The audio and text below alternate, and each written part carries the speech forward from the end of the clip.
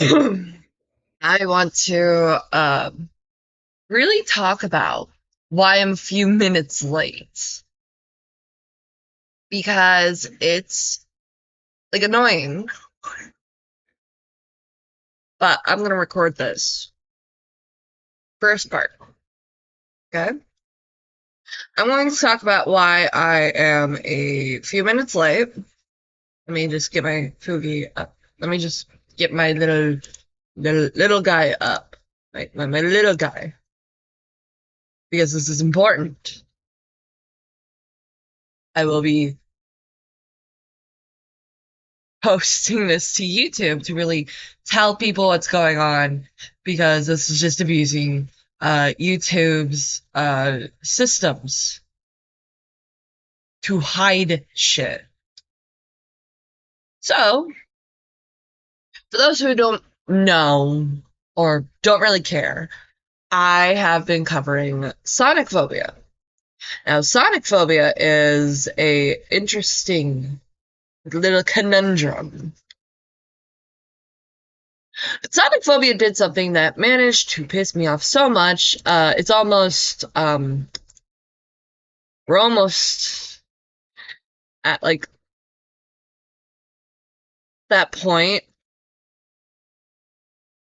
I just want to talk to me. I just want to talk. I just want to talk. Because this is fucking ridiculous.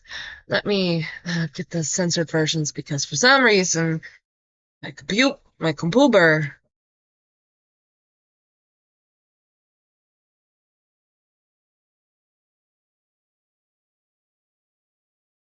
And I'm doing this right before, like,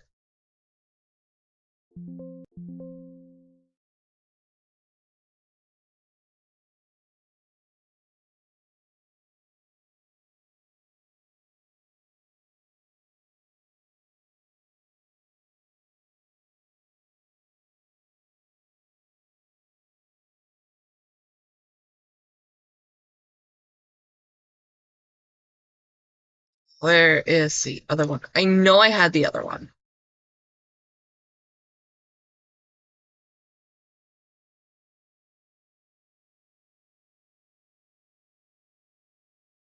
I'm gonna have to launch Twitter.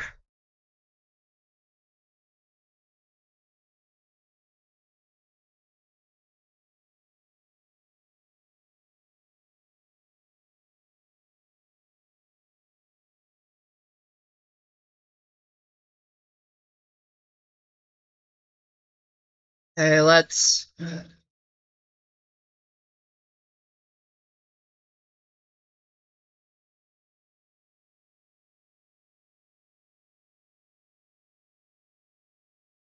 Okay, so this reads, "Hi," and then that's my name. "We wanted to let you know our team reviewed your." This is the wrong one.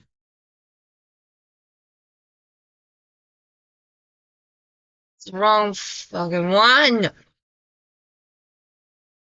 Where is gallery? Gallery.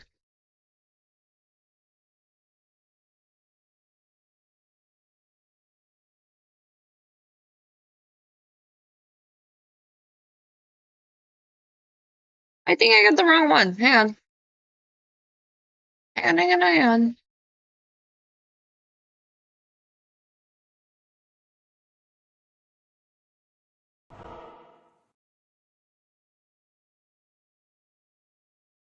Stinky. Should remain. Oopsie, I showed the wrong one.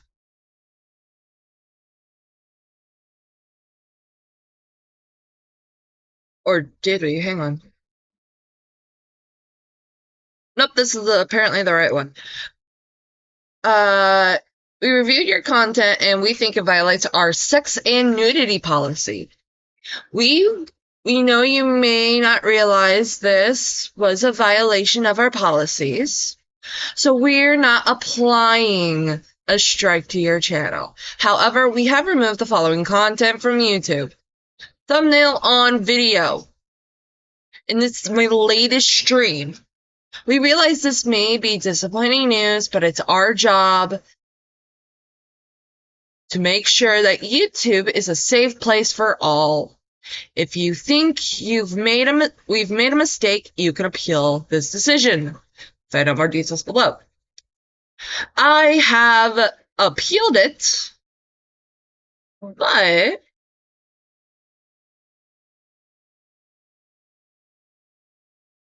but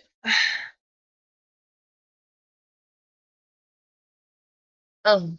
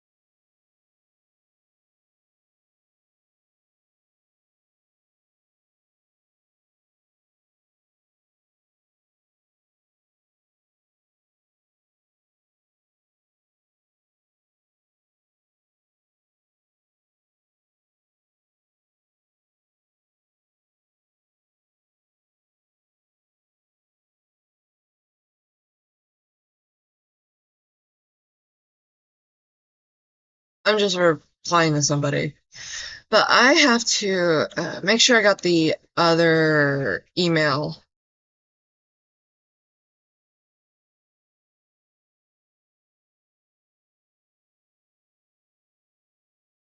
And this is the decision. I got this super quick. I know that an AI looked over this and not a person. I am gonna make a stink about it on Twitter.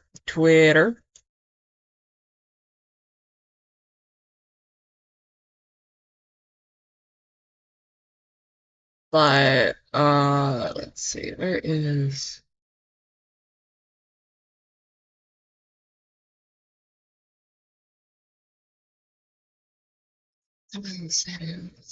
here.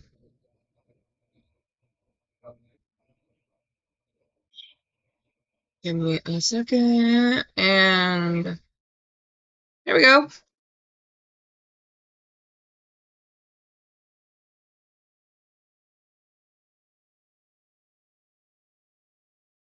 Blank, we've reached a decision on your appeal.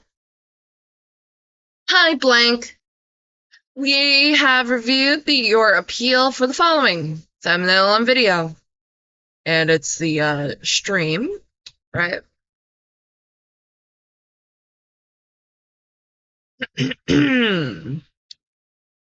We reviewed your content carefully. No, you didn't. You had an AI look at it. Because I got this notification way too quickly. We reviewed your content carefully and have confirmed it violates our sex and nudity policy. We know this is probably disappointing news, but it's our job to make sure that YouTube is a safe place for all. How does this impact your content? We won't be putting your content back up on YouTube. Our goal is to help you succeed on YouTube. Please take a tour. And it's just like the standard tour you get when they reject your policies.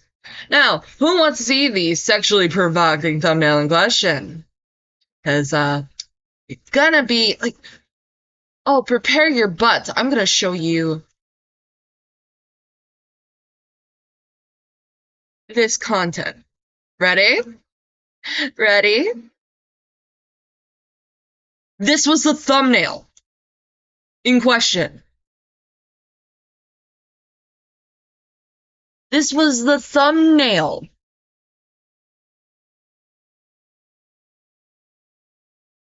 There are no tits.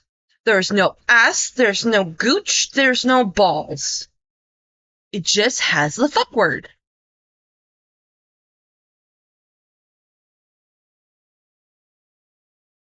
Team YouTube has not responded to me on Twitter yet. At all. And I know this is like a nothing burger thing to like appeal on YouTube. And it is very likely a very nothing burger thing to really talk about. But here's the thing. On YouTube,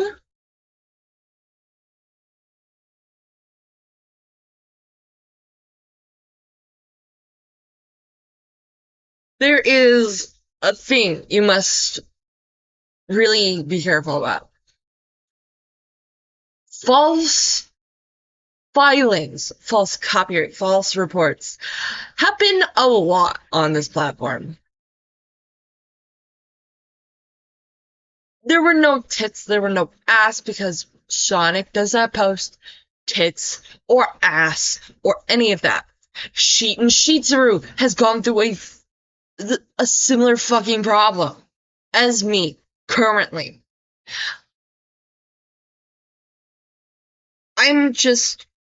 Sonic Phobia was behind the thumbnail getting taken down. Good thing it was just a thumbnail and not the stream itself.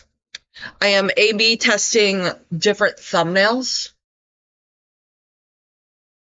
that also aren't sexually provocative, because I'm not that type of person. I may be an adult content creator, but I'm not that type of person. I am sorry for not reading your chats. I will read so in a second. Bear with me. I'm going to actually end this recording. For the people watching this video on YouTube, hi. Oh, I'm not making like the thumbnail anything Sonic Phobia related for this video. I'm making it the fucking email.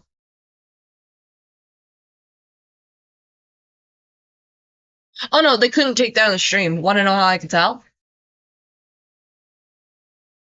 See, if they take down the stream, they would have to contend with me appealing it under fair use and commentary, which was what the entire stream was. Fair use and commentary. So they went for the one thing I can't really like do anything about, especially if YouTube decides,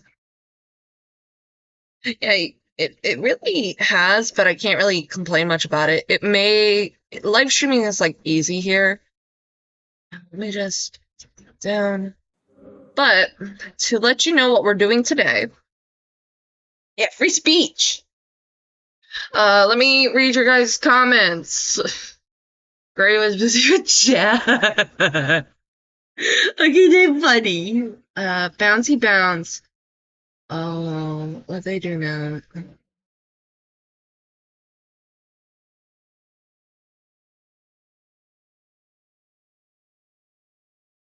Yeah, okay. Yeah, YouTube's just been like heavily like using AI So what we're going to do, let's see. I gotta make sure I'm on the right page.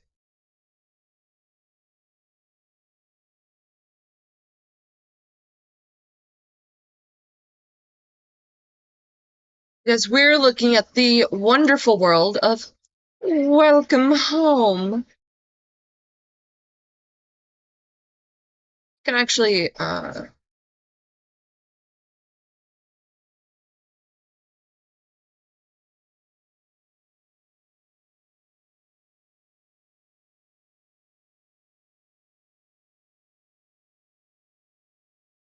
why it just like has this screen. And I can actually just, there we go. This is the Welcome Home website. Yeah, Wally, my beloved. Where is, oh fuck, that's terrifying. But there's a reason I want to go through this. I want to go through the update because it's fun. I'm going to check my DMs.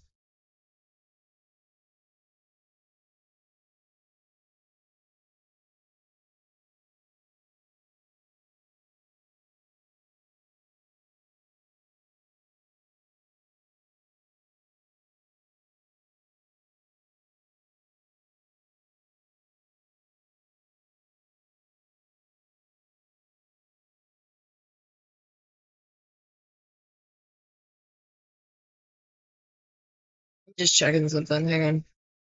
So this is the merch store. I think we look at the merch.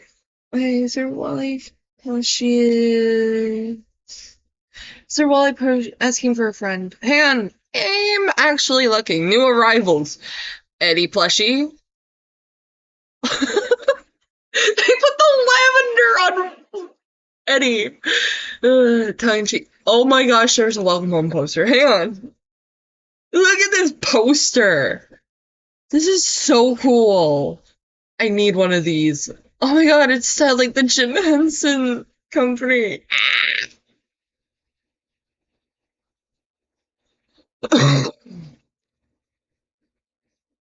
Let's see. Shut down.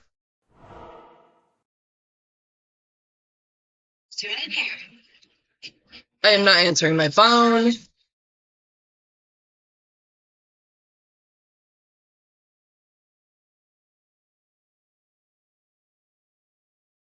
On YouTube. There is, in fact, a Wally plushie. Hang on. There is, in fact, a Wally plushie. There's a Julie plushie. There's a Frank plushie. There's a Barnaby plushie. There is a Eddie plushie. There is. I would buy them all. They are $35 USD.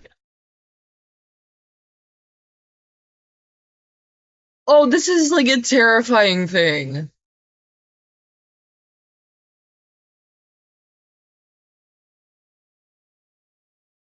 Buggle. Buds and Blossom.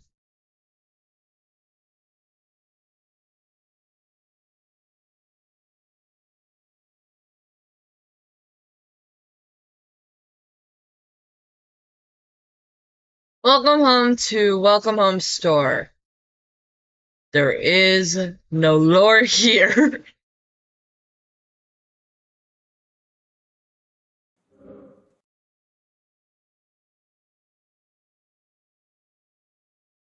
Where is...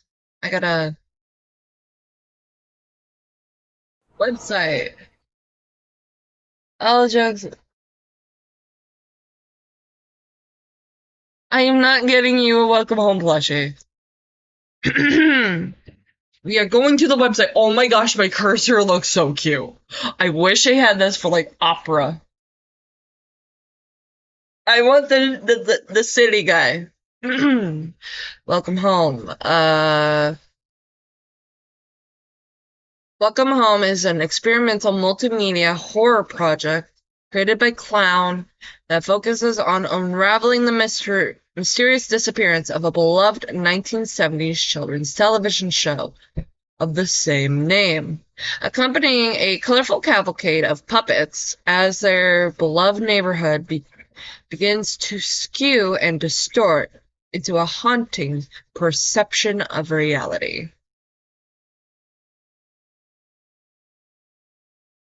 I heard that Welcome Home is working with Glitch, Glitch Productions, and I want to manifest an actual animated show. Welcome Home.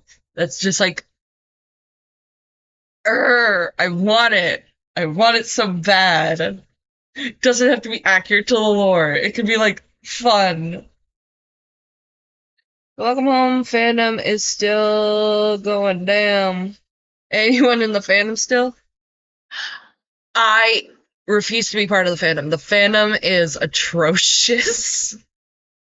Because I think they're a little chill now. The Amazing Digital Circus and Welcome Home. Oh, there would be so many cameos if Clown would have liked it. I don't know. There's no guarantee because it's ultimately Clown's decision. Clown is still in control of it. And this is Clown's baby.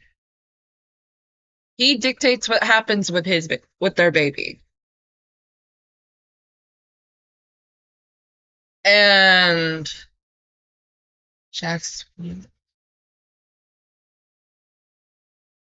No, I don't see it. I do not see it. Jax is Wally. Oh fuck, I forgot to share the streamer. Give me a moment. I'm doing this on my phone.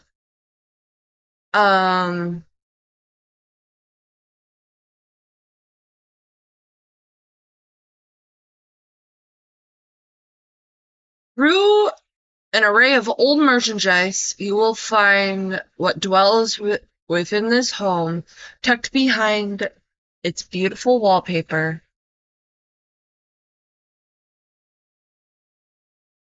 And hidden beneath its rotting foundation.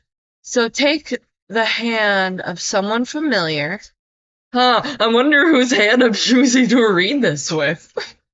Take the hand of someone familiar as you walk down a path now long forgotten. We need to read the warnings, guys. Because it is responsible to do.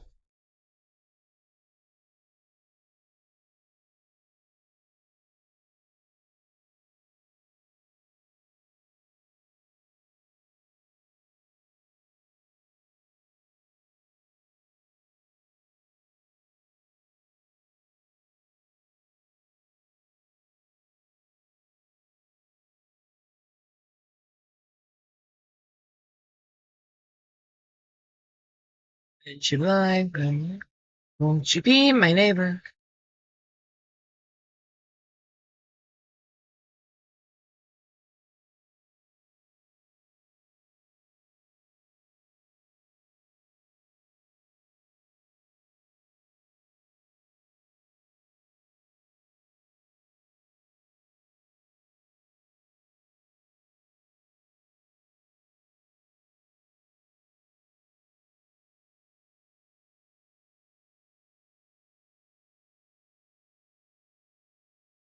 To be my neighbor.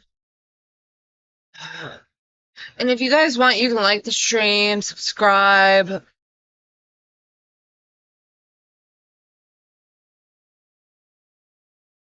All that good stuff.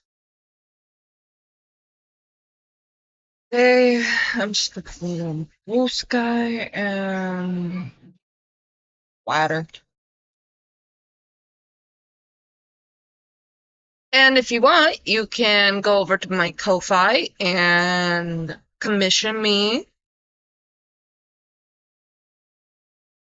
to make you welcome home art. I will do that. if you like, also, if you want it like more intense, maybe Eddie too. Maybe Wally can be my neighbor. Dude, I would do anything to live in this neighborhood.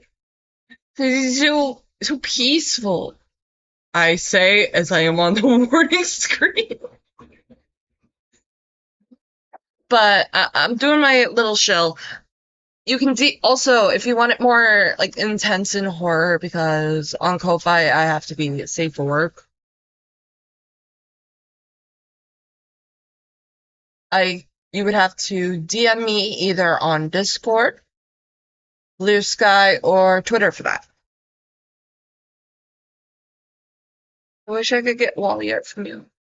I am fairly cheap.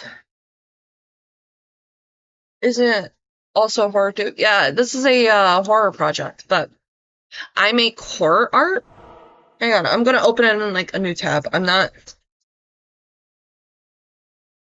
closing this tab. Commissions. I am a primarily horror creator, but for like 20, if it's one character, no background, it's just gonna cost you 20. Same with this and this. The extra money is just, hang on. Extra money is just extra character, which is $20, which would run you about $40. But if you want background instead, that would be $45. It is in the description of this stream if you want to. But other than that, back to the warning screen. I wish I had me here. It's okay. Sometimes I'm gonna put out like a coupon later on for like Christmas, which is basically 50% off, meaning commissions would be 50% off to celebrate the holidays. So I'm going to do that. Probably when I do BRB. And then I'm gonna post it on Twitter, on Blue Sky, within the Discord server even, all that stuff.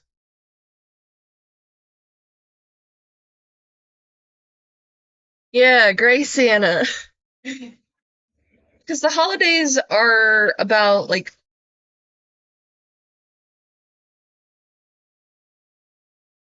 we're about spending time with loved ones, and I don't like it when people have to worry about money. So, back to Welcome Home is a horror project that deals with mature subject matter. Current and future installations may contain items that may not be suitable for all ages, or that may make viewers uncomfortable. Does Jack get a present too? Yes, Jack gets a present too.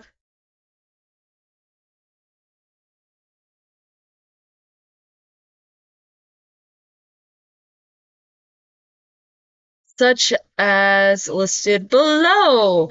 Adult content, such as suggestive dialogue and situations. Drug use, eye contact or staring. Unreality, derealization, and having trouble discerning what is or isn't real. This present is you.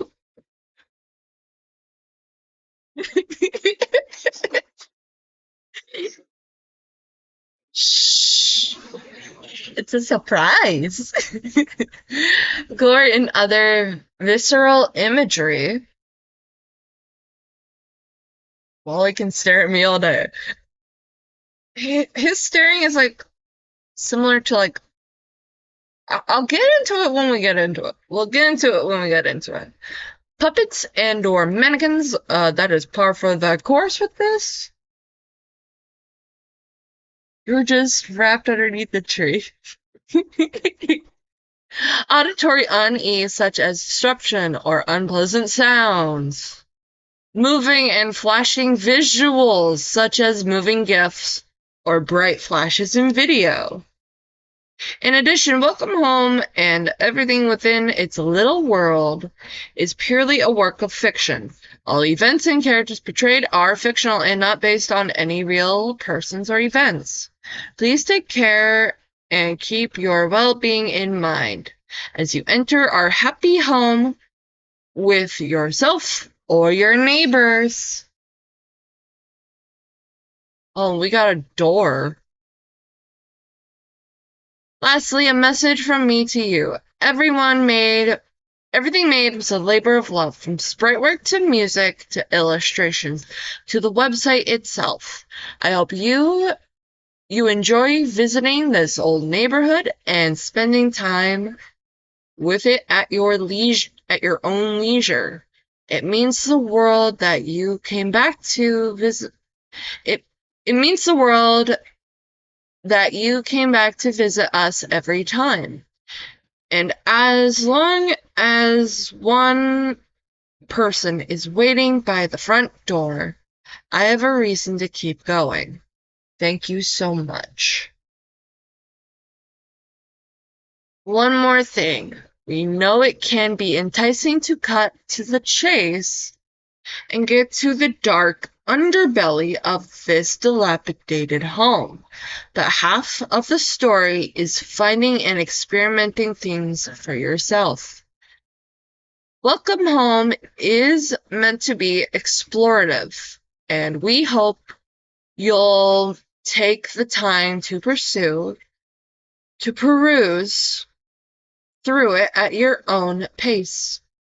Whether alone or with a gaggle of familiars, which is, yeah, you guys are my gaggle of familiars.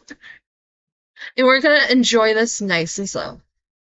That's all. You have fun inside and don't forget to wave up high. Oh, look, it's Wally. Oh my gosh, this is so cute. If you ever feel lost, just remember that you're not alone. Oh, you stole my beating heart. This is so cute. Oh my gosh, look at him. He's such a little guy.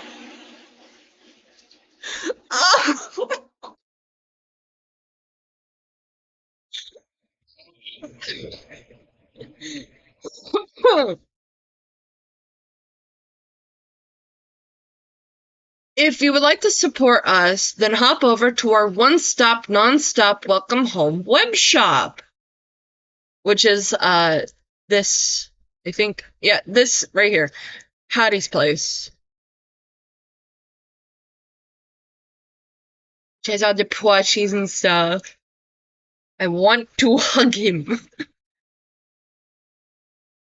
All of our products are designed and made by and alongside the kind people at Glitch Final Project.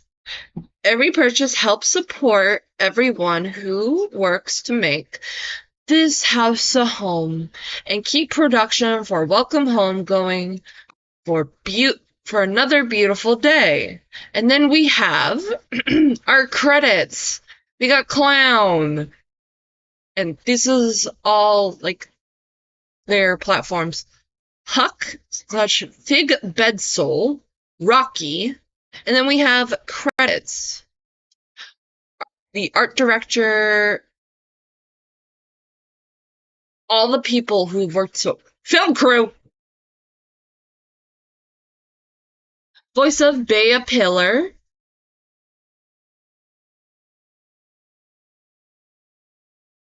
then we have Sarah, who is a food stylist, Huz June Venoteridic. I am sorry if I butchered your name. Echo B, Terencia Harbor. I'm sorry if I misspoke your name. Jake Halloween Radis, Lisa Toby Bobber, Romeo S. Zamag, Iffy, Adrian Malewife, Sam Kesselry, Danny A. Reyes, Abby Mimdokis,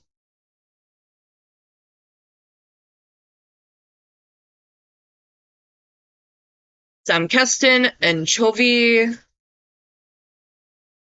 Diddle, Annabelle, Fridge, Feet, Cyber Scraps, Synth Charma VA, LTS Frankie Frankenstein, Joshua Waters, Gina Moravec,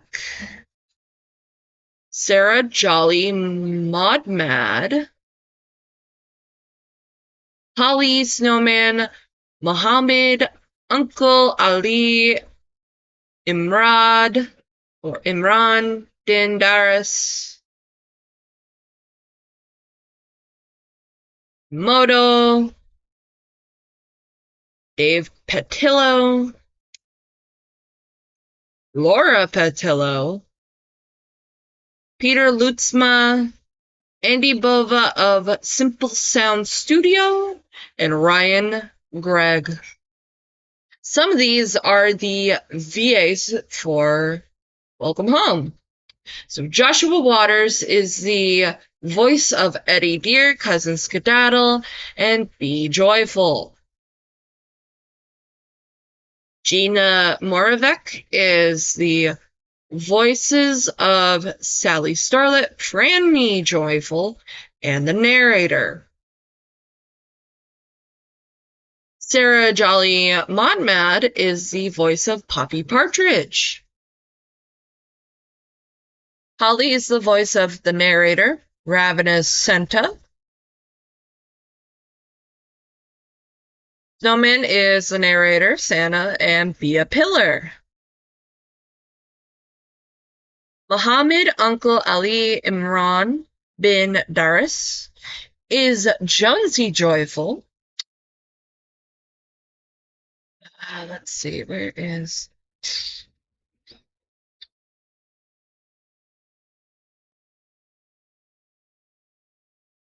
LTS Frankie Frankenstein is the voices of Wally Darling, Frank Frankly, Kia Pillar, and Ladder Pillar. Synth Charma VA is the VAs for Barnaby, B. Beagle, Howdy Pillar, and the narrator. Cyber Scraps is the voice of Julie Joyful and Aunt Toodaloo.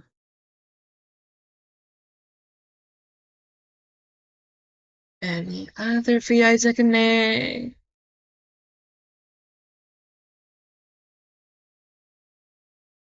But yeah, your like, if you get like a plushie from the store, you are supporting the lovely people down here. If you get anything from the store, you are also supporting the lovely people down here, even if it's buttons. Let's see, but I need to like listen. This poster also supporting the VAs. The plushies supporting the VAs. This Puggle plush keychain is also supported. Bugologist board t-shirts. And the badges.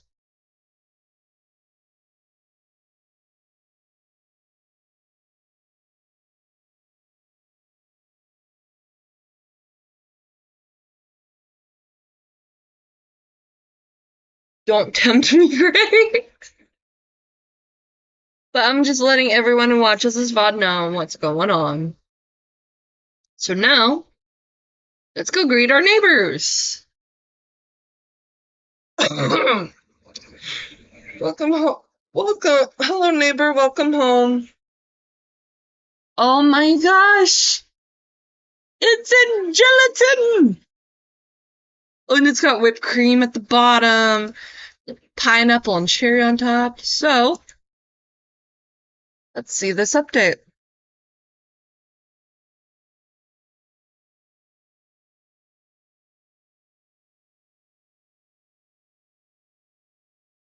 Oh, there we go.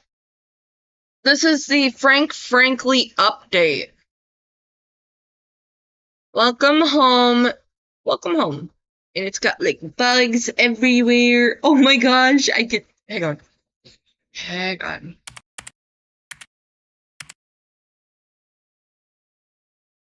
There's a Frank bug.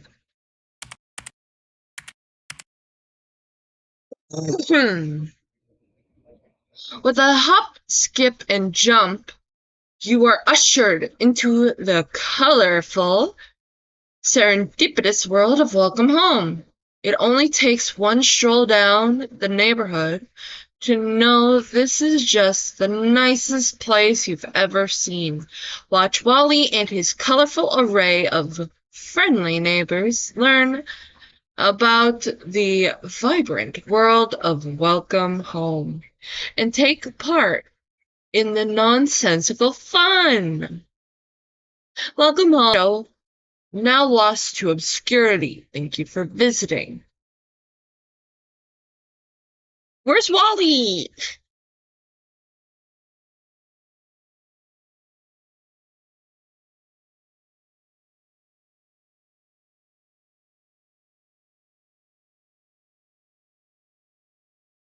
Frankly, frankly speaking, we're happy you're back. We've given our salutations to the flowers in bloom, but now it's time to show some appreciation to the other half of springtime with Julie's grumpier half. Frankly, join in on our celebration of welcome home of the neighborhood's resident bookworm, and a few new goods from our recovery efforts. Oh, look at this. Isn't this so cute? My gosh, the cherry on top of the hot dog has eyes.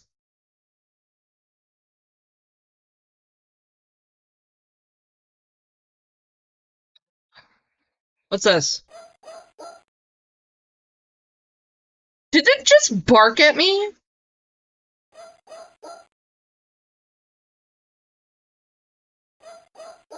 What are you barking at?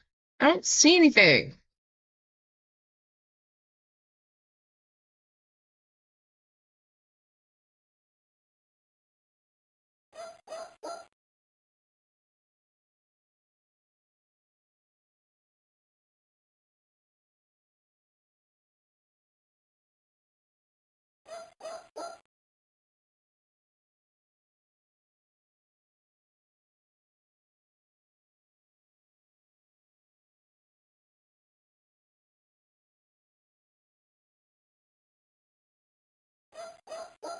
What even is going on?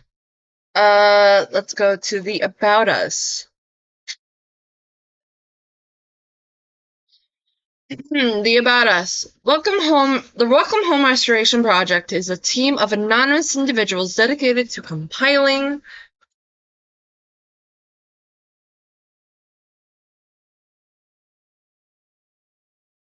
restoring, and archiving what few remains of Welcome Home have been uncovered.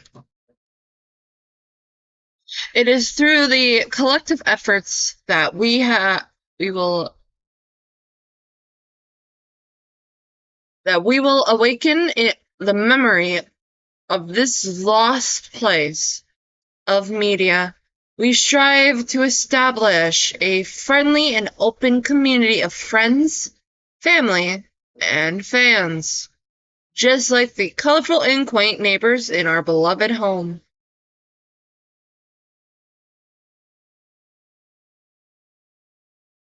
We just look around. Look around. Ooh. Ooh. Ooh.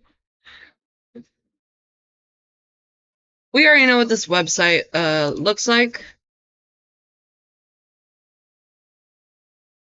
Oh, hi, little guy. Okay.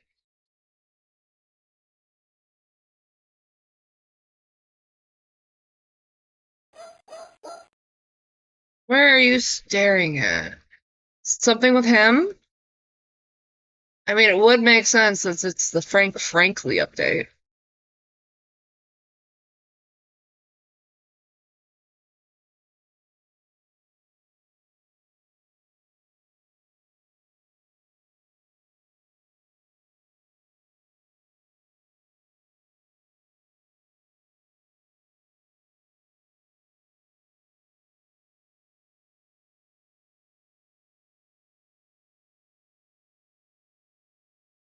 Oh,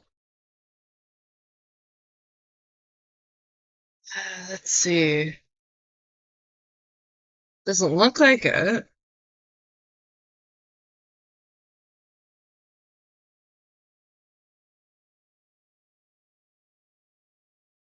Be so awesome. It'll be so cool.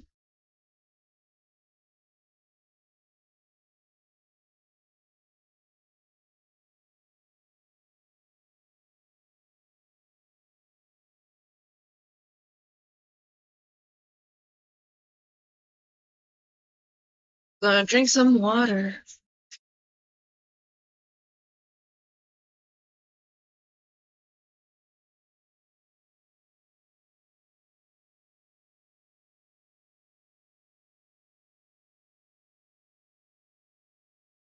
Oh, look at my DMs as I try to figure out why this bug keeps barking at me.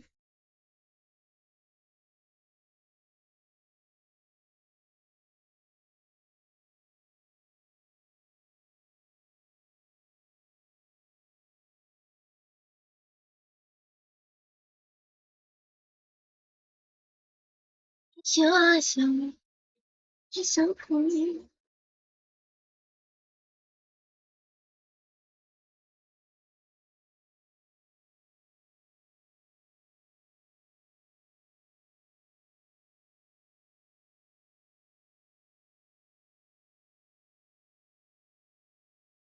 Let's see.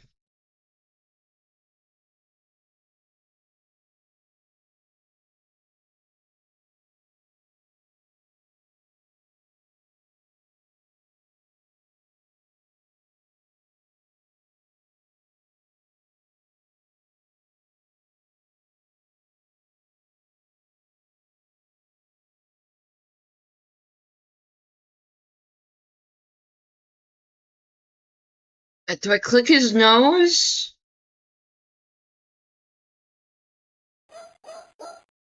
Yeah. What's with the barking bug?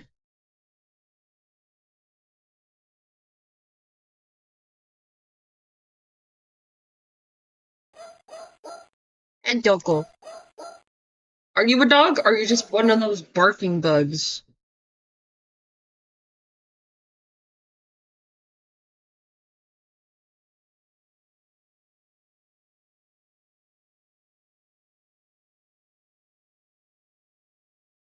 I don't think there's anything here. Let's. What's on the About Us?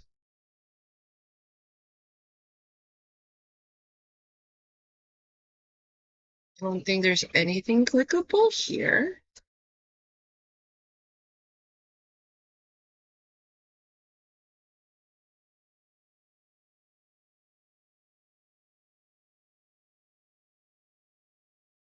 Let's see. Let's go to the news, I guess. Latest headline. November 29th, I guess. News that's nothing to frown on. I'm going to need a lot of water. Definitely.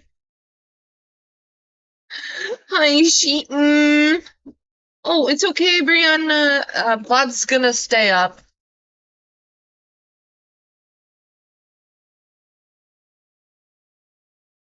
So if you're able to, we can we we could just have the VOD up. Yeah, I'm gonna have the VOD up. News has nothing to frown at. We're happy to write that Fucking bug again. Give me a second. To write to you again, dear neighbor. This time around, we invite you to set sights on Welcome Home's local bug enthusiast, Frank Frankly. Oh, it's 3 in the morning. Aw. Go ahead and get some sleep. And then when you wake up, there will be a coupon.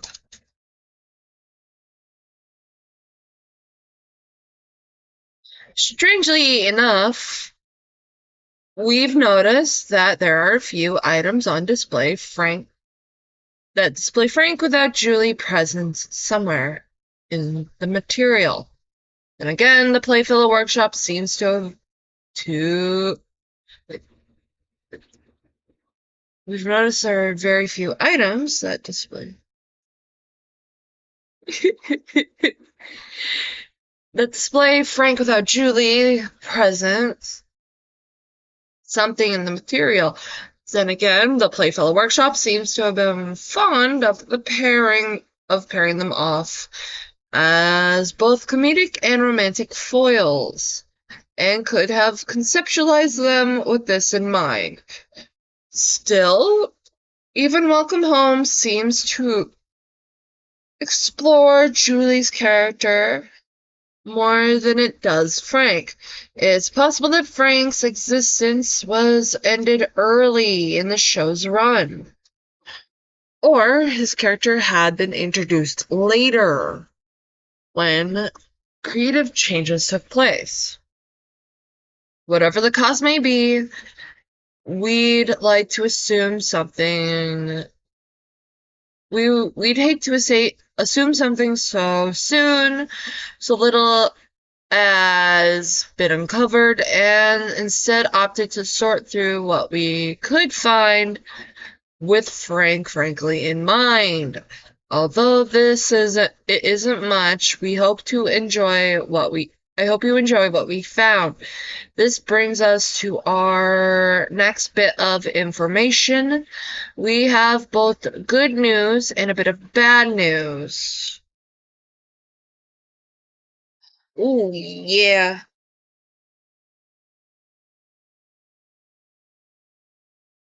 I actually mentioned it, Sheehan.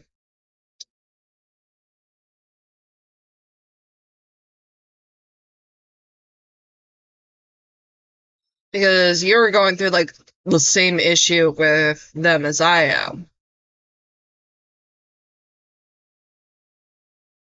As we said before, we couldn't find much surrounding Frank, but we believe it may be due in part to unforeseen circumstances on our end. Looking now.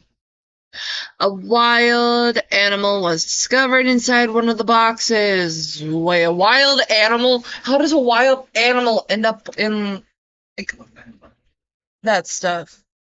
What kind of animal? I'm kind of worried because it could be ranging from anything like a raccoon to a stray cat to one of those stray puppies.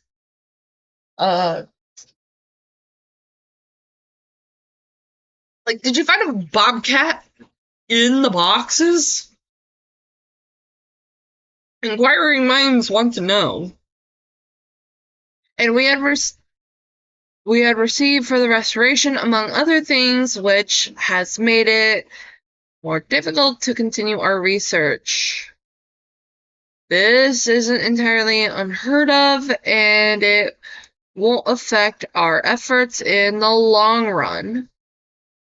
On the more joyful side of things, to make up for this surprise guest, we have decided to continue to upload anything we find with Frank Frankly present up until our next array of discoveries is made public.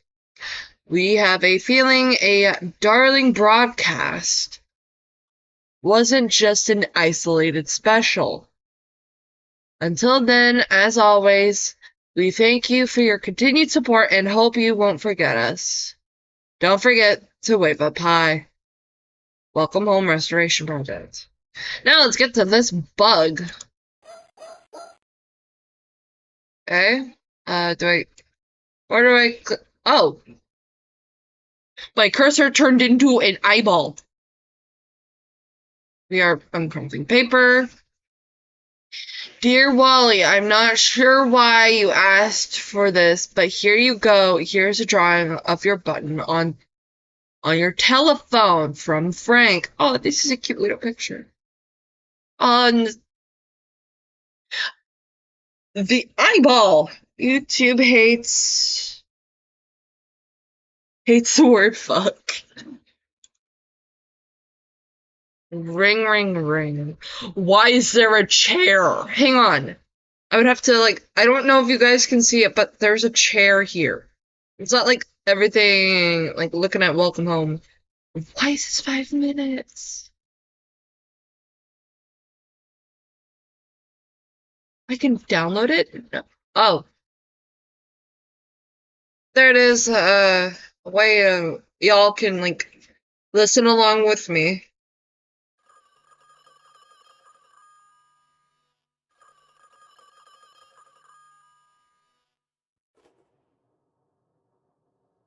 There you are. Welcome back. And I don't know why my computer does, but I want to make sure the volume is up. Where is my settings? Settings.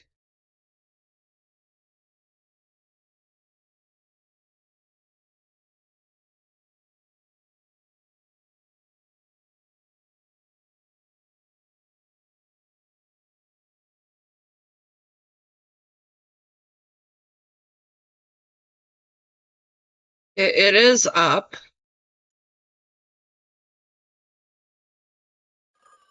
But let's start this over. There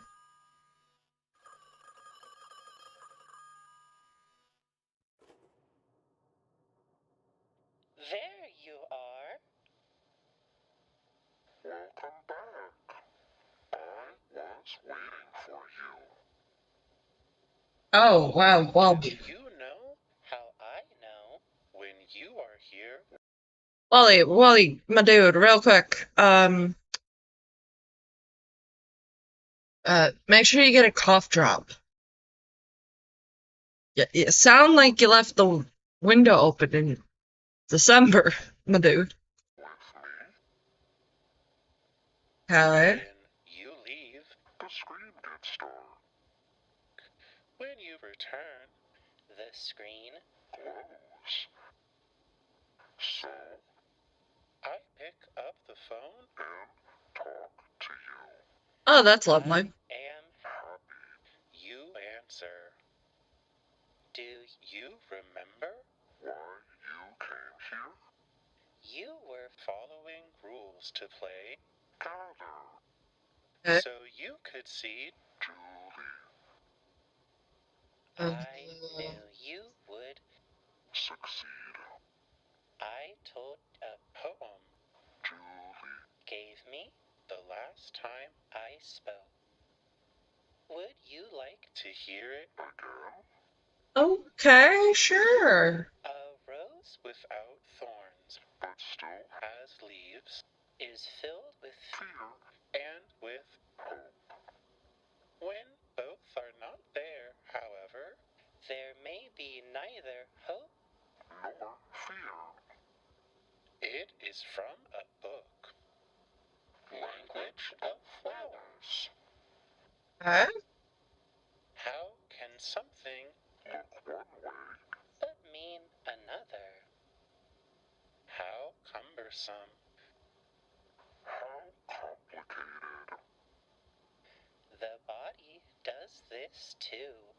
It shows one way, it feels another. You know what a smile is? Of course It I do. means to tug up at the mouth. Show teeth. Puppets don't have teeth. So, you just open the mouth. is to show a feeling called joy. Sometimes there is something else in there, hidden behind petals, hidden in soil. But what is it? What does it do? It lives in the head. It shakes the body. It talks. But what does it mean when its bud is closed off? What does it mean when it's hiding deep in the woods?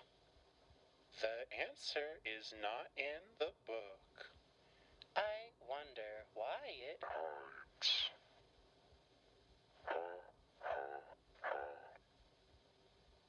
Do not worry, neighbor. I have found a way to know this feeling. You have heard of a radio.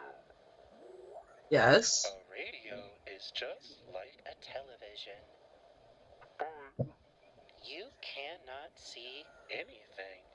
You can only hear voices. Sometimes you turn the dial to hear us.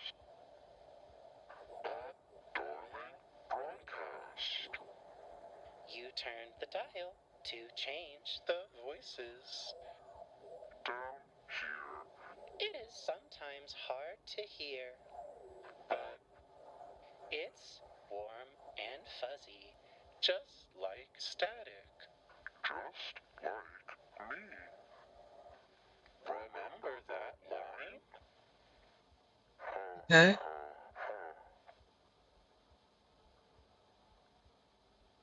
When you found what I gave you, could you hear it? Could you hear her? Then let's play again. A game called Hunt. Hunt is easy. Follow your dog. What dog? Your trophy. Okay, I gotta find something. Pieces, do not worry. Put it back together again. Okay. Try it. Win. Remember what you saw, just like last time. Okay. Till I call you again. Keep your smile merry, and always know that I love you very much. Okay. Home is not here. I'll tell him you said goodbye. Okay.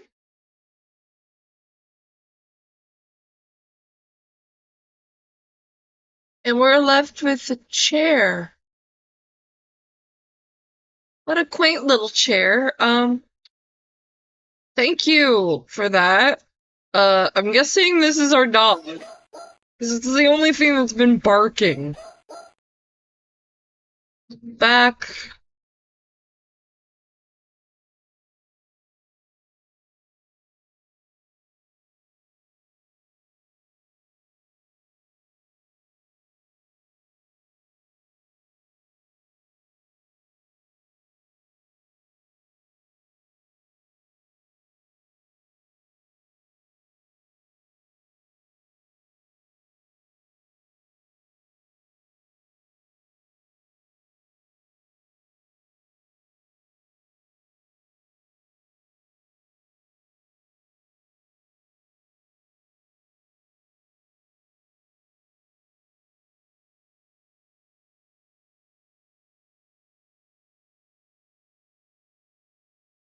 Okay, so we're supposed to follow our dog, which would be this. I don't know what to find here.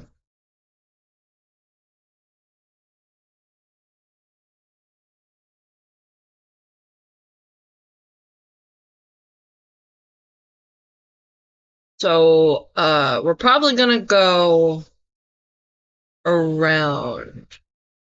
And if I can't find what's at the home page, we will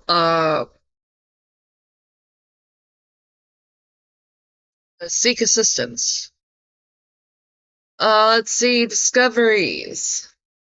Home is the heart. Home is where the heart is. Oh, oh, that's interesting wording.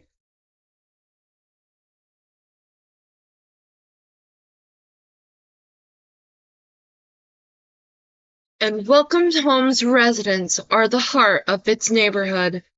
Even if you don't live there, you're still one of the most important residents.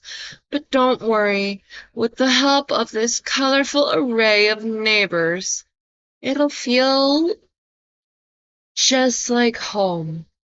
In no matter in time no in no time at all.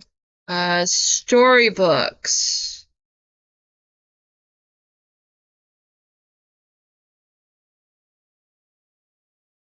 Storybooks.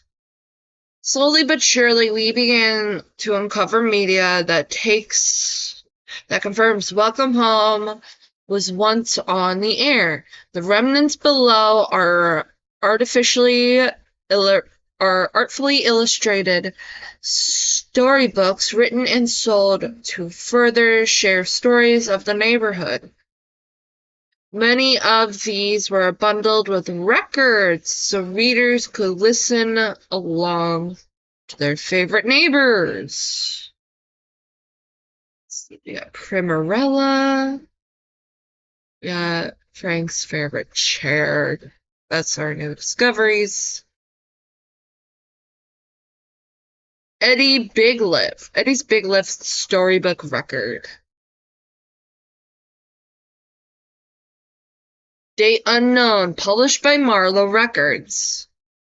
Rare find indeed. We were able to recover not only the complete original audio from this Welcome Home storybook record, but several illustrations speculated to have been part of either the record packaging or complimentary storybook. Listen below as the neighborhood comes.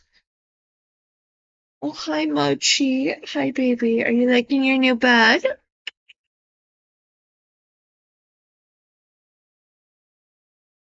Record packaging or complimentary storybook. Listen below as the neighborhood comes together to challenge the might of resident reliable mailman Eddie Deere.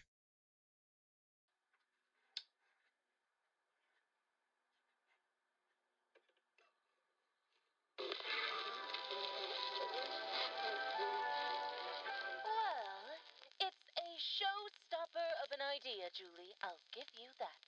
But I just don't believe it's possible. No, it's true. I swear. Oh, what is it you two are making a ruckus over this time? Oh, hi, Frank. I Oh. thought you said you were going to spend another quiet morning organizing your bow ties. How could anyone effectively organize anything with you two talking so loudly at one another? Our most monstrously marvelous Juliet here insists that the local mailman is enough of a powerhouse to lift every single neighbor in the neighborhood. Oh, Julie, not this again. It's true. Frank, you've seen it too.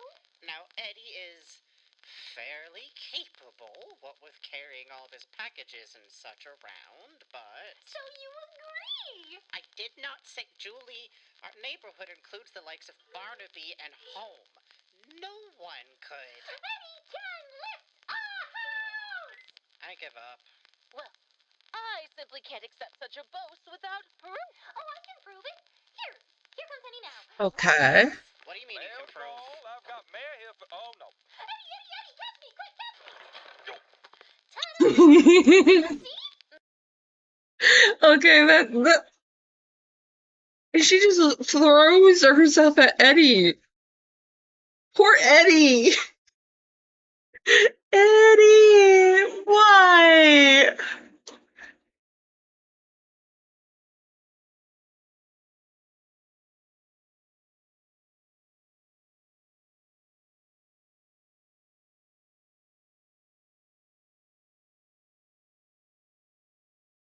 We're probably not going to listen to all of this.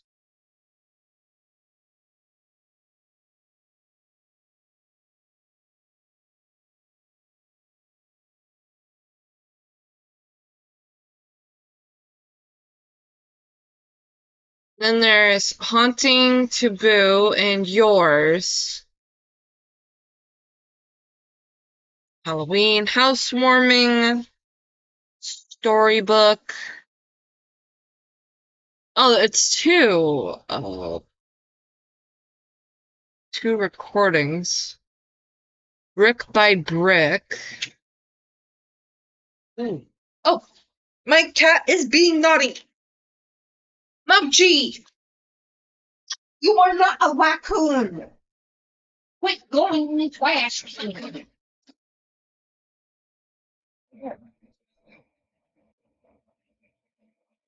Play with the ball.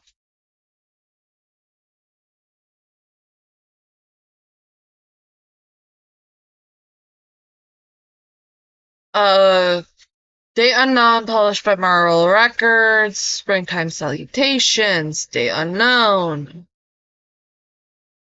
Sweetbriar.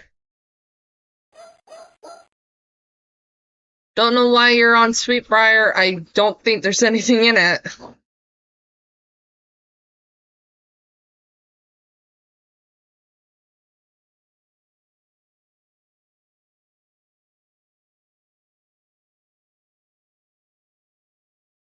Julie's Guide to Being Joyful. There's no thumbnail for this. That's odd. Primarella. So, 32 minutes? Hello, you, and welcome to your Marlowe Looky Loo storybook. I would be your Marlowe storyteller, but this time I think I'll sit in the audience. We can walk reading along in your own book. When you hear this sound, it will be time to turn the page. A Marlowe Looky Loo storyteller book and record. Let's watch the show by going to the first page. Primrella by Sally Starlett.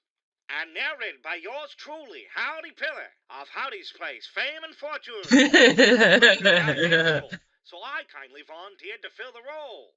Good news for yous twos, 'cause I know how to get to the good stuff. Parade to the skies above, you perform well, Howardson. Go on. Howardson. Right away, your directorialness. Has anyone seen my crown? What is going on? Once upon a time, high above the leafy greens, there lived a kind broad full of hope named Primrose. She was a real go-getter who lived in a pretty snazzy manner. If you ask me, she could have been mistaken for royalty with the look of this place. Howdy. Full house, too. That is not what the page is Father, saying. 9 yards. All seemed well and good, too.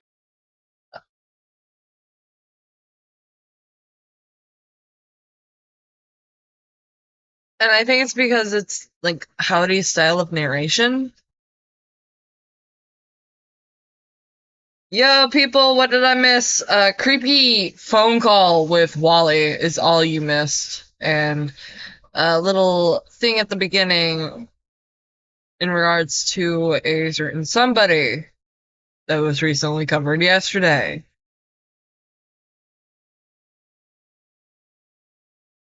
But we're not going to dwell on the fact that we're just gonna... Until suddenly, it wasn't. For starters, the old man kicked the bucket.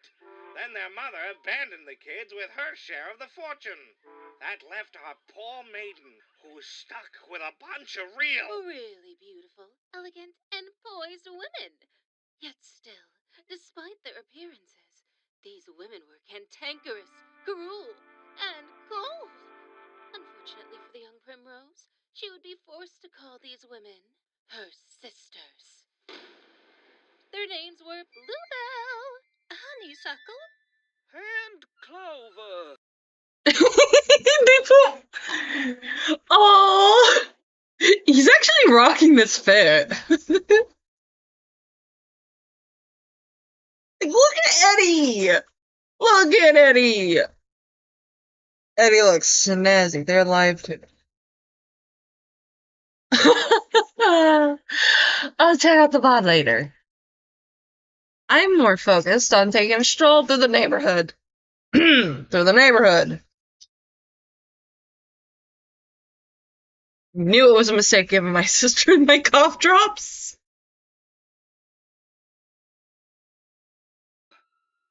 Say, Sally, or sister, dear, how come I couldn't do my own makeup and costume again? Looks like you Oh, smooshed a can of peas on my eyelids. Shoot, I feel like a gussied up four-leaf clover. Yes. was he about to say whore? A gussied up whore? I like Eddie. Eddie speaks very similar to like members of my family because I know people who talk like Eddie. Why is my dog barking? Hang on. I hate to pull on a son, but Sally, I mean, enjoy this some of is this storybook. a You let me know what lot more happens. cryptic than I anticipated. Perhaps I can get a napkin and just remove a smidgen from my beak. Quiet, sisters! We are gorgeous! Never forget you are above the rabble. Now then, sisters, let us go on the veranda and admire the splendor our father has left us. And let's take care to avoid our poor wretch of a sister. Yes, sister dear. Daddy left us a veranda. Goodness, no wonder we're spoiled rotten. That's right. Those sisters of hers were rotten to the roots. So rotten, in fact, that they forced their youngest sister, Primrose, to take care of the place all on her own. Every night, after finishing all her chores, she'd be so tired that she'd just fall asleep wherever she was cleaning. And every morning, she'd always wake up covered in soot and cinders. So much so that her rotten, no good sisters started calling her Primrella. Primrella, not Cinderose, not even Sootrella. I'd even take Charcoal Rena. Quiet, you! Eep! The name was suitable and matched the aesthetical feel of the play. Duh. Every day when Primrella would hear this name ring out through the home, she knew her sisters were not far behind. Primrella, shine my slippers. Primrella, shine my hats. Primrella, shine whatever this is. You got it, sis. No, your character, Julie. Anguish, loss, despair. Oh, yeah.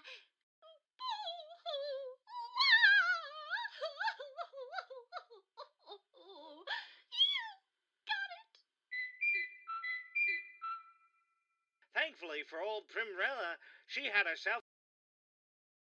Okay, I'm back.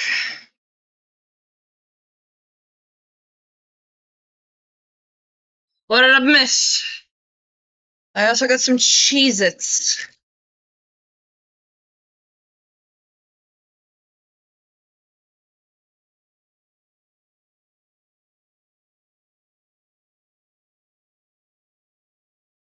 Oh! What are you, mouse? Why is it so cute? A couple of woodland friends to keep her company and help her with the dirty work. The first was a very successful entrepreneur named Mr. Fox. And the second was a mouse. Oh, my woodland friends, isn't today just lovely? The sun is shining, the dirt is dirty, and my choice list is through the roof. You call this lovely? We're living like a couple of animals. I thought we were a couple of animals. Well, I don't know about you, woodland critter number 2, but woodland critter number 1 dreams of living in a lap of luxury. Primrella, you gotta do something. But, Mr. Fox, what more can I ask for? I have everything I could ever want here. A roof over my head, a warm pile of cinders to sleep in, and my two dear friends. Girl, that is not living. You're living in squalor. What do you mean?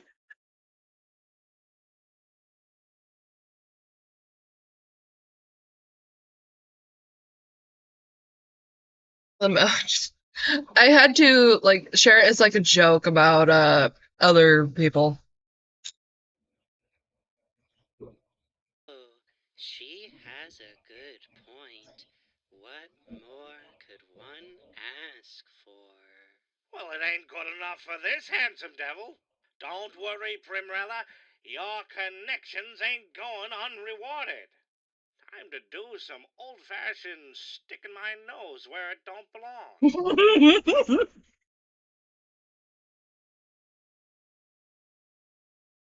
All right, but if you don't hurry back in time, the mouse and I are gonna shine all the thingamabobs without you.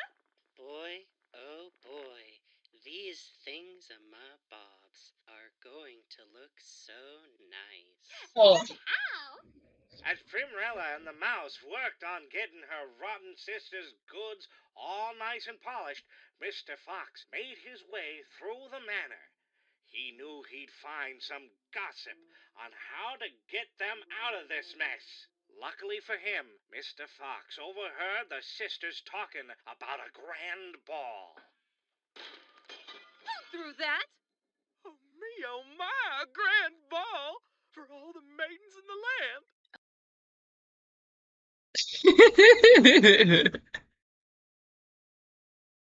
He looks like he's comfortable like this, but I'm not sure. Oh, yes. And look here. It says it's being thrown by the king of our kingdom, looking for a young maiden for his son, no doubt. The prince? Looking for a bride? Why, sisters, that could be one of us. Imagine living in that big ivory castle, draped in gold and silk, and alongside a handsome young prince, no less. I can see it now. How picturesque. The wedding would be so beautiful. I bet they would throw only the best birdseed money could buy. What a feast. Don't be so caught up in fantasy, sisters. We're going against an entire kingdom of beautiful maidens. We're the most beautiful ones of all, so he'd surely marry one of us, but we can't simply leave it up to our looks. We need to act.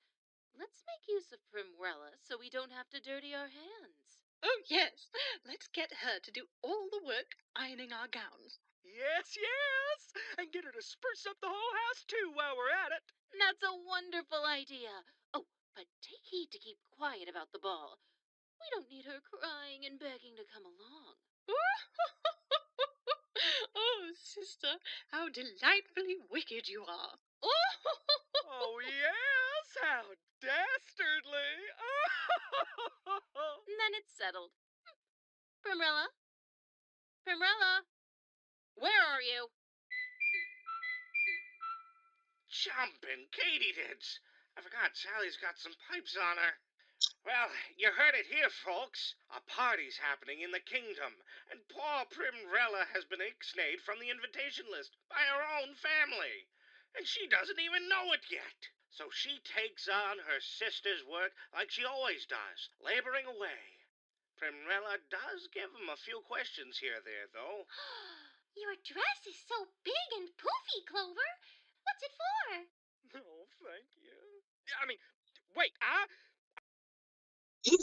I caught that. I caught that. retract my thank yous. I know I look good in this get-up, and what it's for is none of your beeswax, Primrella. And Honeysuckle, your hat is looking awfully tall and respectable this evening. What's it for? Oh, isn't it, dear? I mean, yucky little thing that you are. It isn't your business. Mum's the word. But Bluebell, I think the diamonds you wear are the most lovely of all. They're shining brighter than usual. What are they for? You've asked one too many questions, Primrella. Back to the chimney with you. In fact, I want every charcoal briquette in there to be polished as brightly as a diamond by the time we get back from... Nowhere. Do you understand, sister? Ah, shucks. Back to the chimney I go. Poor Primrella went back to the soot. I gotta, say this.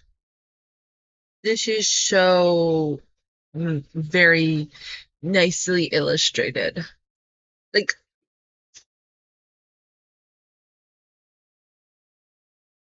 Angry Howdy and Kind Howdy. It's just like, I'll take care of this, sweetie. Now listen here, you little shit.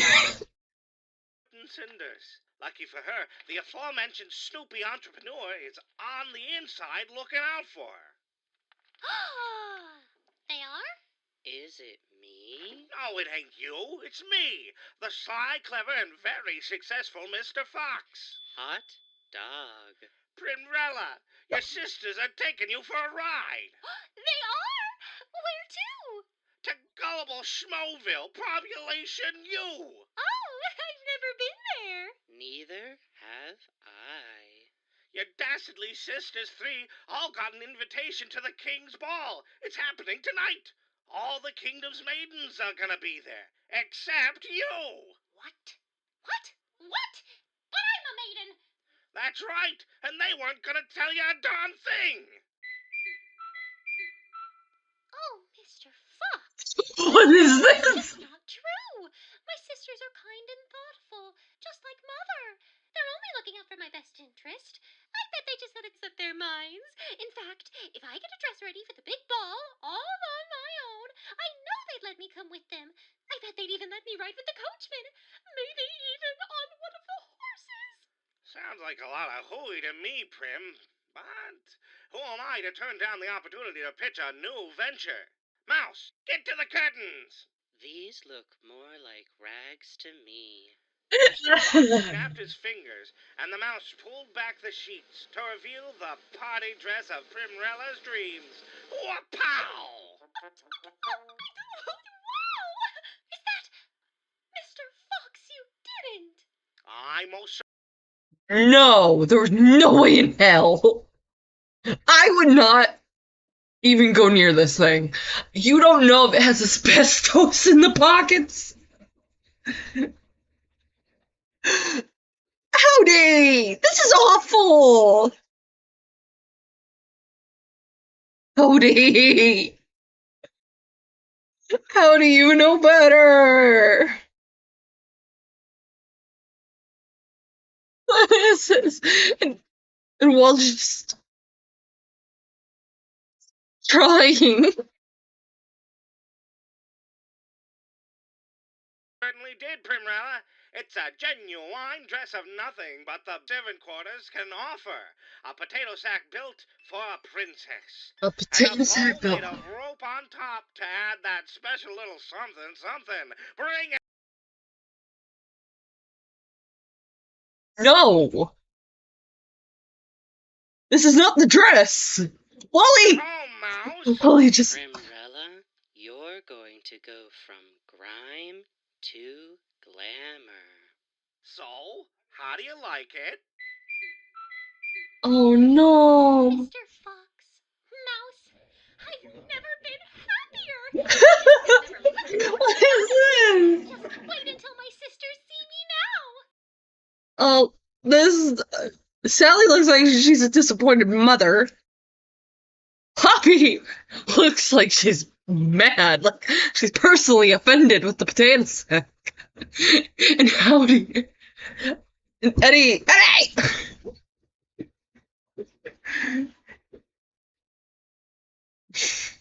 Eddie!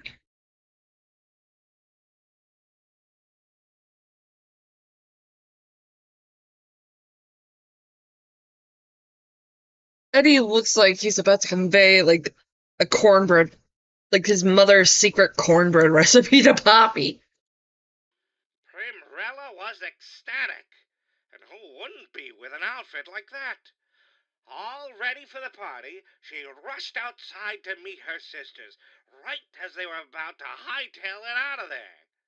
But rather than greeting her with warm welcomes, Primrella was met with cold shoulders. Dressing like the rags used for polishing our shoes, I see. That's right!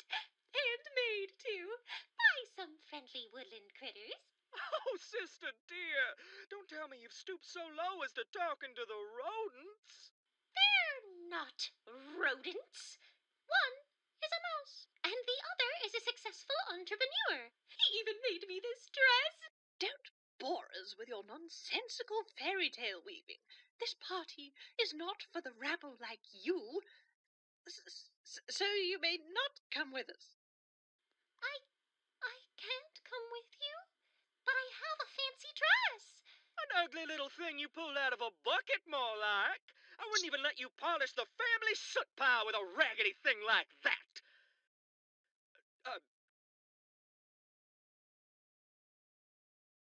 Eddie did not have to do that. He went above and beyond the Call of Duty. I think it's a dress. The dress is giving him powers.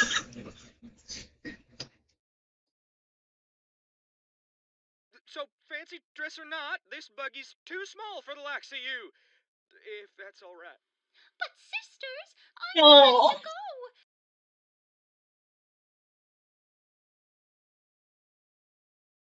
Eddie doesn't let me mean. I can tell. Won't you please let me come along? I'll even hold onto the roof of the carriage if I must. You are not to attend the ball with us, and that is final, Primrilla. Be gone, lest you cover our fine gowns in soots and cinders. Please don't take what I said to heart, Julie. Let's enjoy a slice of crumb cake after this. With I didn't mean any of that, Julie. Filthy rags have never looked better. Enough of the guilt-ridden whispering, sisters. Coachman, to the ball. Bro will say a slur eventually. He has the pass to say like one slur. I'm not sure if he has the others.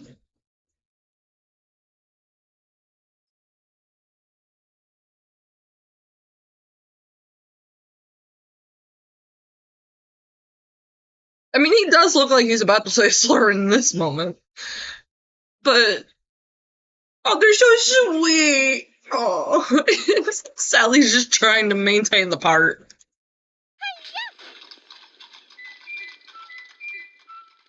Just like that, Primrella was left behind, forbidden from attending the festivities with her sisters.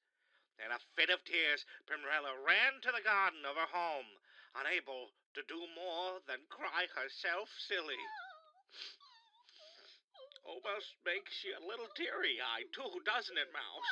If you say so. It will be okay, Primrella. I still think you look very nice. Oh. Nice, but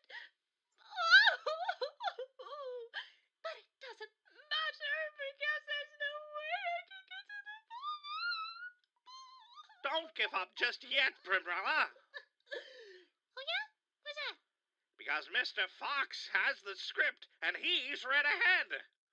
It was at this moment, while Primrella cried her little eyes out, Because I have the script and I read it. Mood. that a warm glow filled the garden. Then, a flash of light. When Primrella could see again, she saw none other than her very own spark of hope, Fairy D. Beagle. I do like the silly voices. I do too. Oh, you're my arms tired. Ha ha ha, a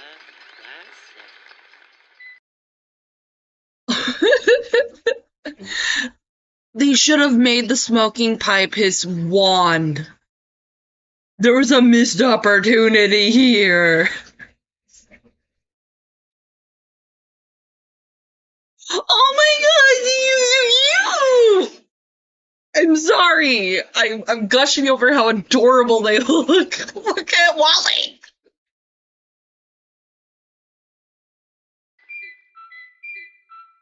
Holy smokes! Who are you? Didn't you just hear the storyteller, girlie? It's me, your very own Fairy D. Beagle. I could smell your despair from a mile away, so I flew down to help you out with a little bit of my motley magic. Speaking of smells, maybe it wasn't the sadness I was smelling. You kid, where'd you get this potato sack from? The trash can? Hey, it was it was her first gown. Handmade, I hear. I bet she was on a budget, too. Cut the kid some slack. A budget of what? A button and some pocket lint? Thank your lucky stars, Primarino, 'cause your Fairy D. Beagle is gonna fix what ails you. Harumph. Fairy D. Beagle rolled up his non-existent sleeves and set to work on getting Primrella all dolled up for the shindig. First, let's talk making a big entrance. Do you maybe got a couple of horses and a carriage I could spruce up? I have 2 woodland friends and the garden's teensiest gourd that I've lovingly shaped into my dream home. Gee, you're spoiling me, kid. I guess I can work with that. Shamsula, Humtrumzula, Tukuluza. With the flick of his wrist, Barnaby turned that measly vegetable into a stagecoach fit for a princess, and turned her 2 woodland friends into her noble companions, one a roguish, handsome, and upstanding coachman, and the other a horse. Nay, Oh my gosh. I just noticed the shoes. Hang on. Look here. They put Wally in heels. Not gonna lie, he looks great in them. I wonder if, like, all his shoes are, like, heels. I'm a stallion. Good one, kid. Wowee! It's a coach fit for a princess. But Fairy D. Beagle, what about me? What, you didn't want to go in the garbage dress? I'm joking, girlie. I'm pulling your leg. I'm thinking big, kid. Huge. Fairy D. Beagle doesn't do little wishes. So, Shamzula, Dressula, Hanula. Carmela's subjectively beautiful dress turned into a drop-dead, show-stopping, head-turning gown made of pure magic. Oh my gosh. Look at these curls! Oh my gosh, and the little tiara. Oh, she looks so cute! I'm sorry, she does! The most beautiful pair of Mary Janes you've ever seen. Jewel Mary Janes. Diamonds, kid. A princess cut for a princess. Diamonds cost a pretty penny, too. So don't go losing it unless you gotta help a face-blind prince find his way. But enough yapping. You're gonna be late to the party, Primaroni. Oh my goodness, you're right. Let's hit the road, boys. Let's hit the road, boys! Whoa, hold your horse. She was ready to go. She was ripping and roaring. She's there. Consider this horse held. I got one more thing to tell you. Primrella, you gotta be back here by the time the clock tower starts to chime. Capiche? Or else your enchanting evening is gonna turn into a pauper's paradise. Of course. Oh, thank you, Fairy D. Beagle. Thank you ever so much. Goodbye. Oh, look at Wally. He's having fun. She's having fun. Howdy's just like, let me handle this little man. Anytime, girlie. Let's shake a leg. I don't know how to get to the castle from here. Enough of the jibber-jabber. Horse!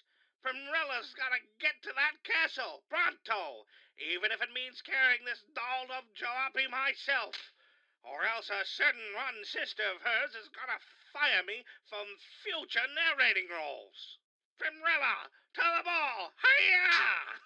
Primrella was off to her night out on the town, up to the castle high above the kingdom, and to unknowingly meet the prince of her dreams. Oh my gosh.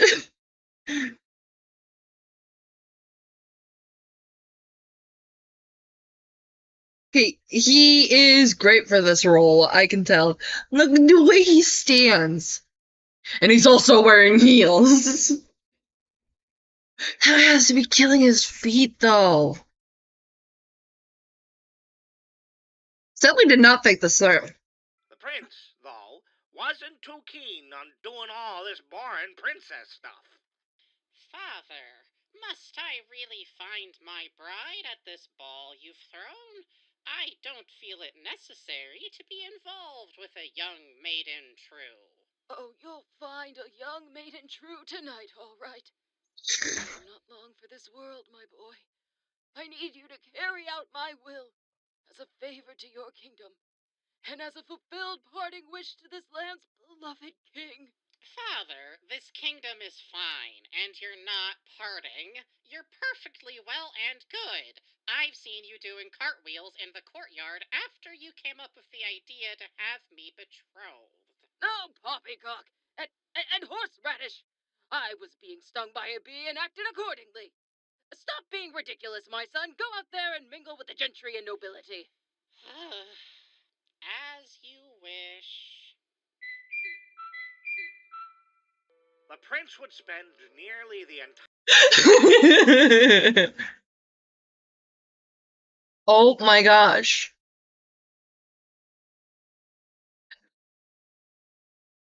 Okay, hear me out. And he's totally checking out his ass.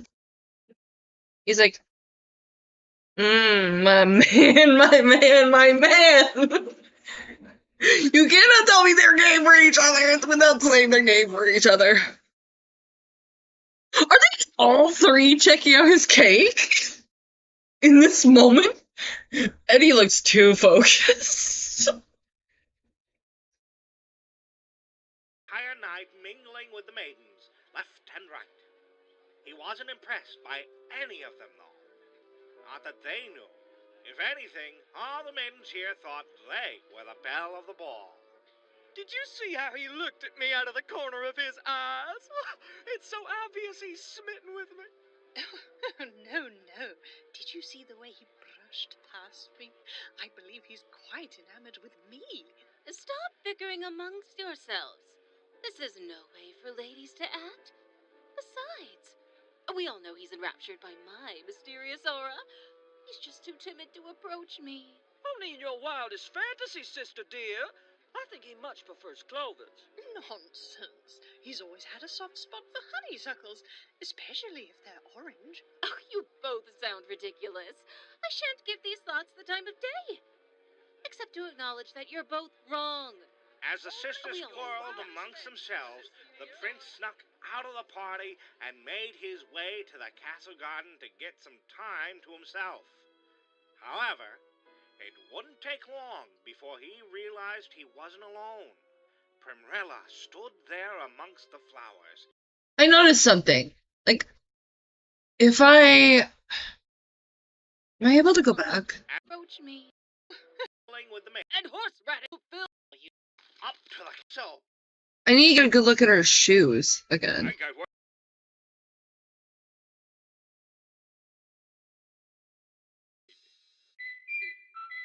Yeah, this is a diamond... Stream talk taking a while to load. Hi! Oh, fuck. Okay, spoilers out here. You didn't see the update?! You didn't see the fucking update?! You're not missing much.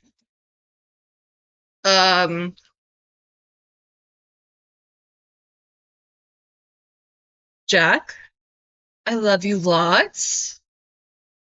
Go look at the update for yourself, and then you can come watch the VOD. Yell at me. I'm not yelling. I'm just making a very loud suggestion.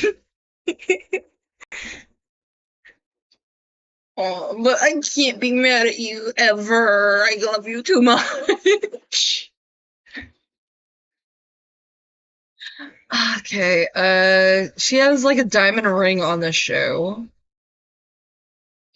Fast forward. Come on. Come on. Yeah. Oh, no problem. Super behind, I think. Like 2 years. The other jet. Is it just gonna be like the Spider-Man meme where you guys are just pointing at each other? Don't worry. You're the best, Jack.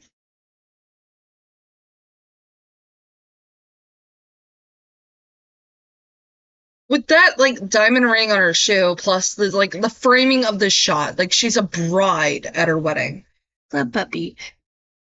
Cause yell again and I'll just go faint. I'm not gonna yell at you again. I don't like yelling at you. I love you so much. Mama. uh she looks like a bride on her wedding day. You know, the big dress that's like white or off-white slash light, very light honeydew green. The bouquet of flowers. This big arch right here. The fact there's a ring on her, like shoes. It's like giving like wedding day. Oh, me? I was just. World amongst themselves. 3 a.m. though, Prince snuck so out of the party good and night. made his way to the castle garden to get some time to himself. Good night. Good night, Jack. Mwah. You go get sleep.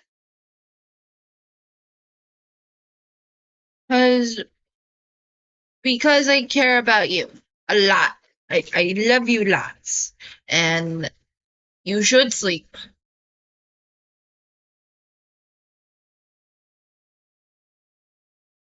However, it wouldn't take long before he realized he wasn't alone.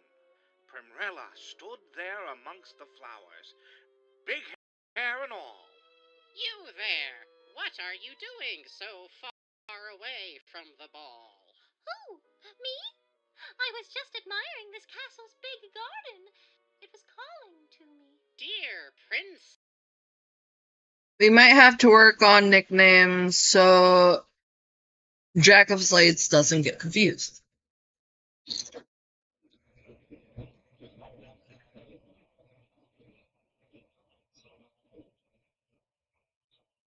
None of the nicknames I come up with are appropriate. I'm just saying. Please pardon me for encroaching on your exploration of the garden. I saw you standing amongst the flowers and found myself drawn to you. To little old me? Yes, this feeling. It's indescribable. Won't you describe it for me, anyways? Yes. Yes, of course. I feel like Wait, there's audio distortion there. Wasn't that just romantic, horse? Morning for me. That'd be the It's morning for me, so I'm always confused. tissues. I'm crying again. there. Oh, shucks.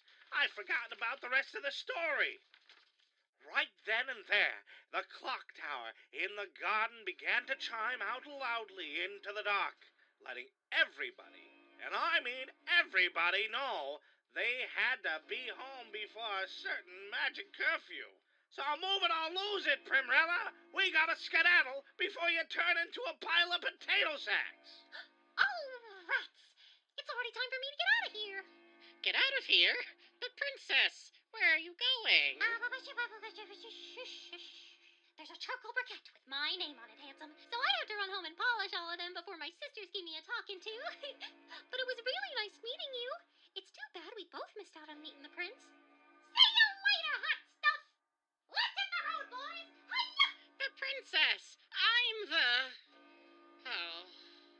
Before the prince could even explain himself to her, Primrella ran to the stairs and went running for the exit. Then she went tumbling down to the exit. Running in heels is no joke. In the rush to get out, one of her diamond Mary Janes flew off of her paw and onto one of the staircase steps. Primrella flew into a carriage just in time and descended into the night with her two noblish steeds. The prince picked up the shoe and in that moment made a vow.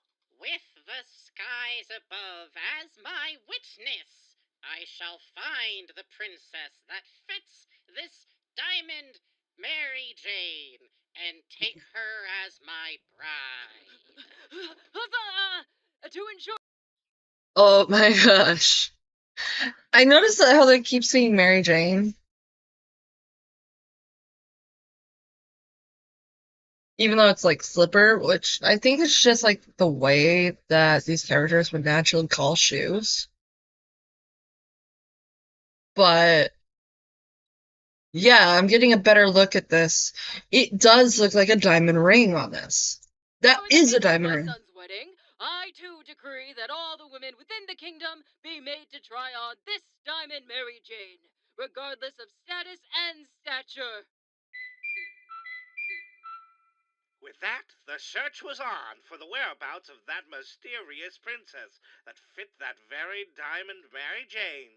From house to house, the prince and his noblemen went, looking for the princess of the prince's fantasy. Too bad for us that the very same princess was stuck back at home doing chores again. All that hard work and magic for nothing. Prim, I didn't even get to keep the outfit. Oh,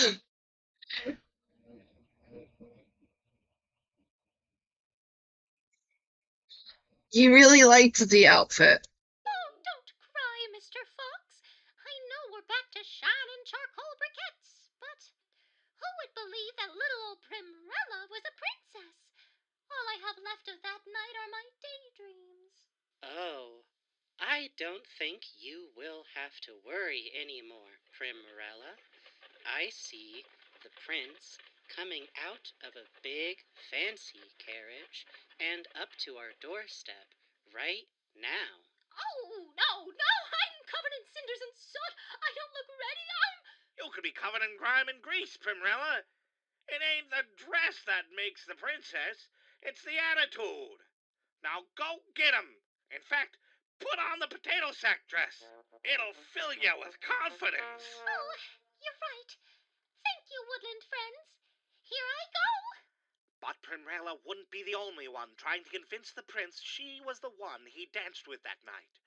Those rotten sisters of hers were trying on the shoe for themselves.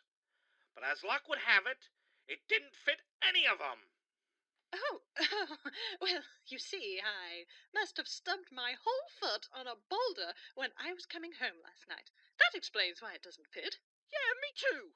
In fact, I probably fell down 2 flights of stairs and hit a wall, and that's why it doesn't fit me either. Boy, I tell you, that was some party.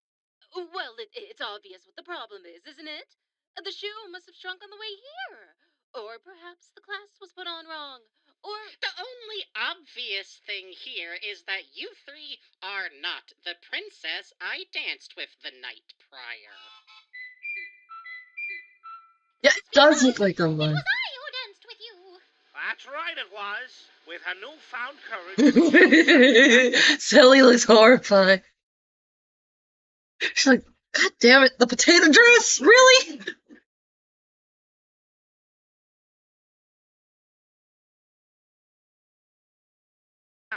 Primrella stood up to her dastardly sisters right then and there, and revealed herself as the mysterious princess from that very night. Her sisters were aghast at the display, but continued to mock her all the same. Poppycock! Horseradish! Precisely, dear sisters. Prince, there is no possible way that our wenchly sister could ever have been the princess you saw.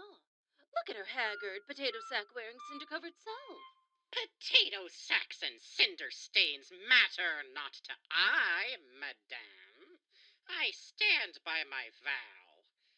Miss, will you, please? You bet your bottom I will! My bottom what? The prince kneeled before Primrella and slid the Diamond Mary Jane onto her paw with no problem at all. The sisters were flabbergasted. What? But how is that possible? This is an outrage. There just ain't no way! This is a travesty! Sisters, please!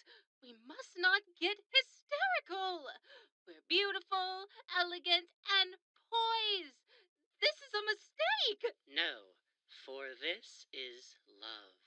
Squeak, squeak. Is that a mouse?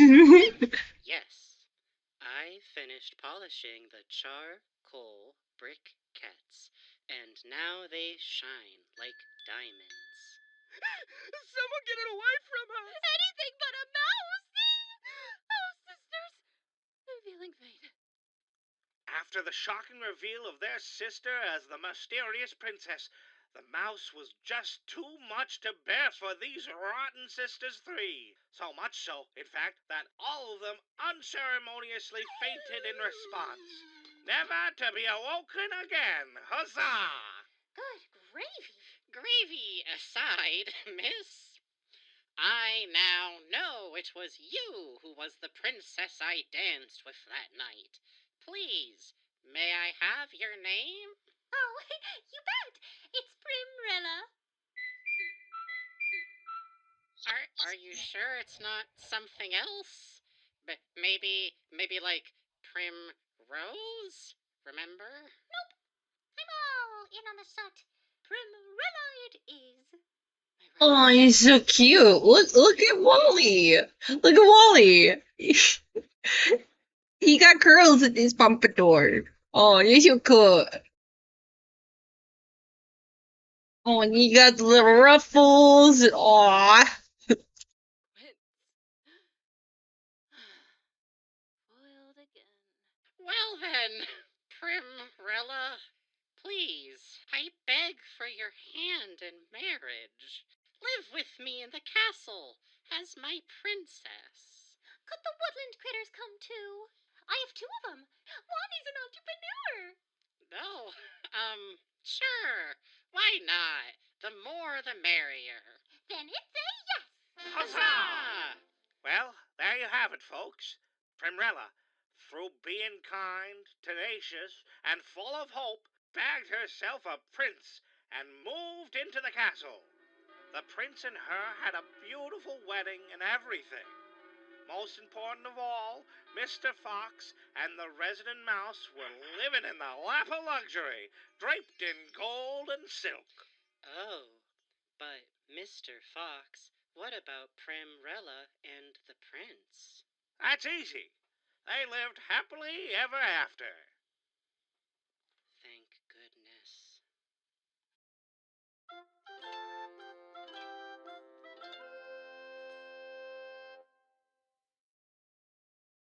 And that's it for Primrella. There's some audio distortion. Date unknown. A classic fairy tale retold by Welcome Holmes. Written by the resident thespian, Sally Starlet. And proudly narrated by Howdy Pillar. This vinyl record is accompanied by an illustrated storybook produced by Marlowe Records as a part of the Looky Loo Storyteller Collection. Julie Joyful takes up the role as Primrella in this silly retelling of the classic fairy tale Cinderella. Read how she overcomes her rotten sisters 3 with the help of her woodland friends and Fairy Bee Bagel. This Looky Loo could be an... I'm gonna need to take note of this because Where is my... Where's my note thing? Do I have, like, a notepad somewhere? Okay, here's my pen. Here's my...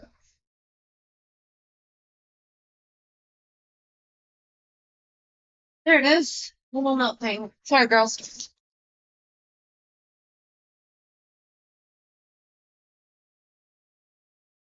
Uh,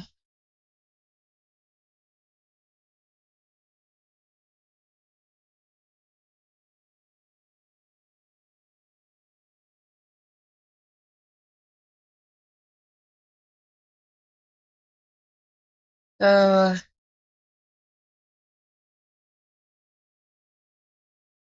it's Ryer.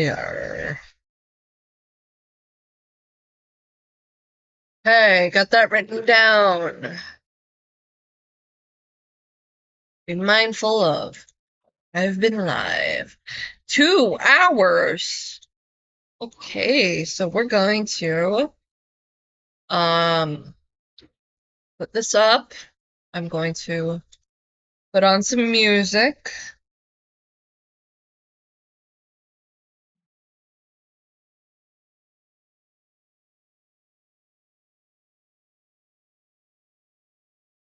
Get some snacks.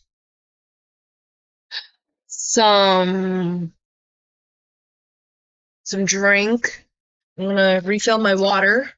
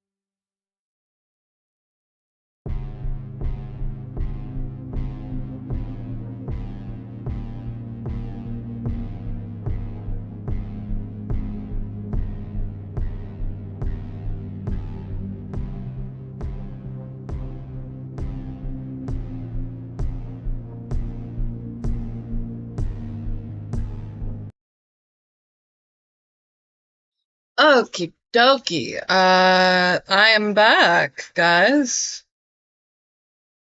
I got a sandwich and some Sprite with a little bit of the cherry limeade flavoring because I forgot my drink in here.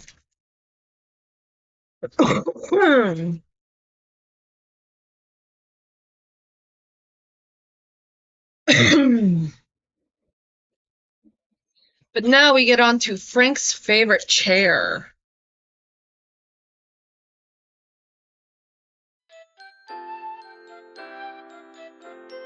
Hello, you, and welcome to your Marlowe Looky Loo storybook.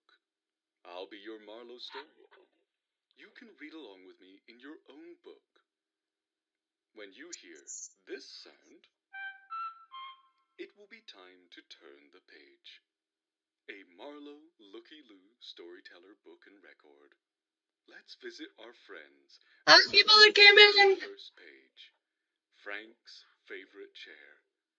By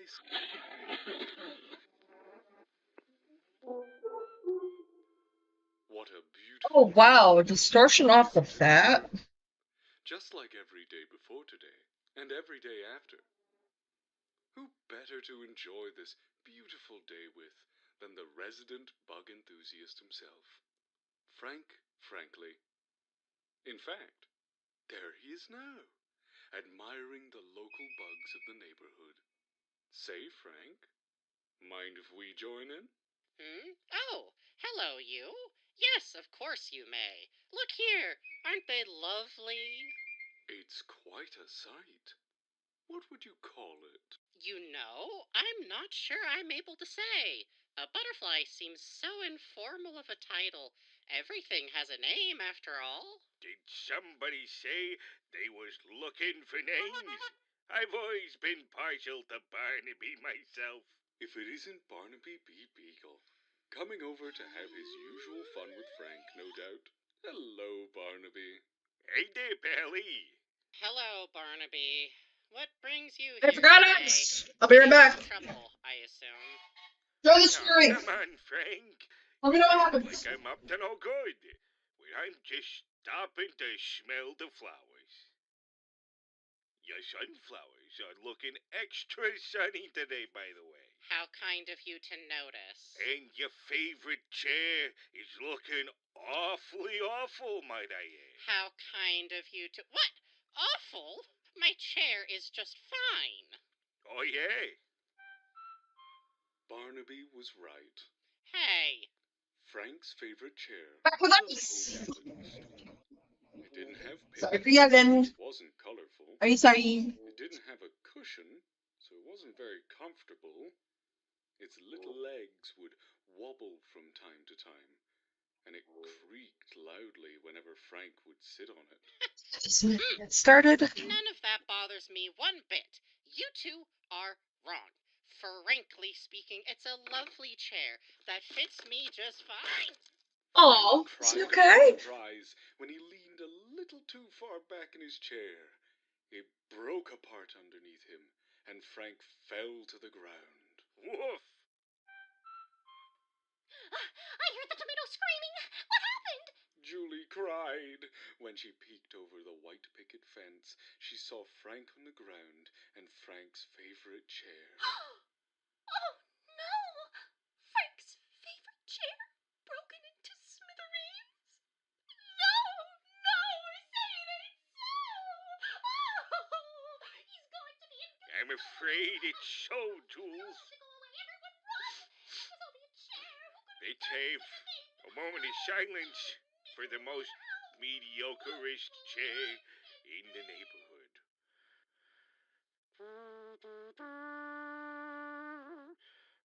Not taps. Mediocre? My chair is perfectly fine. Or The great chair breaks immediately. until you showed up. You. Whoa, hey, whoa! Instead of putting this lovable pooch in the doghouse, why don't you let me help you out instead? I think you've helped enough, Barnaby. Just look at it. They all looked down at the broken chair. Oh, Frank, old buddy, old pal, old friend of mine. Can't you see? This is a blessing in disguise. Now that your chair's been smashed into smithereens, why not take something else for a spin? I don't want to because I like my chair. Yeah, Frank likes his chair. Even if it has no paint, or even a cute little cushion, and always gives him splinters. No, Julie, don't. But Frank, maybe it's time you get a new chair.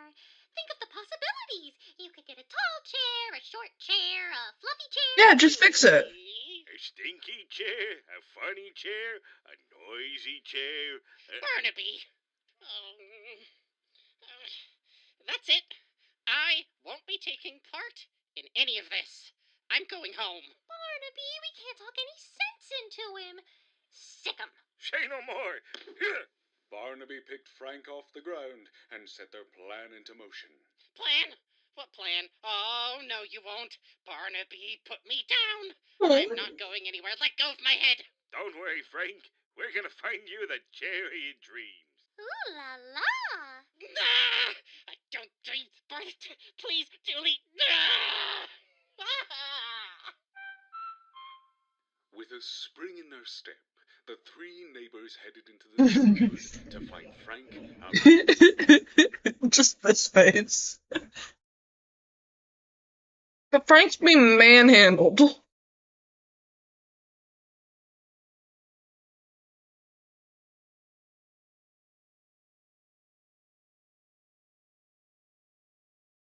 And he just wants, like, his chair. Like I can understand why he's not at all thrilled with the prospect of getting a new chair. Because that's his chair. And we all have, like, certain things that we're just, that's just us. Like, for me, I have, like, things have to be done a certain way for me. I don't blame him. Like, for me, I have, like, a favorite sweater. It is a black sweater with the word pink on it, and it's, like, a black and white sweater. Can't find it anywhere, but it's my sweater. Nobody's taken it away. No matter how old it gets, because that's my sweater. Just like how this is Frank's chair. Frank likes his chair, and everyone else has a problem with it, which should not be the case if you're being good neighbors. Brand new favorite chair. The first stop they made was at Poppy Partridge's barn. Luckily for them, the famous Sally Starlet was there too. In all my dazzling arrays, darling. Maybe these two could help with Frank's predicament. Predicament? Oh my. Where?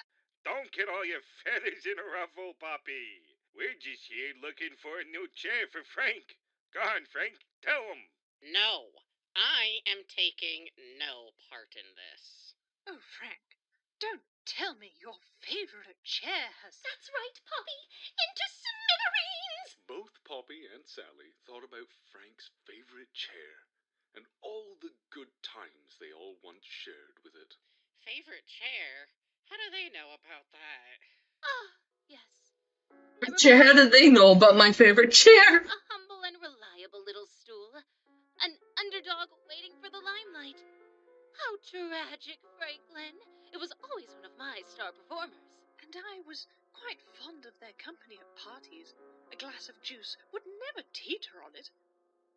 Well, maybe just a bit of teetering, but I didn't mind. Oh, how will the neighborhood move on? So what do you say, ladies? Could we get some help for the poor and the chairless? Perhaps we have something befitting your character, Franklin. Come in, you three. That's not my name. I know. And this wasn't my plan. The plan was getting you a new chair, Frank. So get ready for the seat of your career. Oh, Julie. Sally offered up her very own director's chair, a seat fit for the head of any production. That's right. Not everyone can handle the responsibilities demanded of this chair, but I'll allow you the seat just this once. I would do anything to help your cause, Franklin. How kind of you, Sally. When Frank went to have a seat, he found himself feeling a bit out of place. It was a fine chair for a director, but Frank was no director. He'd never want to tell his tomatoes how to grow, or command a butterfly how to flap its wings. Precisely. How unfortunate. But we shan't give up. Poppy, darling, what say you? Oh, me? Well, why not something a bit more comfortable? Something nice and safe. Something close to the ground? Poppy's chair was far different than Sally's. A large cushion, lovingly sewn together square by square. It was the perfect place for any cautionary knitter who was fearful they might fall from their seat. That's right. Go on, Frank. I insist. Give it a go. It's... Whoop. Frank fell back into Poppy's chair. It wasn't long before he began to sink into the cushion, deeper and deeper. Oh dear, and deeper. This is certainly nothing like my chair. Isn't it absolutely cozy? I'll say. It might be a little too cozy. Oh, he's being suffocated by the chair. To do anything else.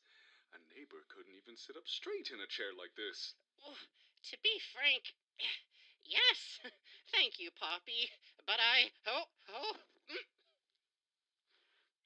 think I'll have to pass. Someone get me out of here, please. You got it, Buggy boy. Twee, twee. Barnaby spat into his hands and rubbed them together, getting ready to pull Frank out. Julie, get me out. You got it, Buggy Boy. Patooey, patooey. Julie spat into her hands and rubbed them together, getting ready to pull Frank out. No! Heave ho! Heave ho! After Barnaby and Julie yanked Frank out of the cozy cushion, Sally and Poppy bid the three a fond farewell and the best of luck on their search for Frank's new favorite chair. The next place they wandered to was the post office, run by Home's local postman, Eddie Dear. He was sitting outside, admiring the nearly sprung springtime. Hello there, you three. Beautiful day out here, ain't it? Sure is.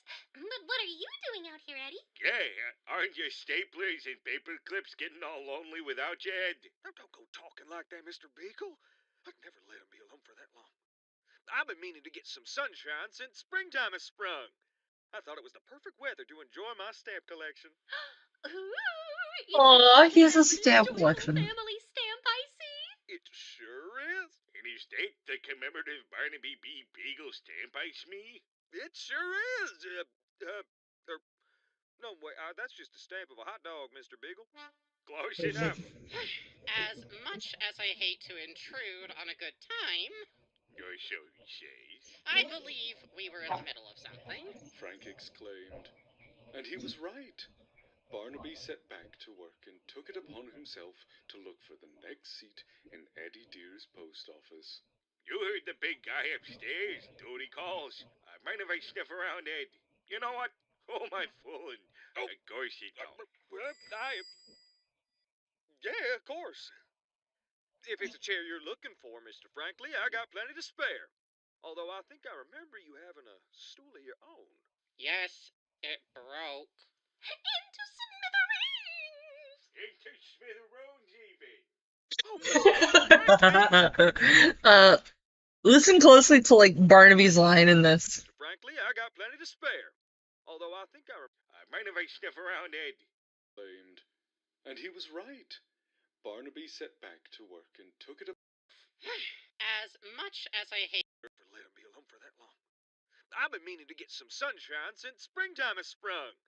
I thought it was the perfect weather to enjoy my stamp collection. I'm just rewinding it, but I need you guys to. A commemorative, joyful thing. Pushing up. And took it up. Yeah, of course. If it's a chair you're looking for, Mr. Frankly, I got plenty to spare. Although I think I remember you having a stool of your own. yes, it broke. Into smithereens! Into smithereens, even. You can tell Barnaby's like in a room because when you do a recording, it carries throughout the room. So there's a difference between me being in front of the computer talking to you and being all the way over here.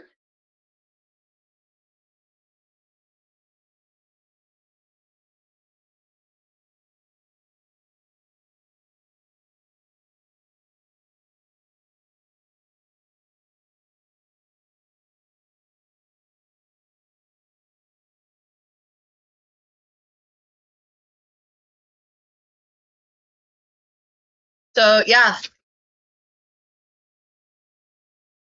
Oh, Mr. Frankly, say it ain't so! Not your favorite chair, that's so sad. I was there when it graduated from being a tree to being a chair. Oh.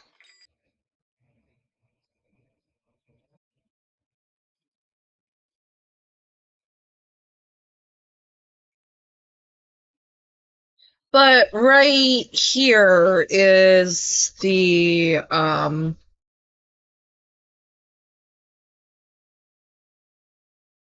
like you see that like Frank wants no part of it. It's his chair, so he's like in the corner of everything and just barely participating.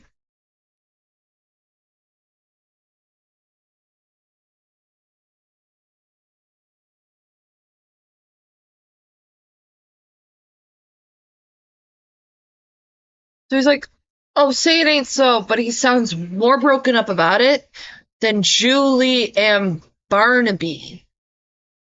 Like he's actually spent time with this chair when it's Frank's chair. Oh, Mr. Frankly, say it ain't so! Not your favorite chair, that's so sad. I was there when it graduated from being a tree to being a chair. Tighten the faucet on the waterworks, Eddie boy, 'cause I found us a solution. Well, that's real swell to hear, Barn. Barnaby returned from inside the post office with an armful of office chairs. Nearly every single one in the post office, in fact. Eddie was speechless, but not for too long. What? Barnaby! Mr. Beagle, pardon my uncustomer service-like tone, but you cannot take all my chairs. And is that my favorite chair? How's Mr. Frankly supposed to use all these anyway? I'm sure Barnaby's found a way. I knew you had faith in me, Frank. Take a gander at what this old circus dog can do. With the ease of a professional circus clown, Barnaby began juggling the chairs into the air one by one. Then he threw a chair on the ground, then a chair on top of that, then a chair on top of that. It wasn't long before there was a tower of chairs reaching up towards the sky. And how exactly is juggling going to get me a new chair, Barnaby? You're spoiling the I don't know what's going on in this page. I'm sorry, guys. Piece de resistance. Smithereens. Going Come here, Frank! What, Julie? going in the chair void. Yeah, kind of like the one we saw at the beginning of towards the beginning of stream with the chair in the dark.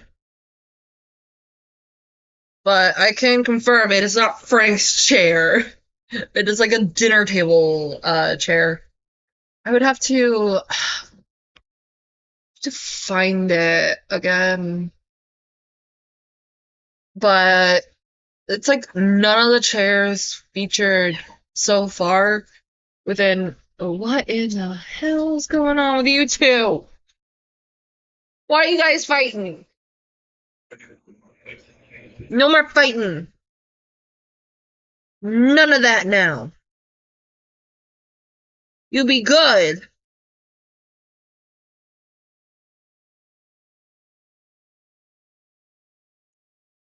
Eat your butt. You eat your butt. Come here. I don't have the treat on me. Ah, crap.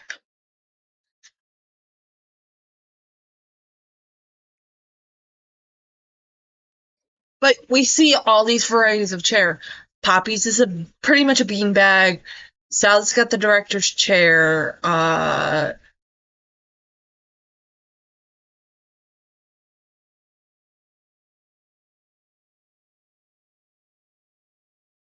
Frank's got a stool. No, no! Julie grabbed a hold of Frank and quickly tossed him to Barnaby, who juggled Frank into the air and onto the highest chair of the tower. What a show! Oh my gosh. That's dangerous. Don't do this to people. Julie wasn't that bad neither. Thank you. It was like throwing a big olive on top. Big olive. Frankfurter, how's the weather up there? The weather was nice. Blue skies and a warm sunshine without a single complaint. I have a complaint. Oh, Frank was too far up. How could one sit pleasantly still when their seat was uncomfortably wobbly? His shoes couldn't even touch the ground. That's right. So get me down from here. Are you two hearing this? No respect for the arts. All right, Julie, go get him. Can do. You hear that, Frank? I'm coming. Oh no. Julie began to Oh no. chairs to help Frank get down. Careful, Julie. Careful. Well, Ed, it was a good effort on all our parts, but no dice. Thanks for trying, though. But Say, you mind being a pal and cleaning this up? What am I saying? I will. Of course you don't. Hold on there. Fools, Frankfurter, let's scramoosh. Oh, come on. Julie, Why are we giving the where are poor... you? I'm not opening my eyes. Be nice to service and retail workers. This is horrible. I feel so bad for Eddie. Happy to be of service. Oh, well, it was a mite impressive. Once again, the three neighbors set off in search of Frank's new... Frank began thinking, could they really find something to replace his stool that had broken into smithereens? Oh, this talk of smithereens has got me parched. Why don't we wet our whistle with a couple of smithereens at Howdy's place? Oh, I love smithereens. Yes. Why not? Why not have a whole bowl of smithereens? Why not two? Why not for everyone in the neighborhood? Sounds like somebody's getting cranky without his smithereens. We better get him there fast. Both of them took Frank right into Howdy's place, the home of everything you need and everything you don't. Catchy as always, isn't it, Howdy? You better believe it, Buster. And howdy do, you neighbors two. Or, neighbors three. Sorry there, Frank. Didn't see ya. You're looking awfully slumped and snuffy today. That's right. Old Frankfurt broke his favorite chair into smithereens. To smithereens, you say? And Frank's favorite chair to boot? Oh, the bugmanity. That's right, Howdy. Now we're looking for a new one to replace it, but we've been looking all over the neighborhood. No luck? Not even a four-leaf clover in sight. Golly, well, you came to the right place. Oh no. You know something else? God riddance, Frank. It was about time you got rid of that old chair.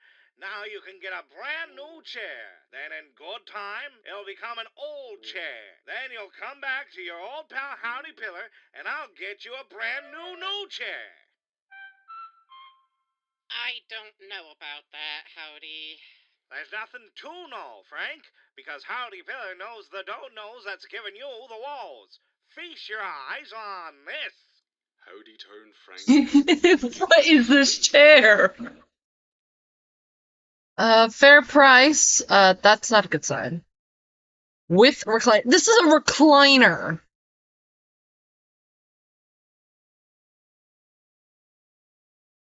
And it looks like, it looks like a chair from, like, the home warming update that looks very similar, but not the same, to the one in Wally's house, the one Wally always sits in. I'm guessing Wally's chair is a recliner, question mark? I'm not sure. Do not quote me. I am probably wrong. I am very likely wrong. Top 10 reasonable questions. Someone save this dude! If there's a director's chair, then someone's gotta have Sheehan! Sheehan! Oh my god! Holy fuck, dude! Oh, that is. Oh. Oh. The fact that that brought up quite the mental image says a lot about me. Direction of the nicest chair this side of the neighborhood. A high-class, beautiful, bright red lounge chair with gold trim and an emerald handle. And a cup holder. Don't forget the cup holder. Don't It's forget the got cup. reclining functionality. Go on, Frank. Cup holder. Oh. Have a seat on the house. Frank sat in the chair and admired all it had to offer.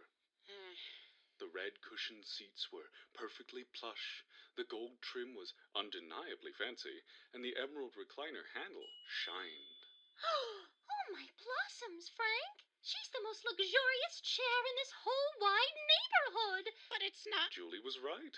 It was the most luxurious chair in the neighborhood. But it's not my chair.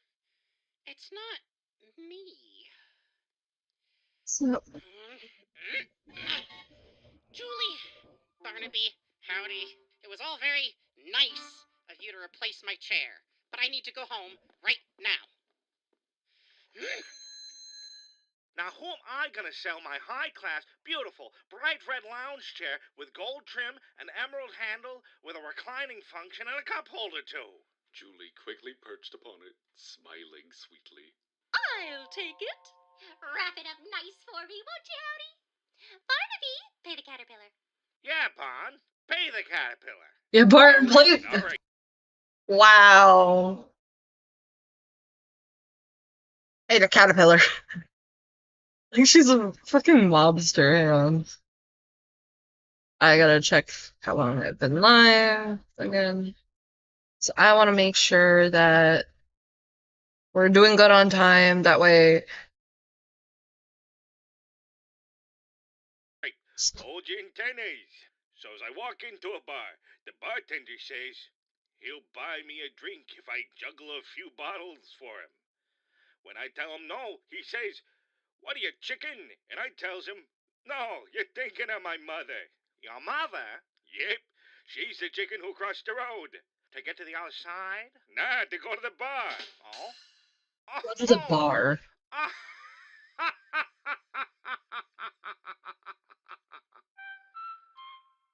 While Barnaby paid the tab for Julie's luxurious new chair, Frank sadly returned to where his favorite chair once stood. He couldn't sit on it, of course, so he found himself a seat on home's stoop instead. Oh, home. It was just awful. I broke my favorite chair, and Julie and Barnaby rushed me around town to find me a replacement. I know they mean well, but. Oh, they wouldn't listen to me. No one else seemed to either. There was nothing wrong with my chair. I know it wasn't painted as pretty as the rest of the neighborhood. It wasn't the most comfortable. It wobbled a bit, of course. And it creaked whenever I would sit on it. But it was mine. I built it. Aww. But I don't know what to do now. You, you're right. I did build that chair myself, so I can rebuild it the way I like it. Yeah, the distortion. Oh my goodness, where do I start? I You. have to get supplies. I need glue, wood. I have to go. Thank you, home. Thank you. I'm just looking for a charger. Frank ran back to his home, gathered up the pieces of his old chair, and began to rebuild it just the way he liked it. With a few more planks of wood and a new coat of paint and a bit of some leftover scraps from Poppy's home, Frank had rebuilt his chair better than ever before. Frank took a seat. I'm flying. Smiled. Then Julie appeared. Barnaby too, by the looks of it. He was helping Julie bring the I'm flying blind. I can't see your chats.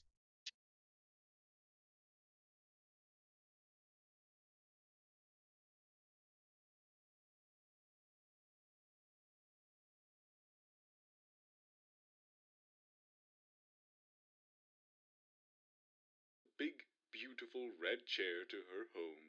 Frank! Frank, there you are! Hello, Julie. Looks like you took a liking to that chair more than me. I couldn't help it, Frank.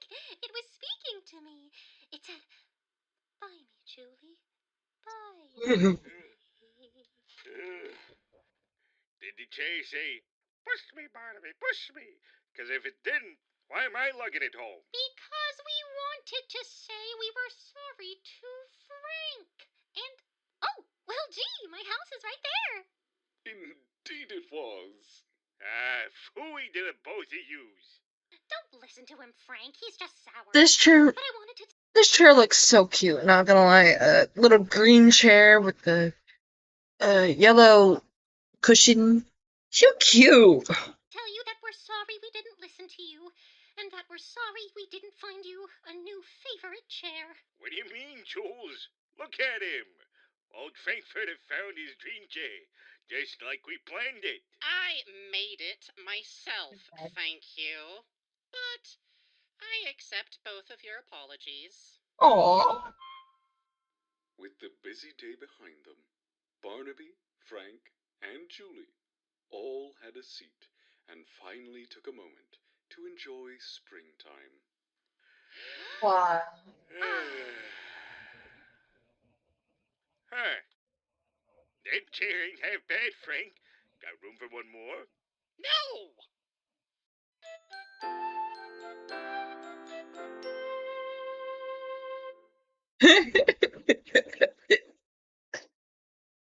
that was a cool story. Yeah, and then now we go back.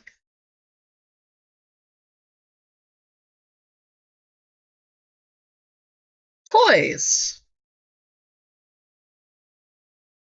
Toys. Slowly but surely, we have begun to uncover media that confirms Welcome Home was once on the air. Oh. These remnants found below publicized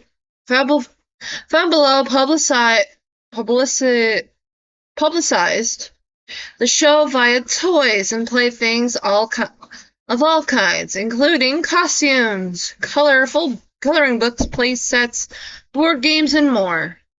The Welcome Home fans of the era could surely bring their favorite neighbors home in all kinds of ways with these items.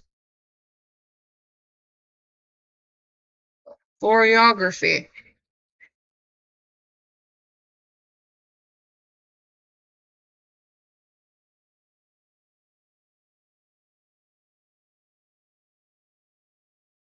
And then we got the barking bug. Board game choreography.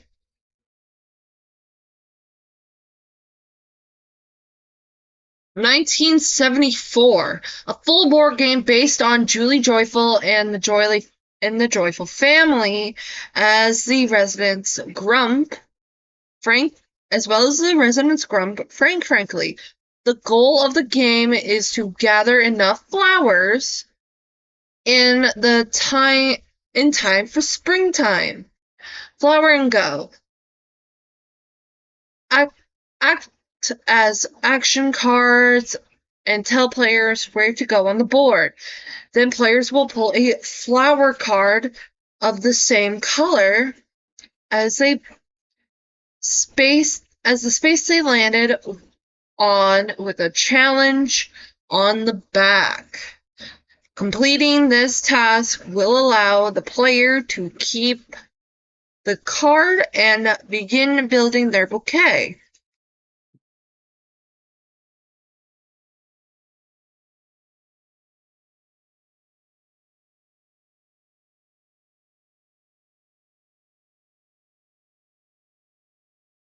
If unable to be completed, another player can steal it for their own hand. Once a player has all 4 color cards, they must head to the plot of dirt in the middle of the board and plant their bouquet to win. There are 2 sets. One is titled the Joyful Rule Set, and the other is called the Frankly Rule Set. They are differentiated by their ease of gameplay, with the Frankly Rule Set being for younger players, and the Joyful Rule Set being for advanced players.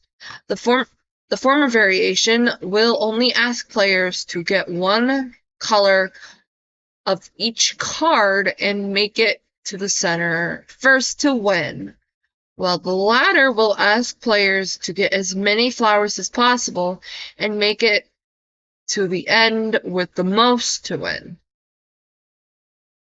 Let's see. Got Anemone, Dog's Bane, Forget-Me-Nots, Primrose, she's covered in goop, Lavender covered in goop, Zephyr Flower, Auricula, Apple Blossom,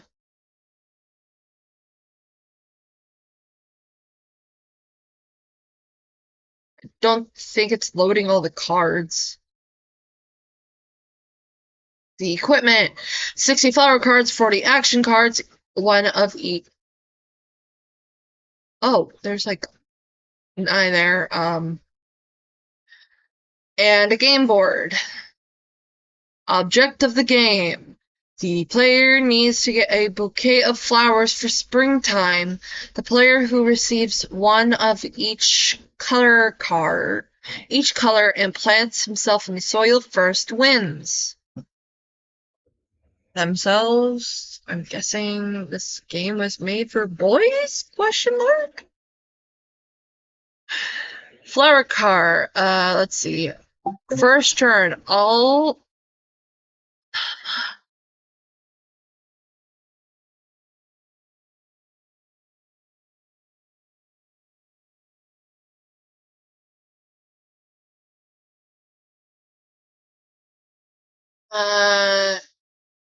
all play card from one of the flower card stacks. The name of the flower card that is the highest in the alphabet goes first. The turns continue clockwise order. It's just how to play the game. And then here's the board game. We got Julie, we got Frank, we got the Joyfuls over here, and then 1 for each card deck. Action cards. And then you're all supposed to go in the middle. Which is giving me a prompt to... Oh, to Dragonfly.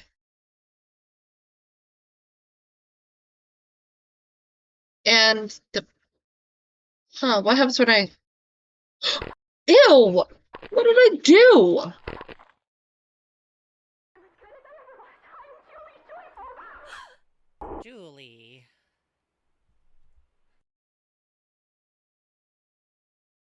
like shooting bugs in a barrel, specimen R. I have a feeling I'm going to need to, R is where things get boopy. Let's rewind this full screen.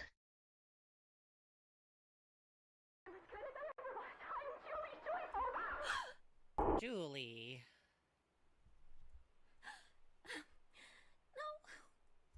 Is that from springtime? We weren't supposed to walk this way. I don't know why I walked this way. Frank, you shouldn't be here. Julie, it's all right. Please. It's nothing to be ashamed of. It's only a flower. That's not true, Frank. Yes, it is. Who cares if one bud... Highest in the alphabet, which way would that go? Like, highest in the alphabet in terms of flower. Like, Zephyr flower is Z, Dog's Bane is D, Apple Blossom is A. is closed. The bud is closed, and I can't open it. No matter what I do or say, it won't open, but But... I can still hear it. I can hear it calling to me, Frank. No, I can feel it calling to me. What are you saying? I don't know how. Even though there's no words, I can feel it speaking. I don't know this feeling. I don't know what it wants. Julie, this is ridiculous. Hearing feelings, we need to do something about this. What if someone heard you talking this way? Like you? Julie, please, there's a way out. Please, don't cry. You're tired. We've been at it too long. Work has gotten to you. I know what we'll do. I know how to fix this.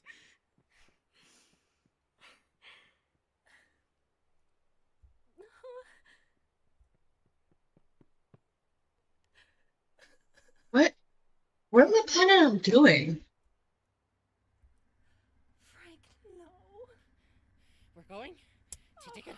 Oh, no. I don't think that's a good idea, Frank. No. If we dig it up, we can hide it somewhere.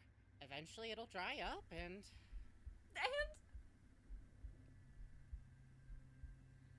What would you rather do?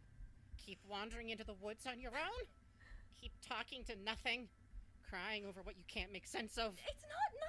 I see you at dusk, Julie. Every day I see you before the clock tower calls its curfew. I doubt I'm the only one. Frank. Please, Julie. You can't go on like this. What will we? We'll hide it in my potting shed. Then, we can just put this behind us. And you won't have to carry this anymore. No one has to know.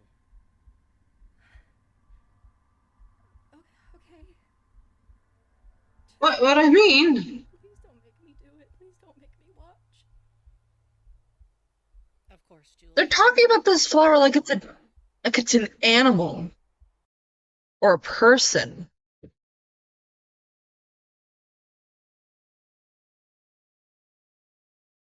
That was, okay,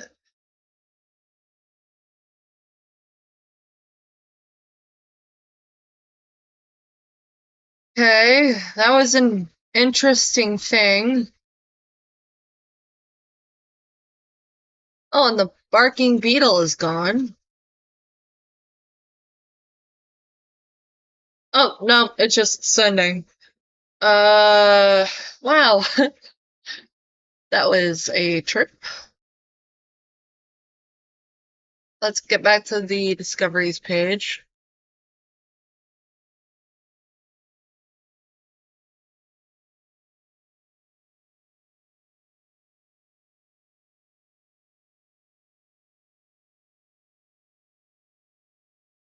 Something new in food.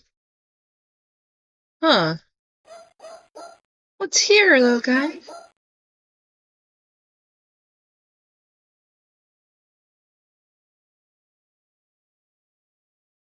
Also, this picture, hang on. Open it in a tab. This keeps bothering me. But it looks like someone is, like, looking back at you in this crack. I can swear, every time I look at it, something is staring back at me. I don't know what it is, but, and it's like no coincidence that's right next to good old Wally here.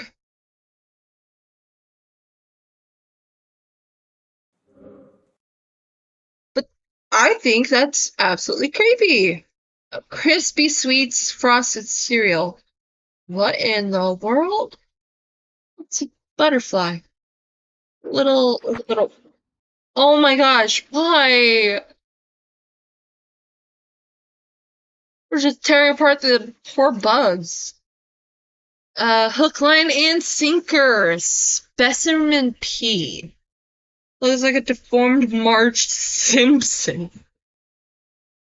Wow. Okay. Oh, it's Frank leaving Julie's house. Is this in the winter?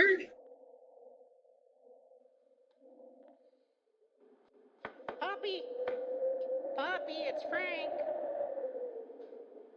I'm coming. Come in, come in. Whew, It's freezing out there. tell me about it. I Oh, can't this is remember it animated. ever snowing so much. Sorry I was late. I was at Julie's. Julie's? Is she all right? Oh, yes. I wanted to go check up on her. I left her the quilt you made her. I'm sure she'll be thrilled when she wakes up. I kept meaning to drop that by. Oh, I know you're not a fan, but do you feel like trying a bit of tea? I have lavender. Sure. Lavender I shouldn't again. be having coffee so late anyways. Locks on the cabinets? Is she scared everything will come flying out at her? Huh. Oh, the pantry, too. You'll be up all night. I don't have any decaf at the moment either. Caffeine always makes me jittery. Really? It always seems to put me to sleep. Lucky you. I can't keep my head on straight, and I get this terrible little tick, too. Oh, I'm coming, you. Oh, it scared me half to death. Want me to help? Oh, no, you stay put. There's a method to this madness, trust me. Aw. They're just trying Oh, you got a new tea box. Yes, isn't it cute? What is in your hand? And everything. Oh. Oh my god. A packed bowl, too, Poppy. Are you trying to lay me out of my ass? Oh, What? Poppy does weed. Poppy's smoking that other Mary Jane. Frank! I have never heard any of these puppets cuss before. I mean, other than Julie, but, I did not expect Frank to go, "Are you trying to lay me out on my ass?"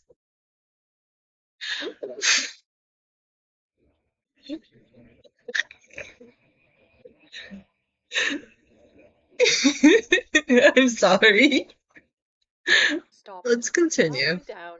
It really works, too. It also causes anxiety. A bit of both, and I could just about call it a day. Switch the lavender out with peppermint, and I can knock out a quilt with no trouble at all. Do you have trouble sleeping? Nothing worth worrying about. I don't go to bed early like I ought to. Just a lot of laying awake at night with myself. I know how you feel. Nothing seems to keep my head quiet. Poppy, Yes? I don't mean to ruin the mood, but do you remember that day when Sally was setting up a play? The day with the play. Yes. We found you on the floor, screaming. Oh, Frank, I hate Oh, thinking about that day. I don't know they're what dressed hit for me. Halloween update. It's the Hurt, Brick by Brick and maybe storybook. everyone too. Were you... Oh, oh, no, no, never for work. Only weekends, days off, whatever. I must have been daydreaming. All I could hear was this terrible sound. It was like an animal trapped in a crawl space. Do you remember the door? I was rambling about a door, wasn't I? Oh my god, do you remember, Frank? The look on Ron's face. He was so worried. Everyone Ron. was worried. Uh, Wait, are they talking about the guy running I know, but this shindig here? I would rather leave well enough alone. You know what? I bet I hadn't eaten lunch soon enough that day. Or perhaps it was too hot inside. All these years and I'm still not used to the weather. Well, whatever it was, it's behind me. Is it? It has to be. Frank, could we refrain from bringing this up to anyone? I would rather keep the peace if I can help it. Yes. Wait, what was that? Oh, of course. Hang on. Yes. If I can help it. Yes. Keep the peace if I can help it. I'm gonna have to go frame by frame with this because something just pops up for a minute. Yes. Oh, of course.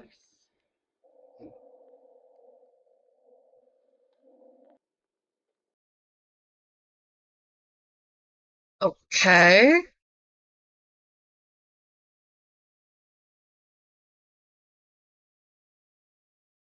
And we obtain a butterfly wing. That's interesting.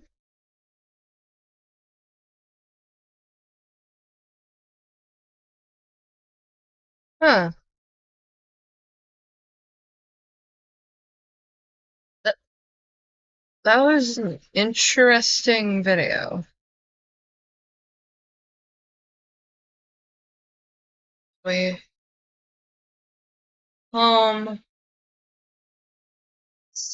stickers. We got new stickers. Is that a drawer? The corner? Huh. Got some new stickers. We got a bug right there. Stop barking. I'm guessing I broke it.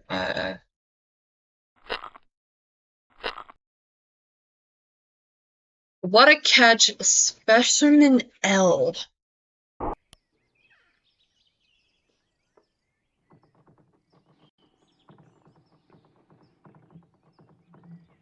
Checkmate? Checkmate? You're laughing at me. I wonder how you did it. I can't believe you won again. You do the same Oh, it's opener just every time. Frank playing chess with home. I wish it was that easy for me. What perspective is this? You're not cheating, are you? I'm joking. You're the nicest house in the neighborhood.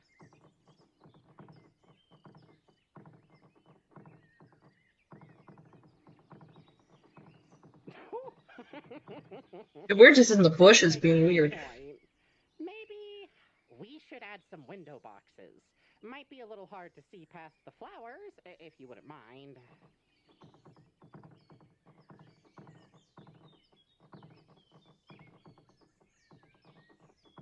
Huh, we can't. What does transcript That's right. say? Tap it out. Tap it out. Oh, it's Morse code. Don't worry, I'll find it. Just hold still.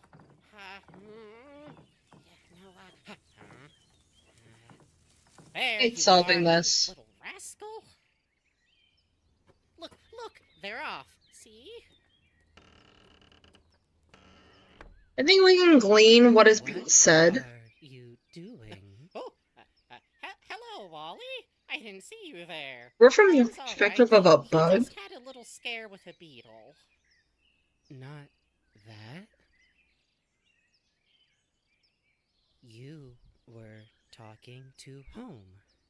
You understood him, too. I do. He has a lot Wait. to say. Wouldn't you agree?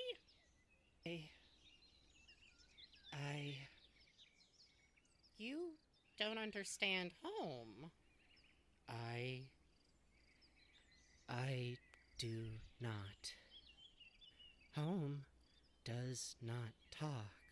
Well, not like you or I do, but he still speaks in other ways, just like the flowers do with Julie. You just have to be open to listening to them. Oh, the eyes move. So weird. Listen. How do you listen? What do you hear? Well, it's like... Alright, don't laugh, but I just use Morse code to understand him. Wait. You know, the dits and the das? Wait. When was this? Because in a lot of us, the audience, communication, it's like Wally can understand home. Wait, he didn't previously understand home? That's interesting. Also, his eyes move a lot. I do not understand what that is. That's easy. It's an alphabet composed of dots and dashes. Or in this case, I suppose it would be various sounds. Doorknob turn, a creaking door. I'll teach you myself if you'd like. I'm still a bit of an amateur myself. Yes. Please show me. Of course. Home, would you mind being our partner? Thank you. It's always a little tough to learn something unfamiliar, but it's fun and rewarding once you get the hang of it. Oh, and we're just zooming in on Wally. You know something, Wally? It's a very funny coincidence, but I had to teach home, too. Huh. You know, like the fact that I don't know if anyone can like notice this, but whenever his eyes move, when Frank is speaking, he's looking straight at Frank, and yet his eyes. I do not understand. So when he's responding, he's not looking straight ahead towards Frank. He's looking off to this side. And what that is. So I just figured I like share that because a lot of like the more popular theories is that Wally has autism, and I'm speaking as like someone with autism. Like the reason why he's like responding with his eyes away, but whenever someone is speaking to him, like he's looking straight at them. And that is because a lot of autistic people or someone with ASC will not look, are taught from like a very young age that you need to look at the people speaking to you or answering you. It's this thing. I have an issue with like looking at people whenever I'm like speaking to them. So I try my best to just look in their direction, but I'm not exactly looking at them. Growing up, like there was like a member of like my family who is no longer family, who had an issue with me looking. Like I would look so much like in one direction because I would be spacing out that they thought I was staring at them, and it had to be explained multiple times. Gray's autistic. Gray is autistic. when they're looking in your direction, they're not looking at you. They're looking behind you. And here's the thing, it'll look like I'm looking at you, but I'm not exactly looking at you. I'm focusing on the area behind you, so I look like I'm atypical. It's just how I tend to mask in conversations. I look behind you and around you, just not at you. So that's like a detail I noticed right off the bat with Wally, is that he's looking around, but he's not exactly looking at you unless he's like talking. And the way Wally's eyes would go, staring ahead, he's staring actually at the beetle in Frank's hand, sorry, but not at Frank. Otherwise, his eyes would go up a little, like you saw. But if he's staring like right at you, like right at the camera, he's not looking at Frank. He's looking at us. And here is our bug.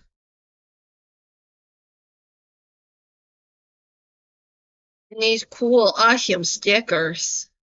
Oh, we got the joyfuls. Oh, that's cute.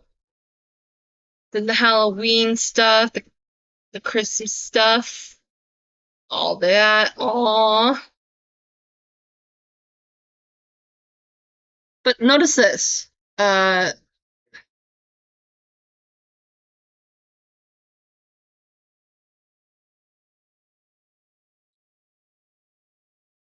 When it comes to Wally, like right here, where everyone's just like facing in the general direction of the audience, Wally doesn't. Uh, news. I remember right, news has a thing. No, I think we already went there. Discoveries.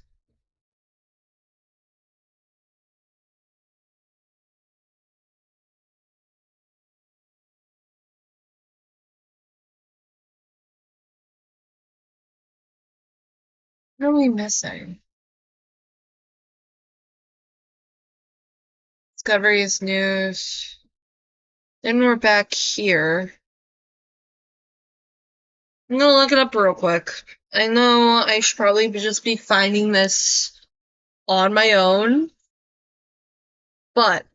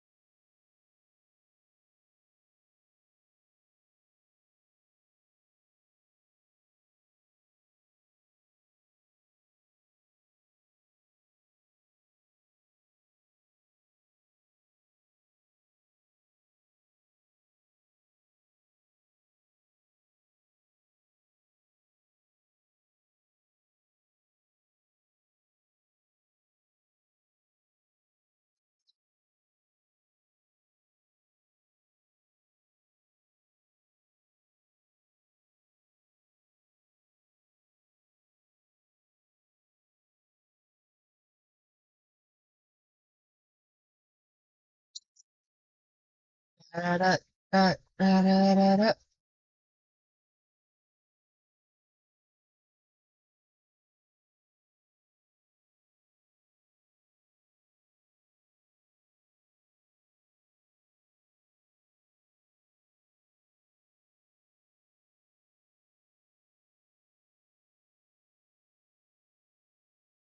So listen.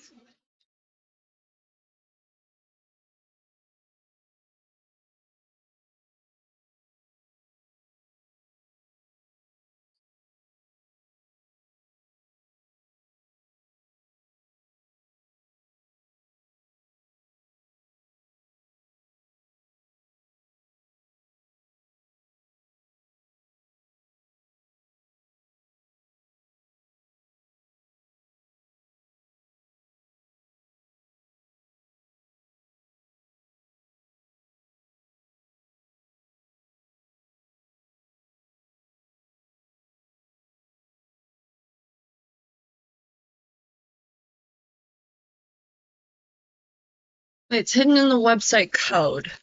So what I'm going to do, just so I don't like end up like showing my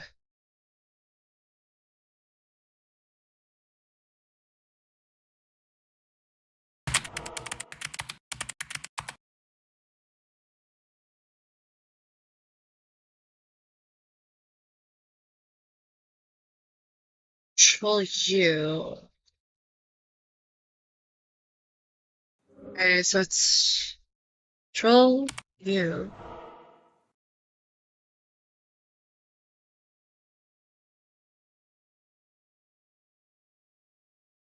Okay. Looks like code.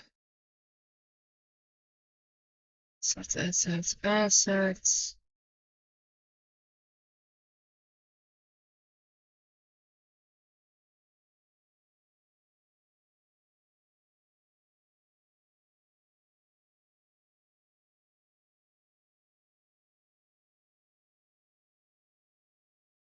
Okay, we're seeing like text. Is there any hidden?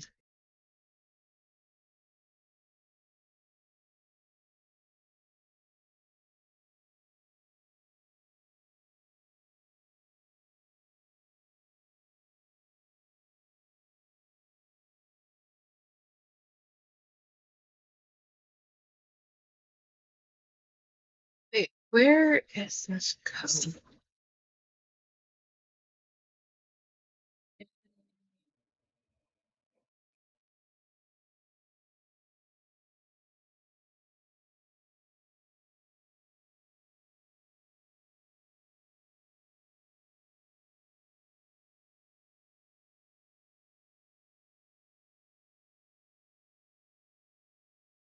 Well, I can't find it. Where is it?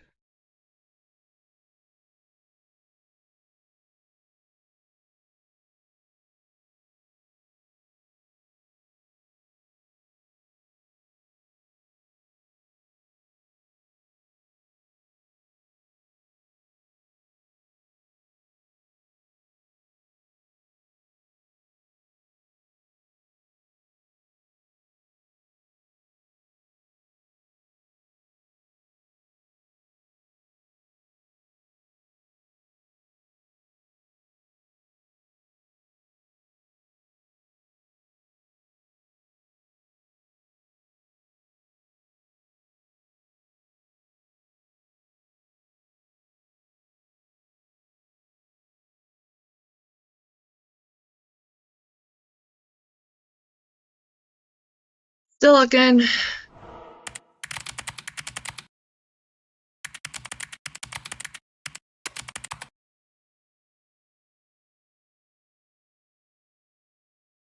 I think I'm looking in the wrong area. Oh, here it is. It's probably like the HTML code.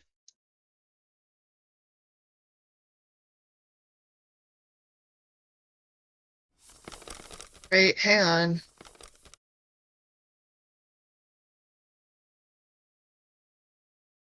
Page source.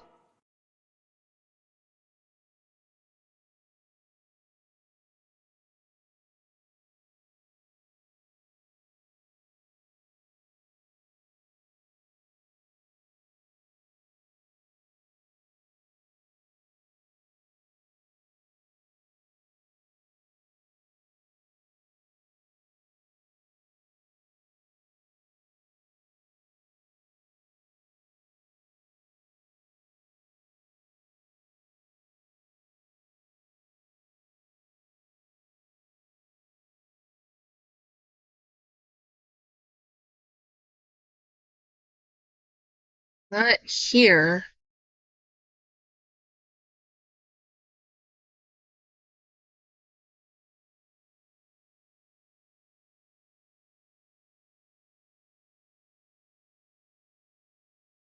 Is HTML. Your neighborhood HTML. Badass.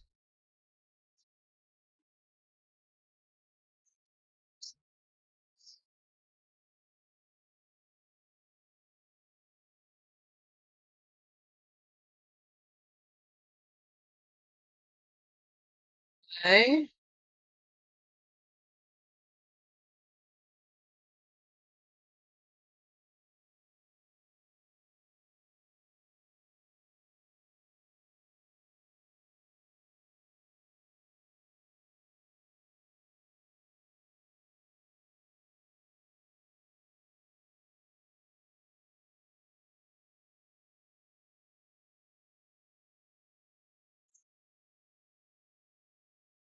Elements. I can't look at elements.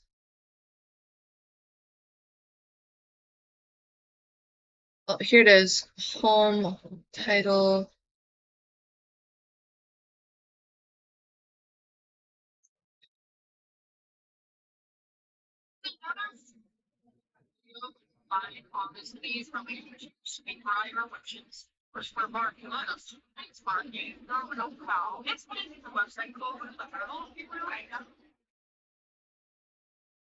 I can't find it, but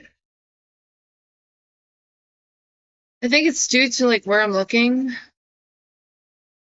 So I'm just gonna read it out. I am so sorry. It says, I know something you don't know. It is 2 words long. First word is sweet. The second is a flower. Intertwined, they call to mind the face of a neighbor he pretends not to know. So, flower in the face of a. We've been seeing lavender the most. Is it sweet lavender? Hang on. Sweet lavender. Oh! And we are led to a bug. You take your wing. Wow, what a whopper specimen C. So, Sweetbriar. And the spindle. Looking dastardly and raring to go. Good, good. Say, I know it's been a mite busy around here, but I've been meaning to ask you, do you think there's a chance I could get into that writer's room of yours and tell me? Julie's always going off script. Well, it's just that I've Sally hasn't come over to have it out with me, so I guess everything was good enough.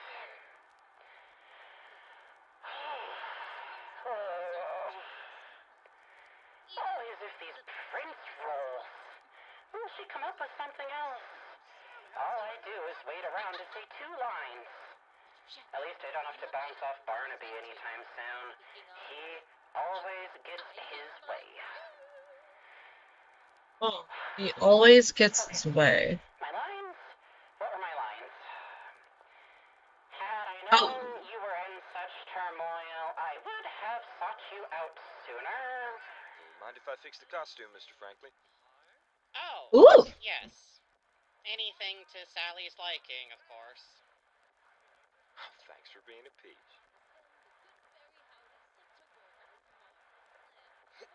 How do you like his costume? Not too ill-fitting, is it? I always get a little self-conscious about my seam allowance. I never know if I give enough room to breathe. Oh! Ow! Ow!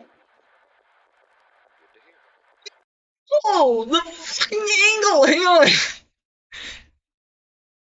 What the fuck? Oh, that is taking charge. It's fine. What the fuck happened here? Is he sucking him off? And we're just not allowed to see? Wait, what? Good to hear. After the bong, like, everything's just. You, stranger?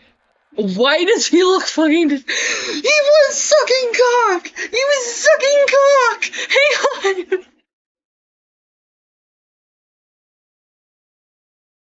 Hang on! I know I downloaded this! I know I downloaded this! Where is it?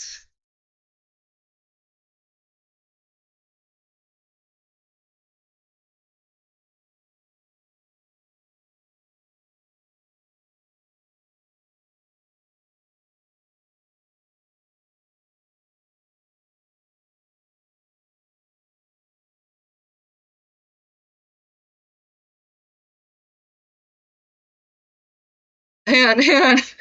Let me make the joke. Sucking dick and cock.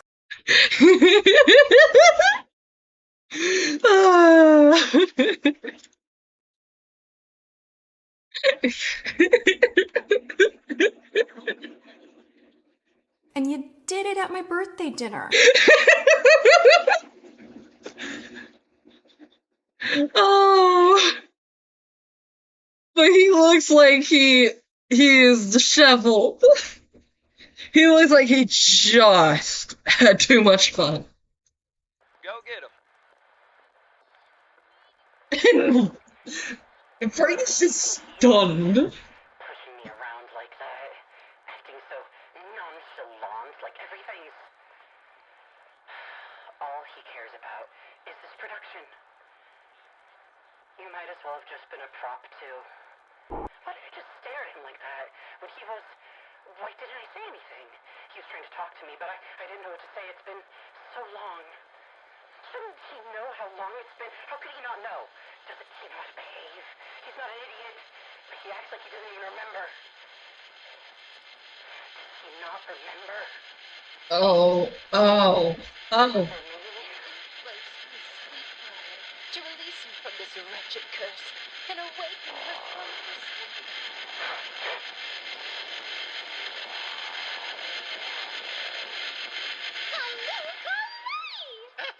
Oh, so he froze up in that moment. Oh, fuck. Julie noticed and decided to, like, help him.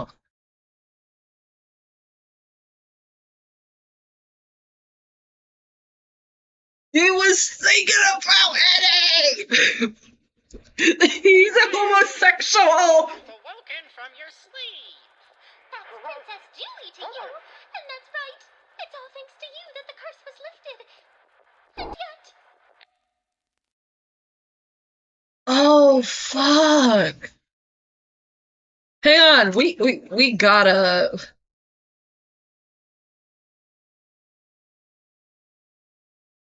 Okay, collect this. And we're gonna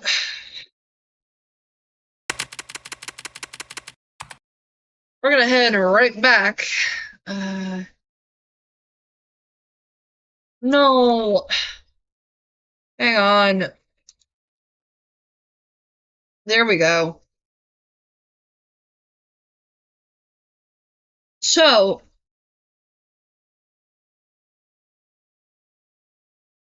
the blaring homosexuality aside, let's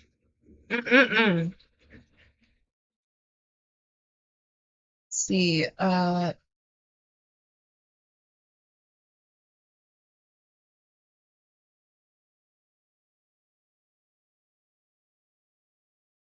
ooh, I just gotta absorb that. But for anyone wondering, discoveries, storybooks. Oh, it's not loading in all the way. And I gotta get to Sweetbriar. There we are. Sweetbriar, and then we just go.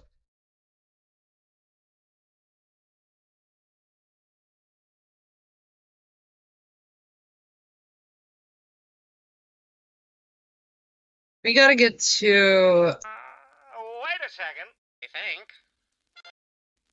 At the very... Before I trade you out with the local town fool.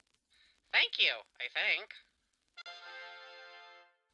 So, Prince Okay, so it's this moment. Frank followed the good fairy Howdy up to the princess's keep at the very top of the castle's highest spire.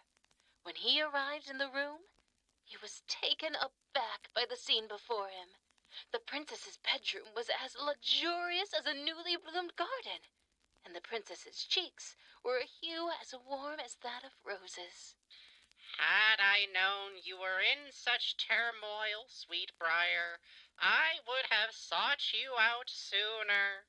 Yet here you lay in your flower bed, ravaged by a curse that doomed you to your fate at the mere utterance of its spell.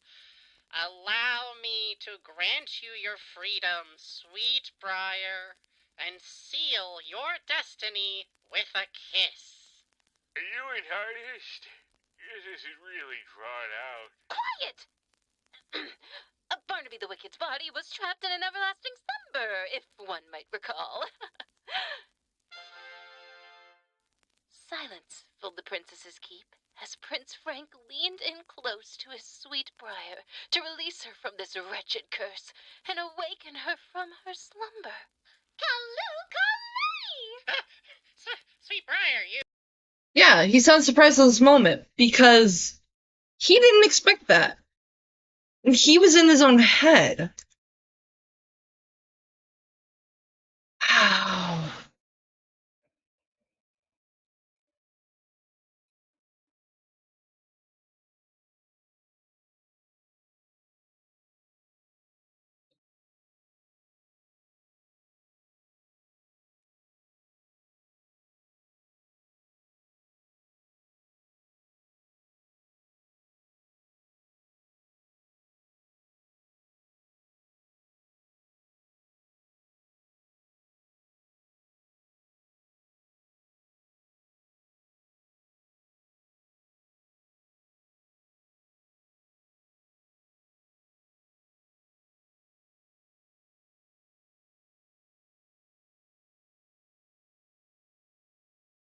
I'm still processing that. Holy crap.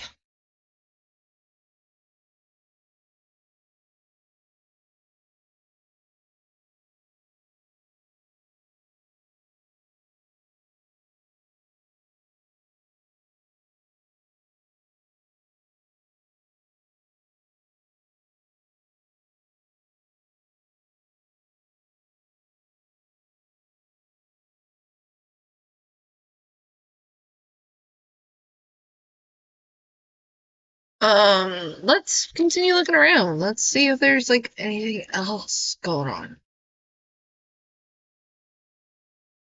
Let's see, Playful Expedition. Little telephone. You're calling Howdy's place, a home of everything you need and everything you don't. Howdy Pillar at your service. Hello? Hello? Listen, pal. Time is jokes, and if I'm not laughing, then I don't have time. Actually, I don't have plenty of time in stock. Thought I'll do next to the bananas. But I call them cuckoo clocks.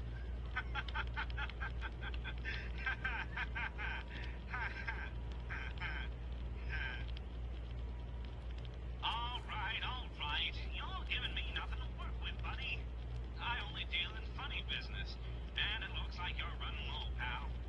So long. Get it? Like a caterpillar.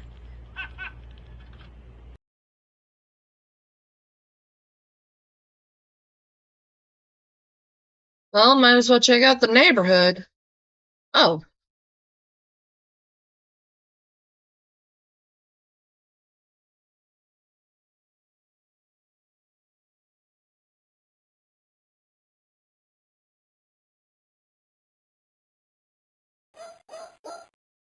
So it's somewhere here.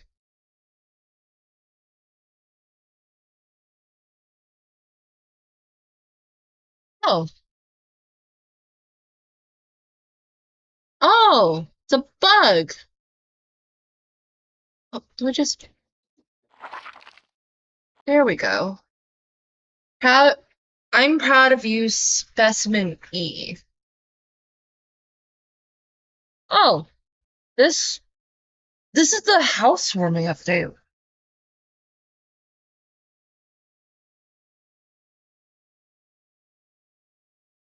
That's which letter is that? E? Huh. Eddie, are you there? Why don't you answering Eddie. I think I need to go home. Home? The post office. Yes, let me help you. No, please. I gotta get out of here. I need to go home. Oh. Where's the door?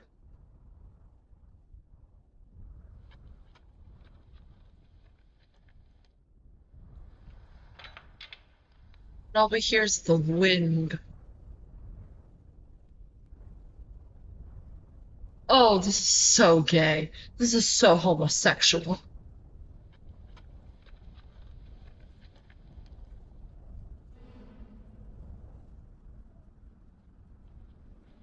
I'm sorry, Greg. Hang on. I'm sorry, Greg. You're seeing dicks everywhere. It's off the horny gel for you. The storybook is real. Me? She grabbed my hand.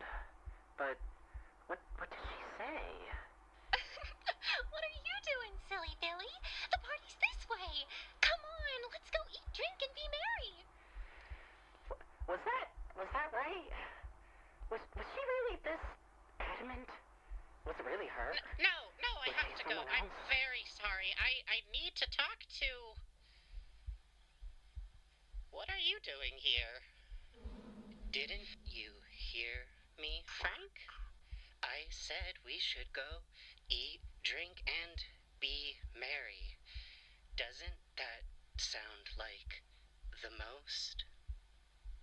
Screwy shit is happening. It does. It was Wally? Why would he stop me? Julie's so strong. Wally couldn't have been the one to hold me back. But I'm sorry, Wally. I think I've been here too long. Why do you say that, Frank? What's wrong? Nothing's wrong, Wally. I just need to get going. There's nothing for me here. This homewarming has been just fine, but I'm tired, and I need to go home. Oh. Wally?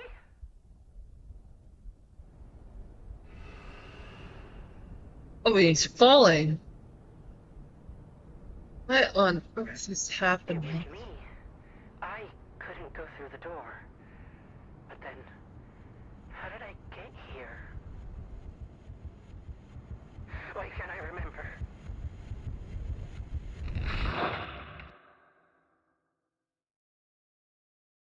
Oh, wow. That was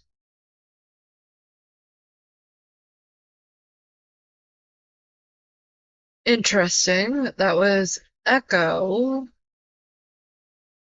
Oh.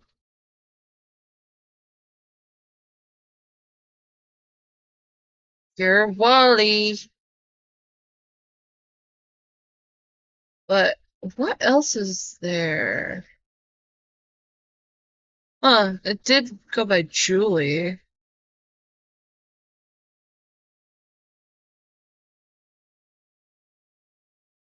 Um,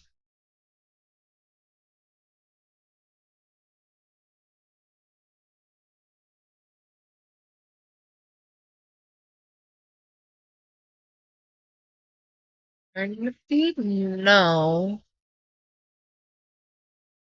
Oh!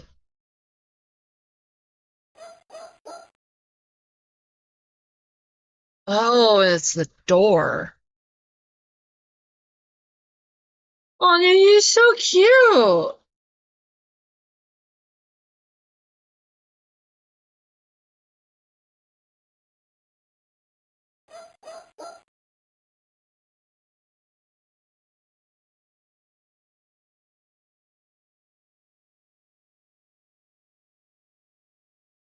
Well, we could just go home. What? Oh, it is. We're the bug pillar now. What is this?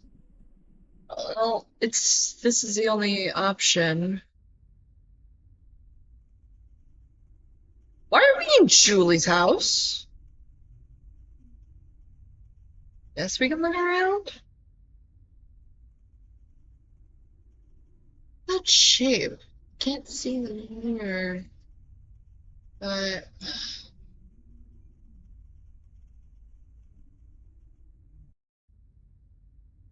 okay.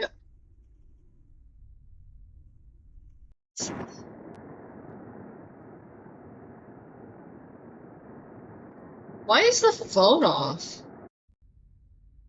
Huh. Let's see if we can see out the window. Oh,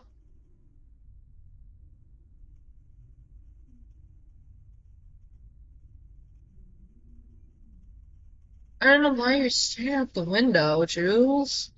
Can't see anything out there.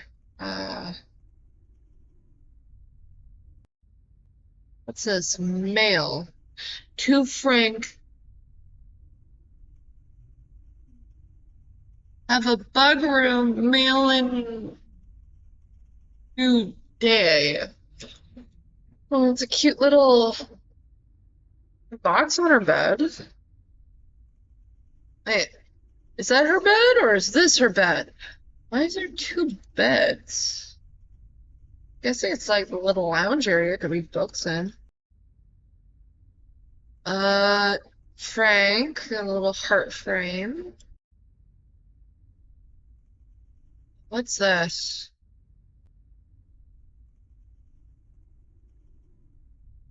Oh, they all are just popped out.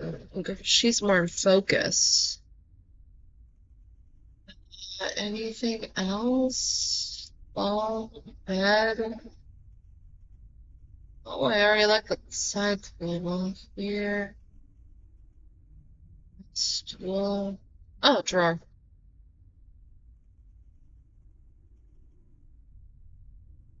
What the fuck is wrong with this spoon?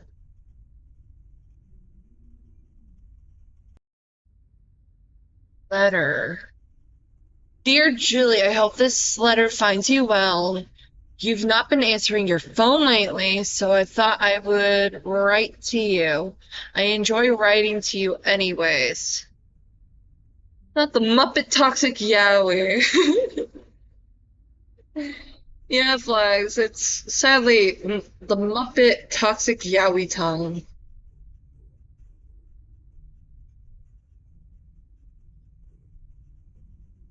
How have you been feeling all right?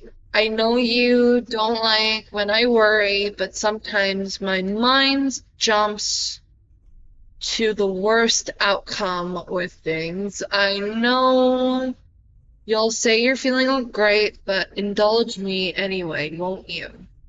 I'm writing too much again, aren't I?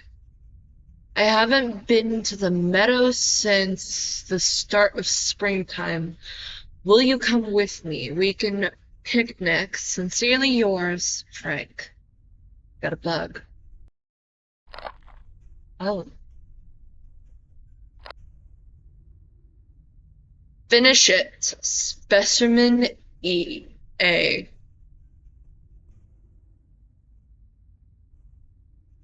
You are very good at this game. Oh, and there's a chair again. Keep going.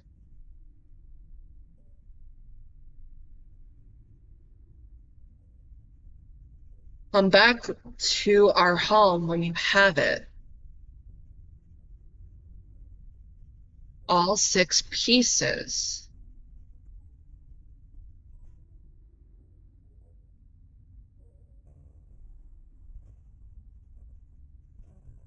Oh, wait. So this is specimen A. So hang on.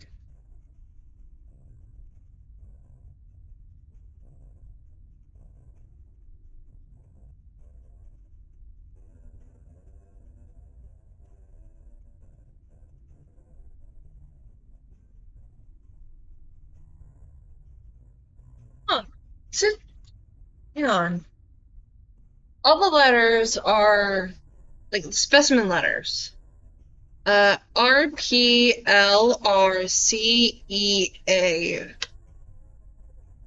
So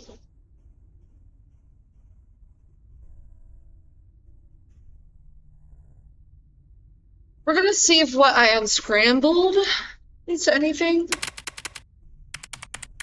No. Oh! Have you collected all 6 pieces? Yes. Good. Make your trophy. What do you... This?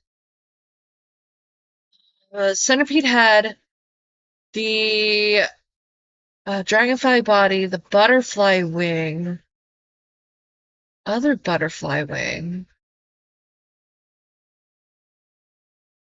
Oh, we're making an abomination, an affront to God.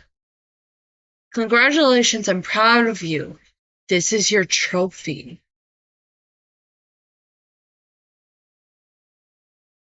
And we have a 4-minute video.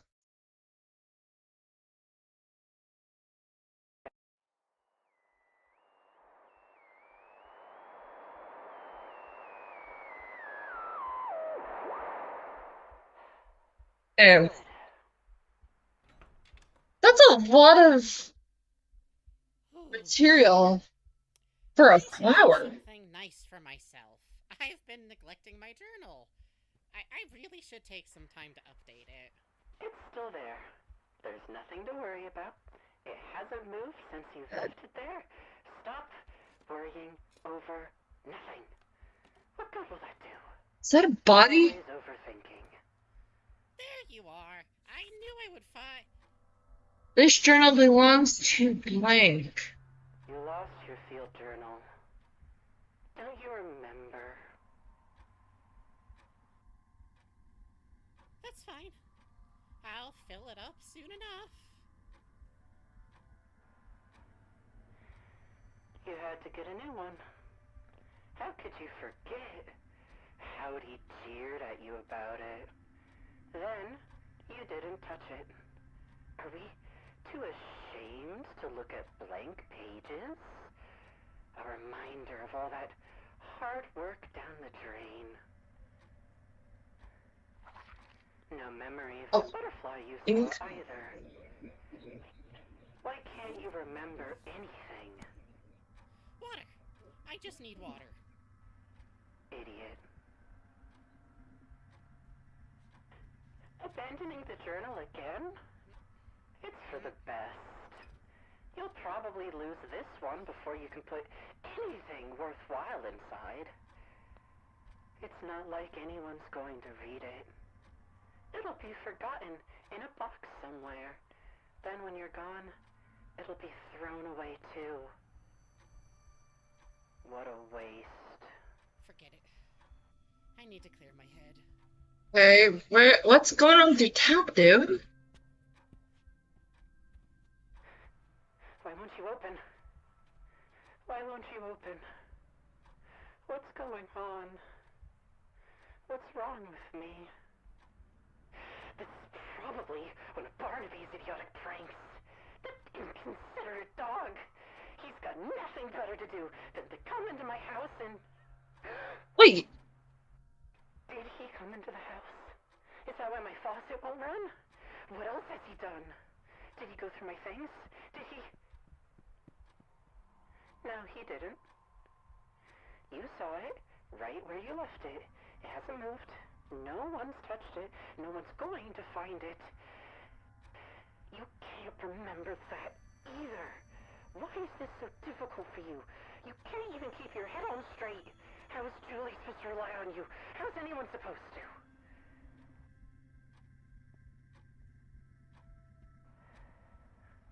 Why does this even matter so damn much? Is it really worth Julie's time if it brings her to tears? To hide? It's good we uprooted it. Why doesn't she see that? I know exactly how they would look at her. Well, I say, so what if it didn't bloom? Maybe it didn't need to. Will the neighborhood really suffer if it's one less gaudy flower that keeps one less smiling face? Like we have nothing better to do than come into my house and breathe and have a stupid house. Oh, wow. You are suddenly bright. Holy shit. Oh, it's a envelope.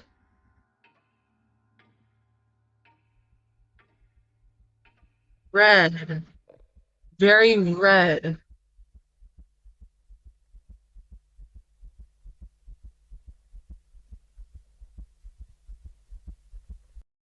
Wait. Hold on. Is someone blackmailing him? Hang on. We gotta see that thing in the shot again. Here it is. I don't see the flower anywhere. All I see is this. And there's like dirt around it. How big is this fucking flower? I don't think this is a flower. That's a body. That's a dead body. Did Julie kill someone?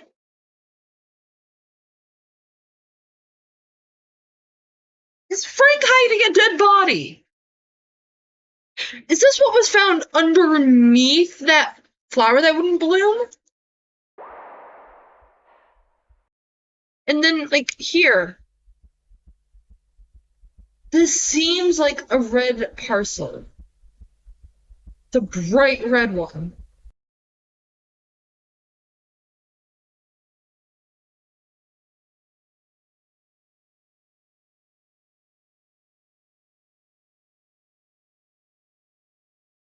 Oh, wow.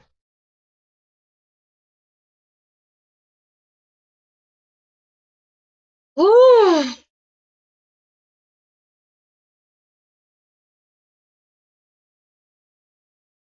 This isn't all of it. I promise. Just going to take a break. I need to process what I just saw. Let's see.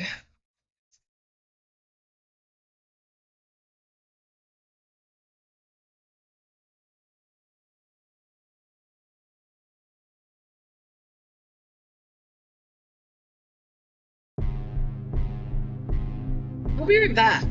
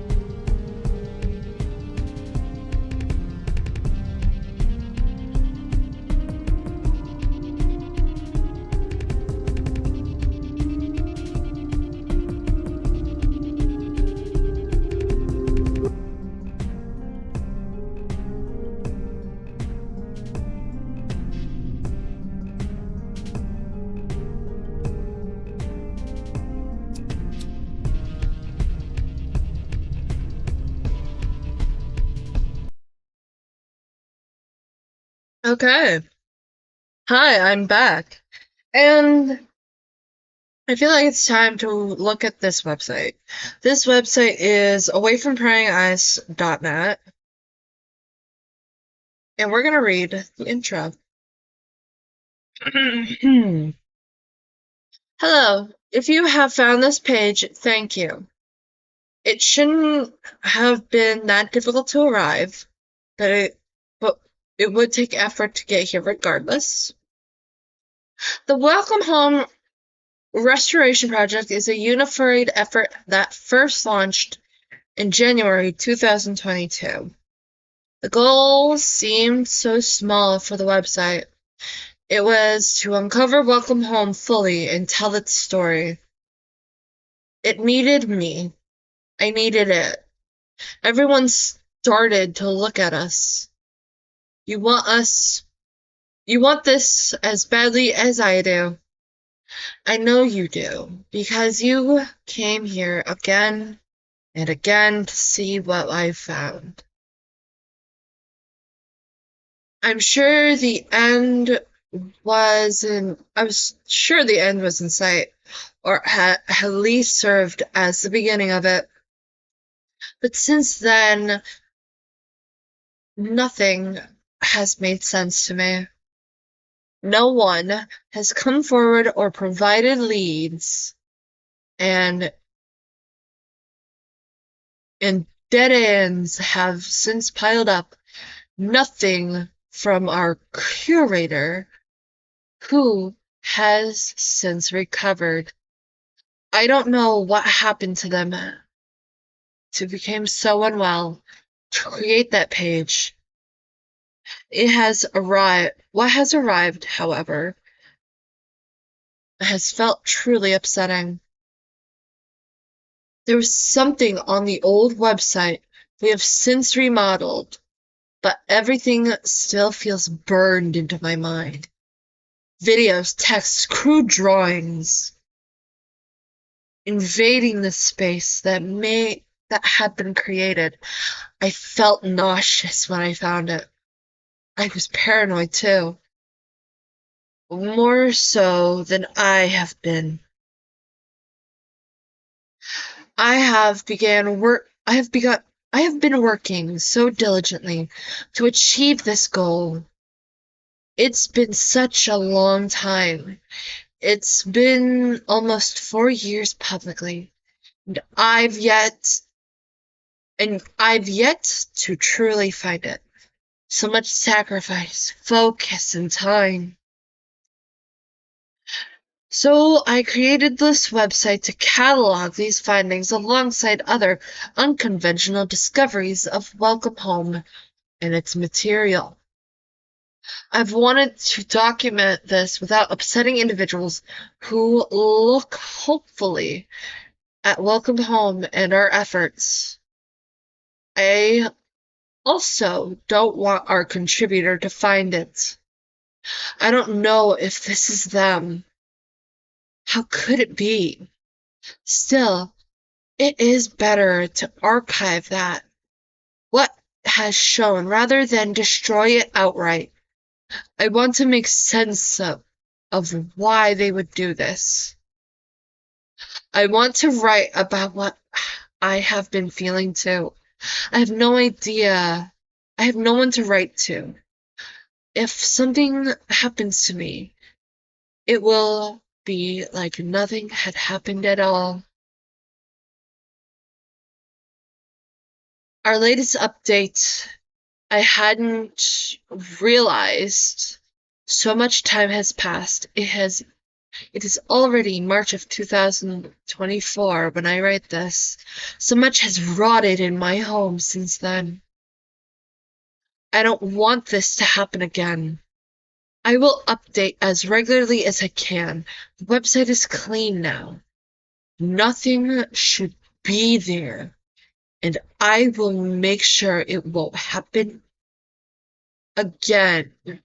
Please give me time as I upload and archive everything on the website from before. Thank you so much for finding this. Don't forget to wave up high. W. That is our welcome.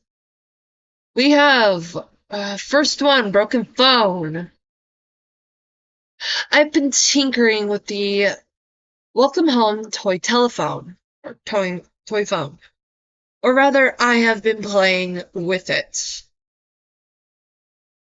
It plays everything as it should. The only button that consistently changes is Wally's, which either doesn't play at all, or warbles out something incorrectly.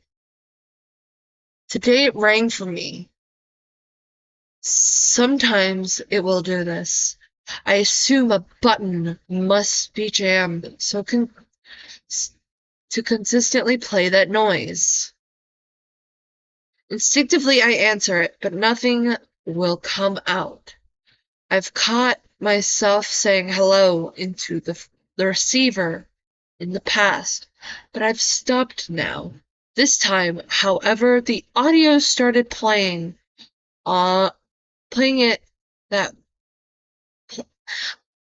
audio started playing on it that shouldn't be playing. I was so worried it was in my head again, but I have proof it wasn't. Here's the audio. You can hear Wally too, can't you? W. Hello? Hello. I'm calling to wish you a happy homewarming from me and home.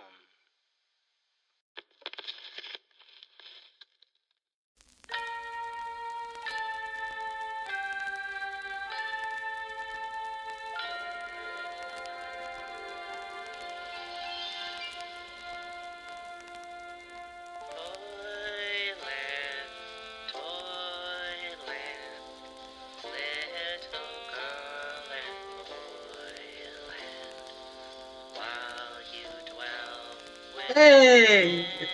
Toyland!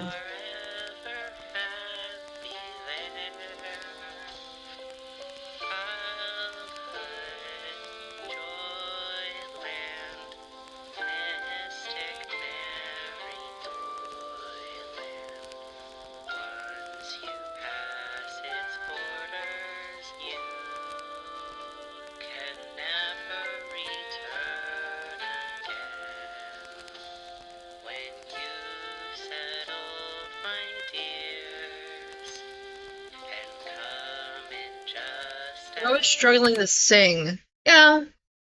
Sounds like something's in there a little bit. Because,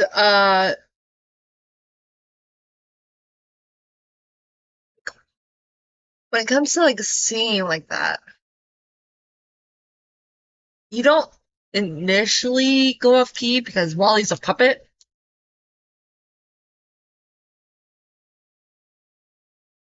Uh,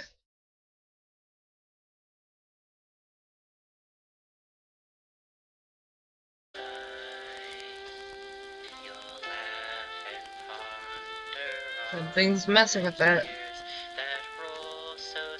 Man has issues. Yeah, W has issues, and product testing is going poorly, I see.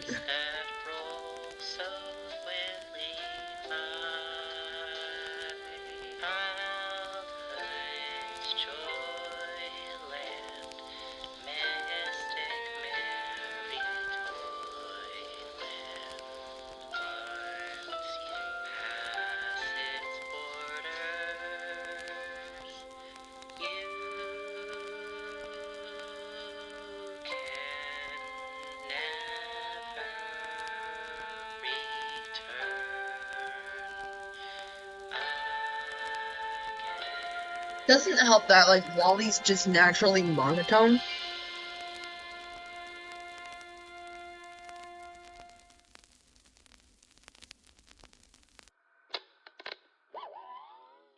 Oh, that's a record. Was that better?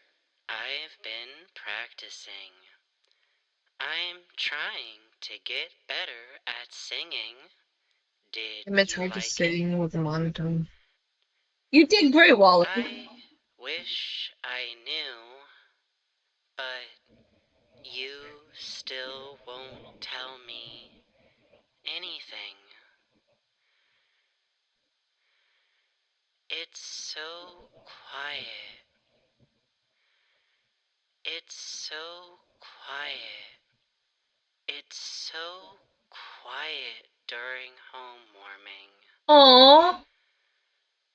Everyone's usually so busy, so it's just me and home for a long while. Aww. But I still like home warming. Everyone likes home warming. Like saying, but man, adding emotions to my voice is hard for I singing. don't It want is. to end this call, but I have to go get ready for home warming. Wait, this is during Barnaby, hormone. be here soon. I have to go. Remember, until you hear me again, keep your smile merry, and always know that I love you very much. Goodbye. He's lonely. He's lonely. Oh. And then there's commercials. I think this was like the hormone warming thing. Hang on. Yeah, this is the home warming thing. Admittedly, I'm frustrated. I feel distraught. When I finally fell asleep, no more video or audio ever returned. Okay, this is frustration over this apparently haunted production. Book. And that's brick by brick. This is guest book. Huh, wait, has a guest book ever worked?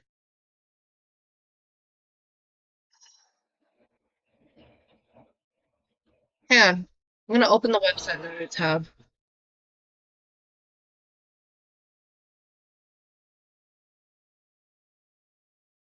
No clue.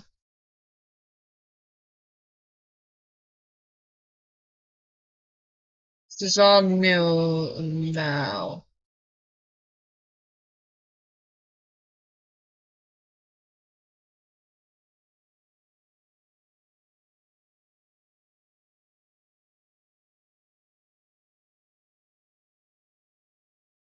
There's no guest book.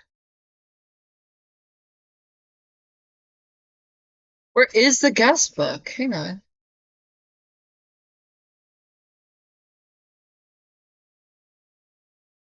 Radio, music, miscellaneous.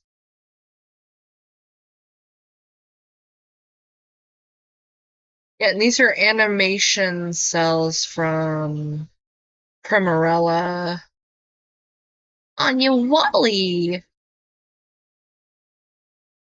Oh, this. Yeah, there's no. There was originally a guest book. Joy.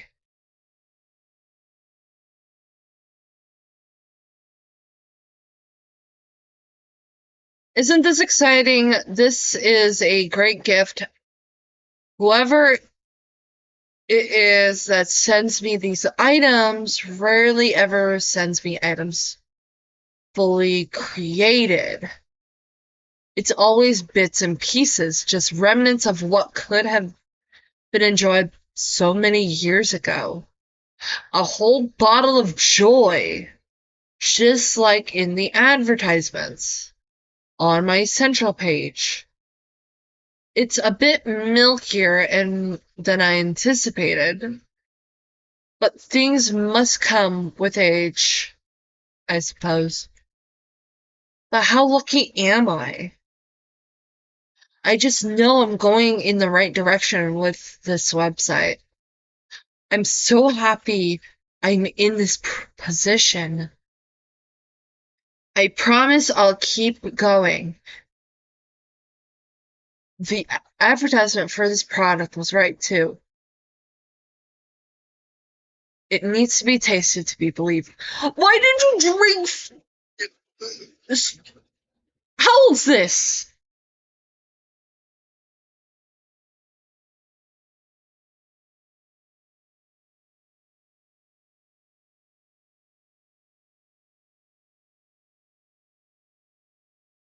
Hang on, I think it was in the, and yeah, here.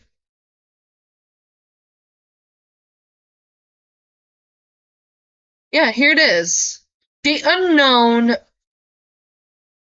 uh, a lively illustrated advertisement from what we guess it to be a magazine clipping featuring Julie-themed soda called Joy, with Frank presented alongside her. Curiously, there is no mention of what company may have created the soda on the advertisement, nor what flavor the soda could be, only that it contains sugar. Wish we could get our hands on one ourselves. From the looks of the advertisement, this was about 70s. Hang on. About us. Or, welcome home. The first episode aired on October 11th, 1969, and it broadcasted until 1974. That is the guesstimation based on what they found at the time. So you're drinking something from possibly the 60s and 70s. Don't do that. You don't know what's in there. Or if it's like long since expired. Toy box. What is this? I feel as though I have uncovered something recently incredible. My sender is always giving me the same items. It seems. I'm not ungrateful, but it always seems to be newspaper products, records, books, magazines, and the like. Every now and again, I receive something akin to my Wally telephone. But I have not received anything similar until this most recent shipment. This was inside one of the many packages I have begun unboxing. It's covered in what seems in that same mess it always is. But I actually see the product still inside. I'm going to have to take my time unearthing it, but I'm excited to begin this project in time for our next product. It looks like green cartoon foliage. Frank frankly loves bugs, doesn't he? Maybe it's a Howdy Pillar toy? I don't know what it is yet, but I have a feeling it's a children's toy considering the small plastic window. The image is below, but I'm sorry for the quality. The flash of my camera hurts my eyes. I feel like I can't leave my garage. It has been a while since I've gone outside, but I need to keep digging. I need to keep searching for what I have.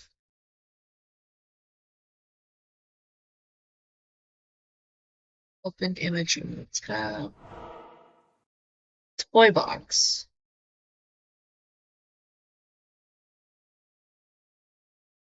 It's a whole bunch of darkness, my dude. This one's Grow a Pal Buggle.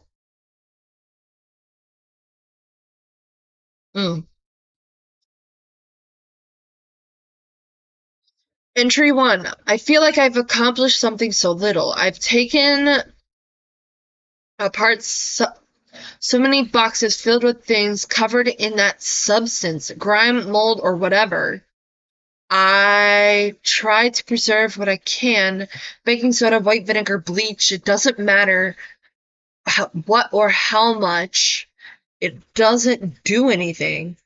The products fall apart in my hands. Everything is so brittle and discolored with old age, and any toys I find are matted with gunk. When it's paper goods, I don't have much choice but to rip pages out of the books that cannot be saved. I get nauseous seeing how much is being destroyed under my care. I'm the only thing Welcome Home has, and I can't even maintain it. Sometimes I wonder why this all showed up here. Why not leave me a note? Why not tell me anything? It's frustrating, and the longer I toil away at my work, the more I think about it. Give me a second.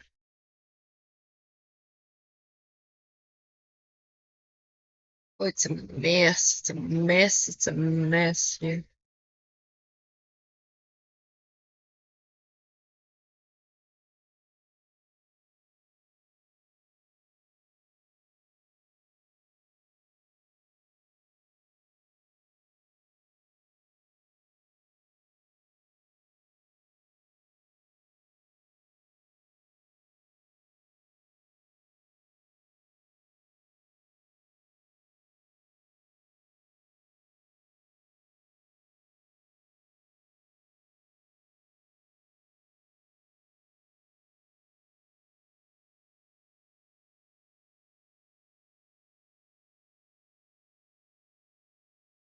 The box toy from before feels like a ray of hope, though. It's another reminder that I'm on the right path. I've managed to retrieve it from its container without too much trouble. The box is unsalvageable, but the items inside, an instruction manual, an egg-shaped toy, are brand new. The leaflet refers to this toy as part of a series of the Marlowe toy line called Grow a Pal. It was a transformation bug toy that would go through 3 stages of metamorphosis: egg, nymph, and something else. And then something else. The instruction manual also suggests there are other variations, but the version we have is a creature called the Buggle.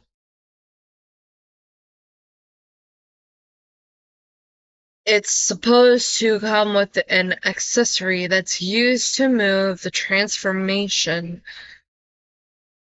process along, but I couldn't find it in its box with anything else. This is all exciting news, and my head is buzzing. I feel exhausted. I'm going to begin cataloging it tomorrow for the restoration website. I think this will be a wonderful addition to the Frankly items I've found. Entry 2. I don't know what happened. I woke up this morning and the egg was cracked open. I can't believe this happened. I left the garage last night and went to sleep in my bed for a change, but I made sure I locked the door behind me. I've checked everywhere in my home since then. Nothing was broken into or moved. But it must have been stolen. There's no other explanation. This is ridiculous, and I don't know what to do. I decided to go back to sleeping in the garage. I don't know why I ever strayed in the first place. I'll never let this happen again. I'm disgusted with myself, and I can't stop thinking about the bugle. I never even got the chance to see it for myself. I'm going to take care of this though. I have to. Entry 3. There was scratching at the garage door this morning. I remember looking up from where I was sleeping on the ground when I heard it. Whatever it was looked like a wild animal at first. The bright color stood out so much against everything else. All I could think about was how much it looked like a pet waiting to be let outside. I felt myself get up and go to the door. When I opened it, it didn't go far. It bumbled out only a few feet instead, and then it completely stayed still. It turned around to look at me, or at least I think it was looking at me. It didn't move its head or its bead eyes. How could it? But when it faced me, it stopped moving altogether. It didn't move for the rest of the day after that. Maybe it was a dream I had. I don't remember waking up, and this all feels like a blur. I only remember standing in my living room, picking it up, and holding it in my hand. I guess it doesn't matter. I found the Bugle toy. It's with me. It looks just like it does in the instruction manual. I will hold off on posting about it publicly on the restoration website for now. I need more time. I also need to find the accessory to get it to transform. The bug photo looks awful too. I know that I look at it. For a moment, I forgot how I lived. My hands feel tacky. Entry 4. This is a long one, but it says, meet your new pal, Bugle. Bugle is a mischievous little creature that loves to play. He enjoys bathing in the sunlight and running through great big fields of flowers. At the end of a busy day, you are likely to find him curled up on top of a sunflower. Marlowe's Grow a Pal instruction booklet. Tool ring. A helpful ring of tools that will help you get acquainted with your Grow a Pal friend. Let's see. Leaf. Grow closer with your leaf a pal and feed him Grow a Pal and feed him a delicious leaf. Hammer. Use a hammer to break your Grow a Pal out of his shell to welcome him to your beautiful world. Tweezers. Funky stuff. Yeah, funky stuff. Tweezers. Help your Grow a Pal along by using tweezers to pull eggshells out of his way. Then finally, when the time is right, unlock the next stage of your Grow a Pal's metamorphosis with the handy tool ring key. Okay. Metamorphosis. With your Grow Pal transformation bug toy, your friend will go through different stages of metamorphosis. Egg. Your Grow Pal comes nestled in its egg, ready to experience your world with you. Use your toy ring to break him out. Nymph. Your Grow Up Pal in its second stage of life as a nymph. This little creature is plenty cute and playful on its own, but there's still room to grow. And then, final stage. Your Grow Up Pal is almost there. Get him the rest of the way by unlocking his transformation with your tool ring key. Pull out the creature safely tucked away inside and unfurl his new body. Enjoy your darling new Grow Up Pal friend. Oh, and we don't see what it looks like here. Let's read entry 4. I decided to put all my time on the Buggle toy today. I wanted to write more, but now that it's out of its shell.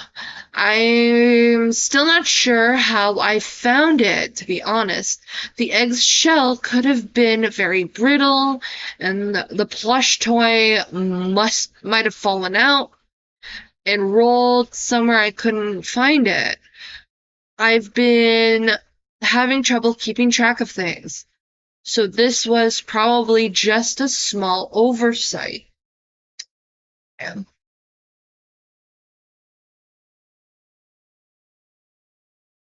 The Buggle toy is a unique piece of Welcome Home memorabilia. I wanted to revisit the instruction manual to understand how the transformation part of the toy works. The Grow a Pal is supposed to come with something called a tool ring, which you'd use to move the Buggle through its metamorphosis. The tool ring was made up of different tools, like a hammer and pliers, that children could use to pry open the egg and reach the Buggle inside. There was also a tool shaped like a leaf that would be used to pretend to feed it. The final tool on the ring is a key that would open a segment of the Buggle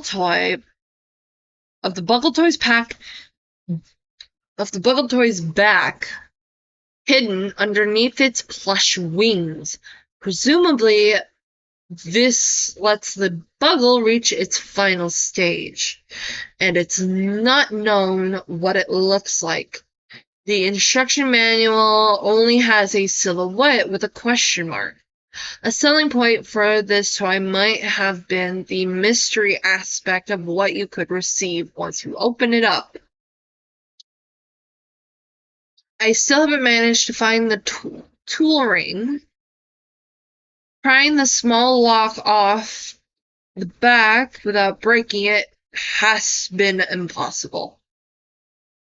I'm kind of surprised how hard it is. I don't want to mess with this toy by ripping it apart with tools just to get inside of it, though. Even if it's as small as a lock, it's in good condition, and it's one of the few products of its kind that I have. I know I'll find it eventually.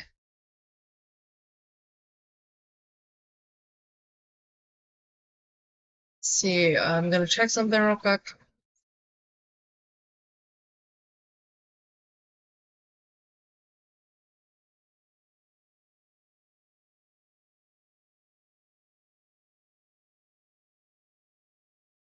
Hmm.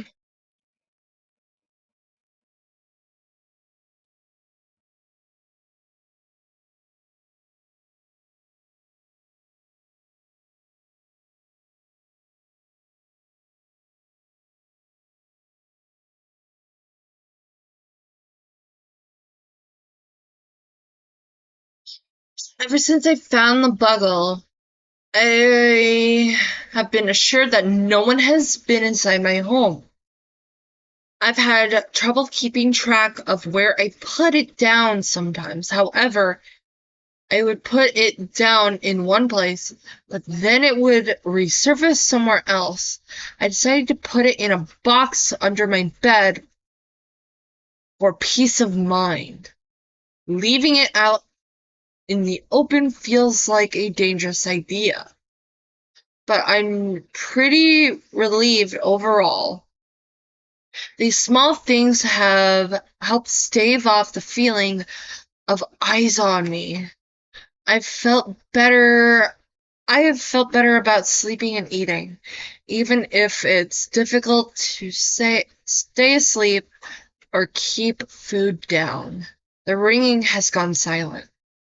Occasionally, I hear something moving around in my garage when I'm not inside. It's always scratching against the door or knocking things over. When I run to check, it goes hiding. I can't find any I can't find any signs of it being a wild animal, like pellets or holes chewed in the boxes.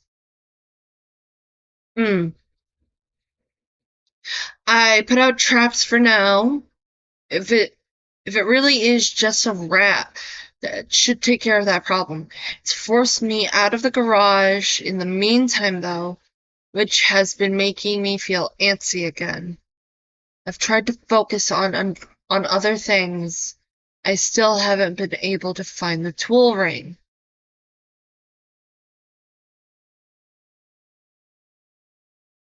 Let's see. The Buggle toy has gone missing. I don't know how long it's been lost. I've never gone this long without running into it again.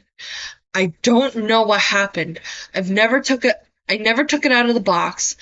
I don't even remember the last time I've seen it. I went into the garage thinking I could have put it back in, but I didn't find anything. I checked the rat trap. It went off, but nothing was caught. It's getting frustrating to stay away from my work for so long, but I'm worried that what I would do if I was bitten by a wild animal. Admittedly, I've stopped paying for insurance so I could put all my savings into my work.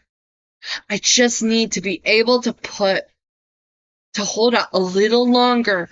It's only a matter of time before that stupid rat is caught anyway. But the Buggle, I know what I know what I don't know what to do about the Buggle. I still hear something in my garage. Oh crap. Oh, my garage are asleep.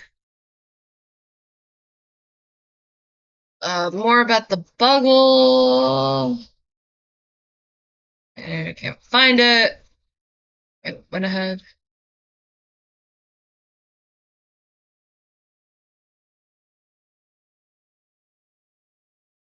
Fuck is in there? Hang on.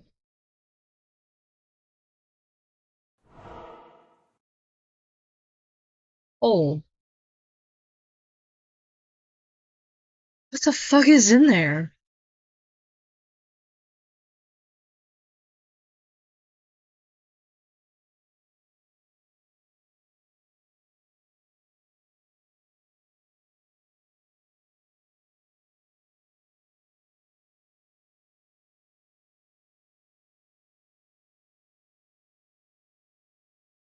I got it out. I trapped it in a box and threw it into my closet. Into the closest room I could find. I don't know what to do with it once it's in my hands. I couldn't throw it out of the house. It was too important. Wait, hang on. I went into my garage and knocked things over and did what I could to scare whatever it was inside out of its hiding spot. Then I saw it. It ran out of the box past my feet and into a mouse trap. I heard it snap and then a terrible sound. The noise made me so lightheaded that I nearly fainted. I heard it dragging the mouse trap behind it, and I saw a glimpse of something moving, of something shoving itself into a hole in the wall. I can't believe this is happening to me. I don't know how to take care of it, but I have to do something.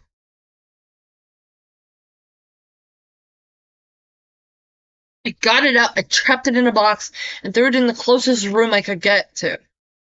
I didn't know what to do with it once it was in my hands.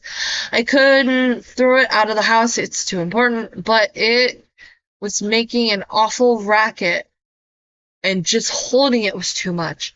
I just wanted it to stay away from me and out of my garage. Now it's living in my bathroom, trying to get out. I can hear the beaded eyes scraping against the door, the buzzing, the groaning, the suffering. I shoved towels under the door to muffle the noise, but it's so much louder now. I still can't believe it. It's not a rat, it's the puzzle. It's alive. I swear to God, it's alive. But what now? If I open the door and miss grabbing it, it could just get deeper in my house.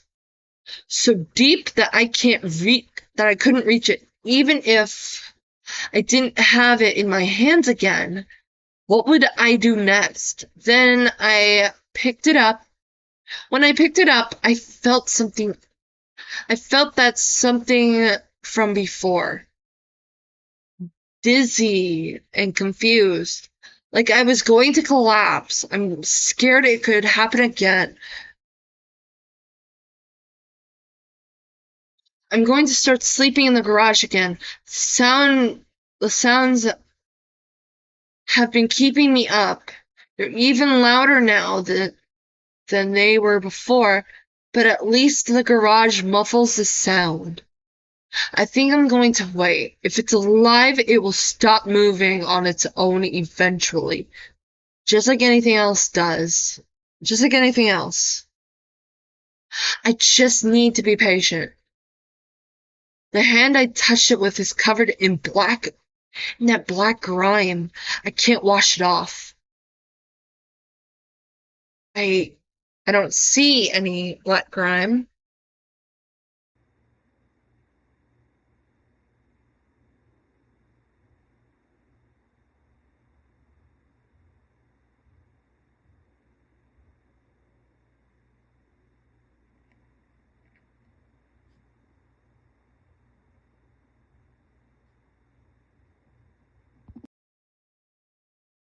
So there's like gentle thudding. I'm guessing this audio was taken from in the garage.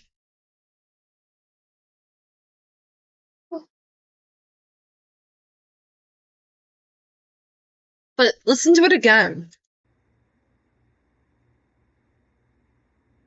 Sounds like it's like slamming itself against the door.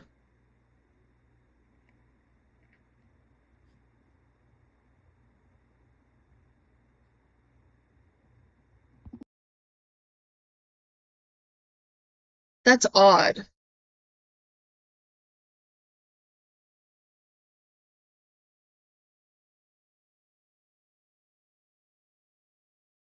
Let's see what's in this whole image.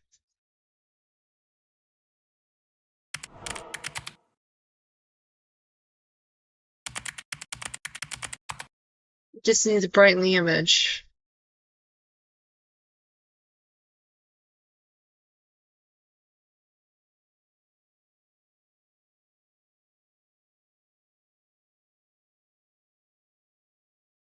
Sorry.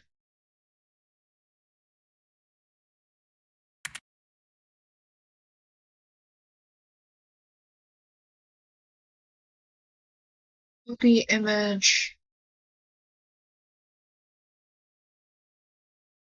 I'm learning about this for the first time, so it's interesting.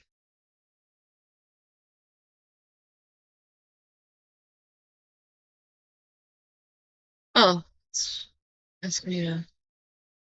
You know what? Let's download the image.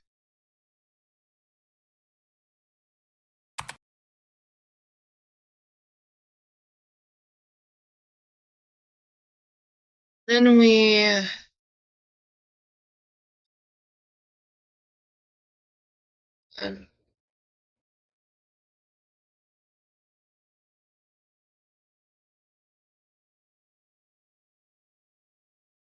go. Uploading the image.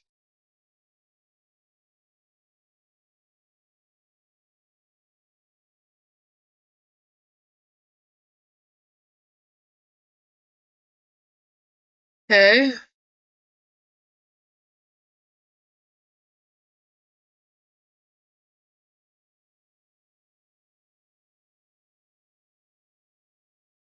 Loading. Just need to brighten the image.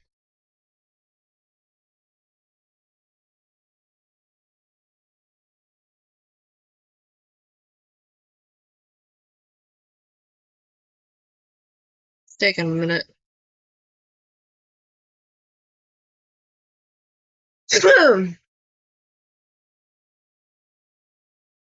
What? No.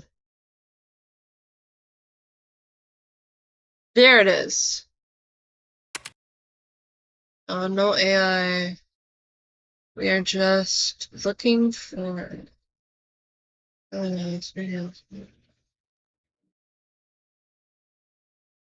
collages batch.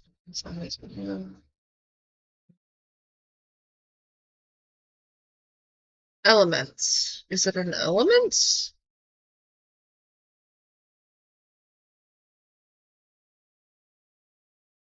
No.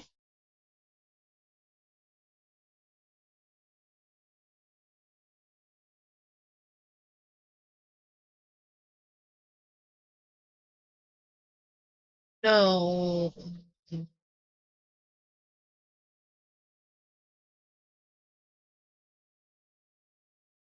No, that's not gonna work. Hang on.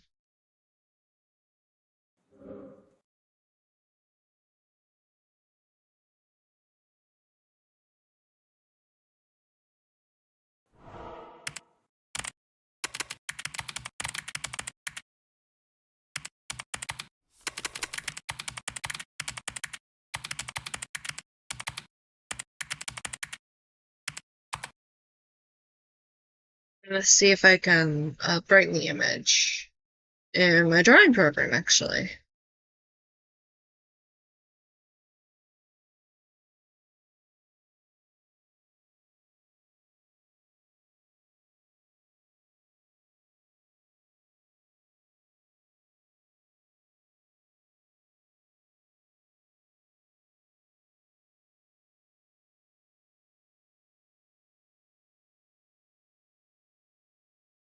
Oh, level correction.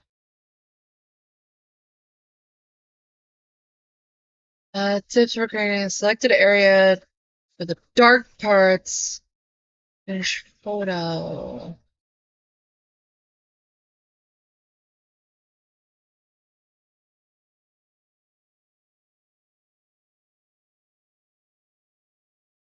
Duplicate the photo layer template. External changes. Hue saturation from tonal collection. Okay, I can do that. Oh.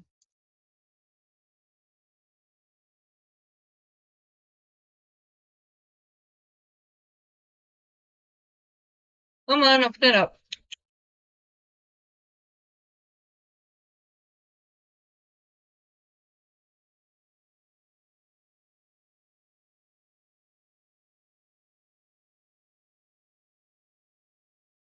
No, we're gonna have this up. Since it's giving me a hard time. Come on.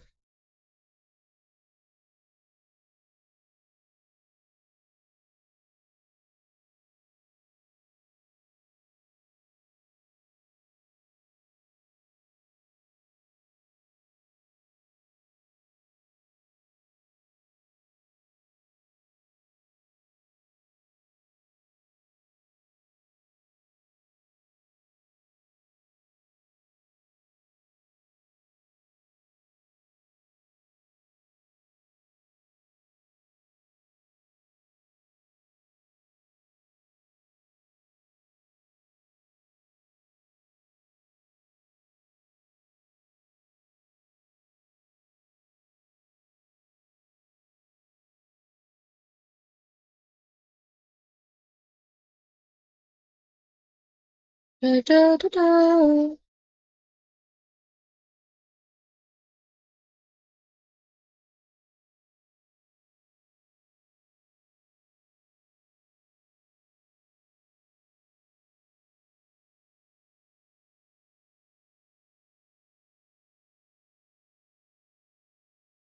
Taking a minute.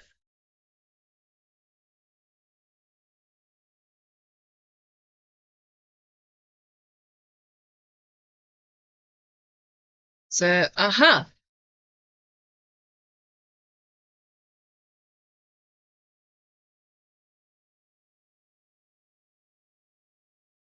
Oh.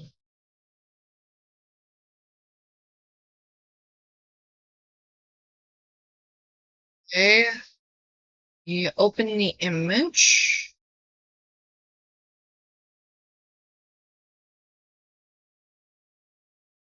Oh.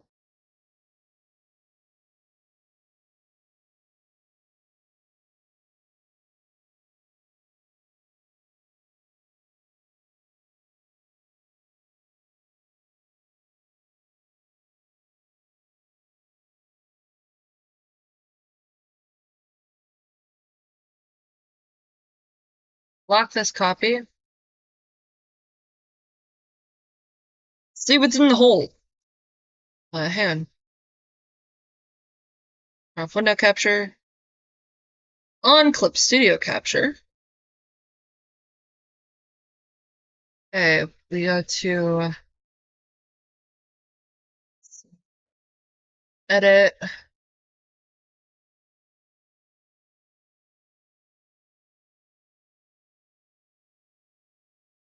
Okay, let's see what's in the hole.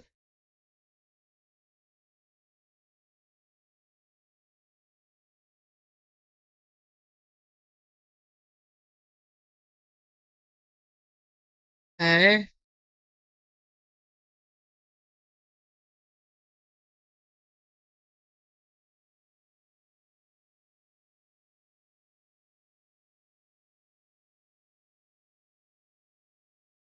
Oh my gosh, I can make out like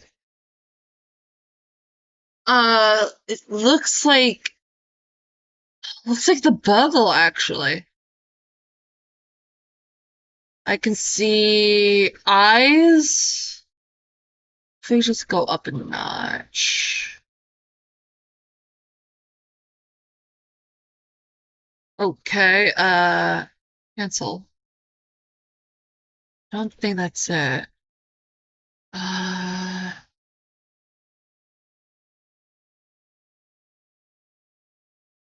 correction, brightness and contrast. Brightness.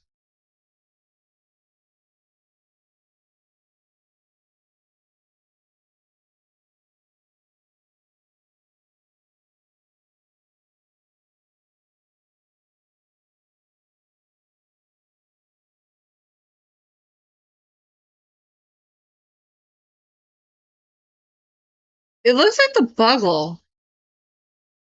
Like, hang on. Let's get back to that page. Away from prying eyes. We need to take another look at the bugle.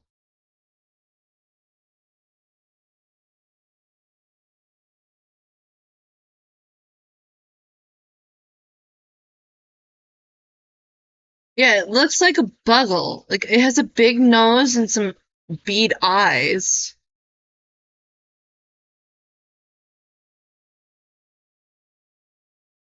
Yeah, it looks like the bugle. The bugle's in the hole. Or was in the hole. Now it's like in W's bathroom. Like screeching and crying. But yeah, that's kind of creepy. Like, I brighten the image and I just see, like, what looks like eyes and a nose. And I'm like, what the fuck? But, yeah. Well, this was an interesting update.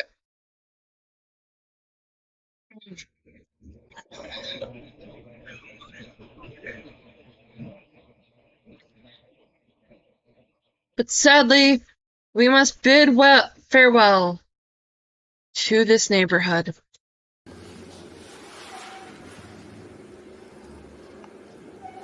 So, what we're going to do is we're going to end the stream.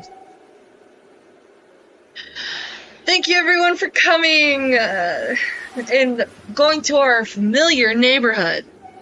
Going to our neighborhood, I guess. Our lovely neighborhood. It was all new property to me and it was pretty fun. Just a reminder for everyone who has been watching so far, I have commissions open, so if you want me to draw your favorite neighbor, go ahead and hit me up over on Ko-Fi, or if you're wanting a bit more on the spooky side, you can DM me on my Twitter, Blue Sky, or Discord. If you're in the server, and if you're not in the server, link is in my YouTube about that. And all you have to do is just answer a few questions and we'll get to you. Other than that, like, subscribe, hype,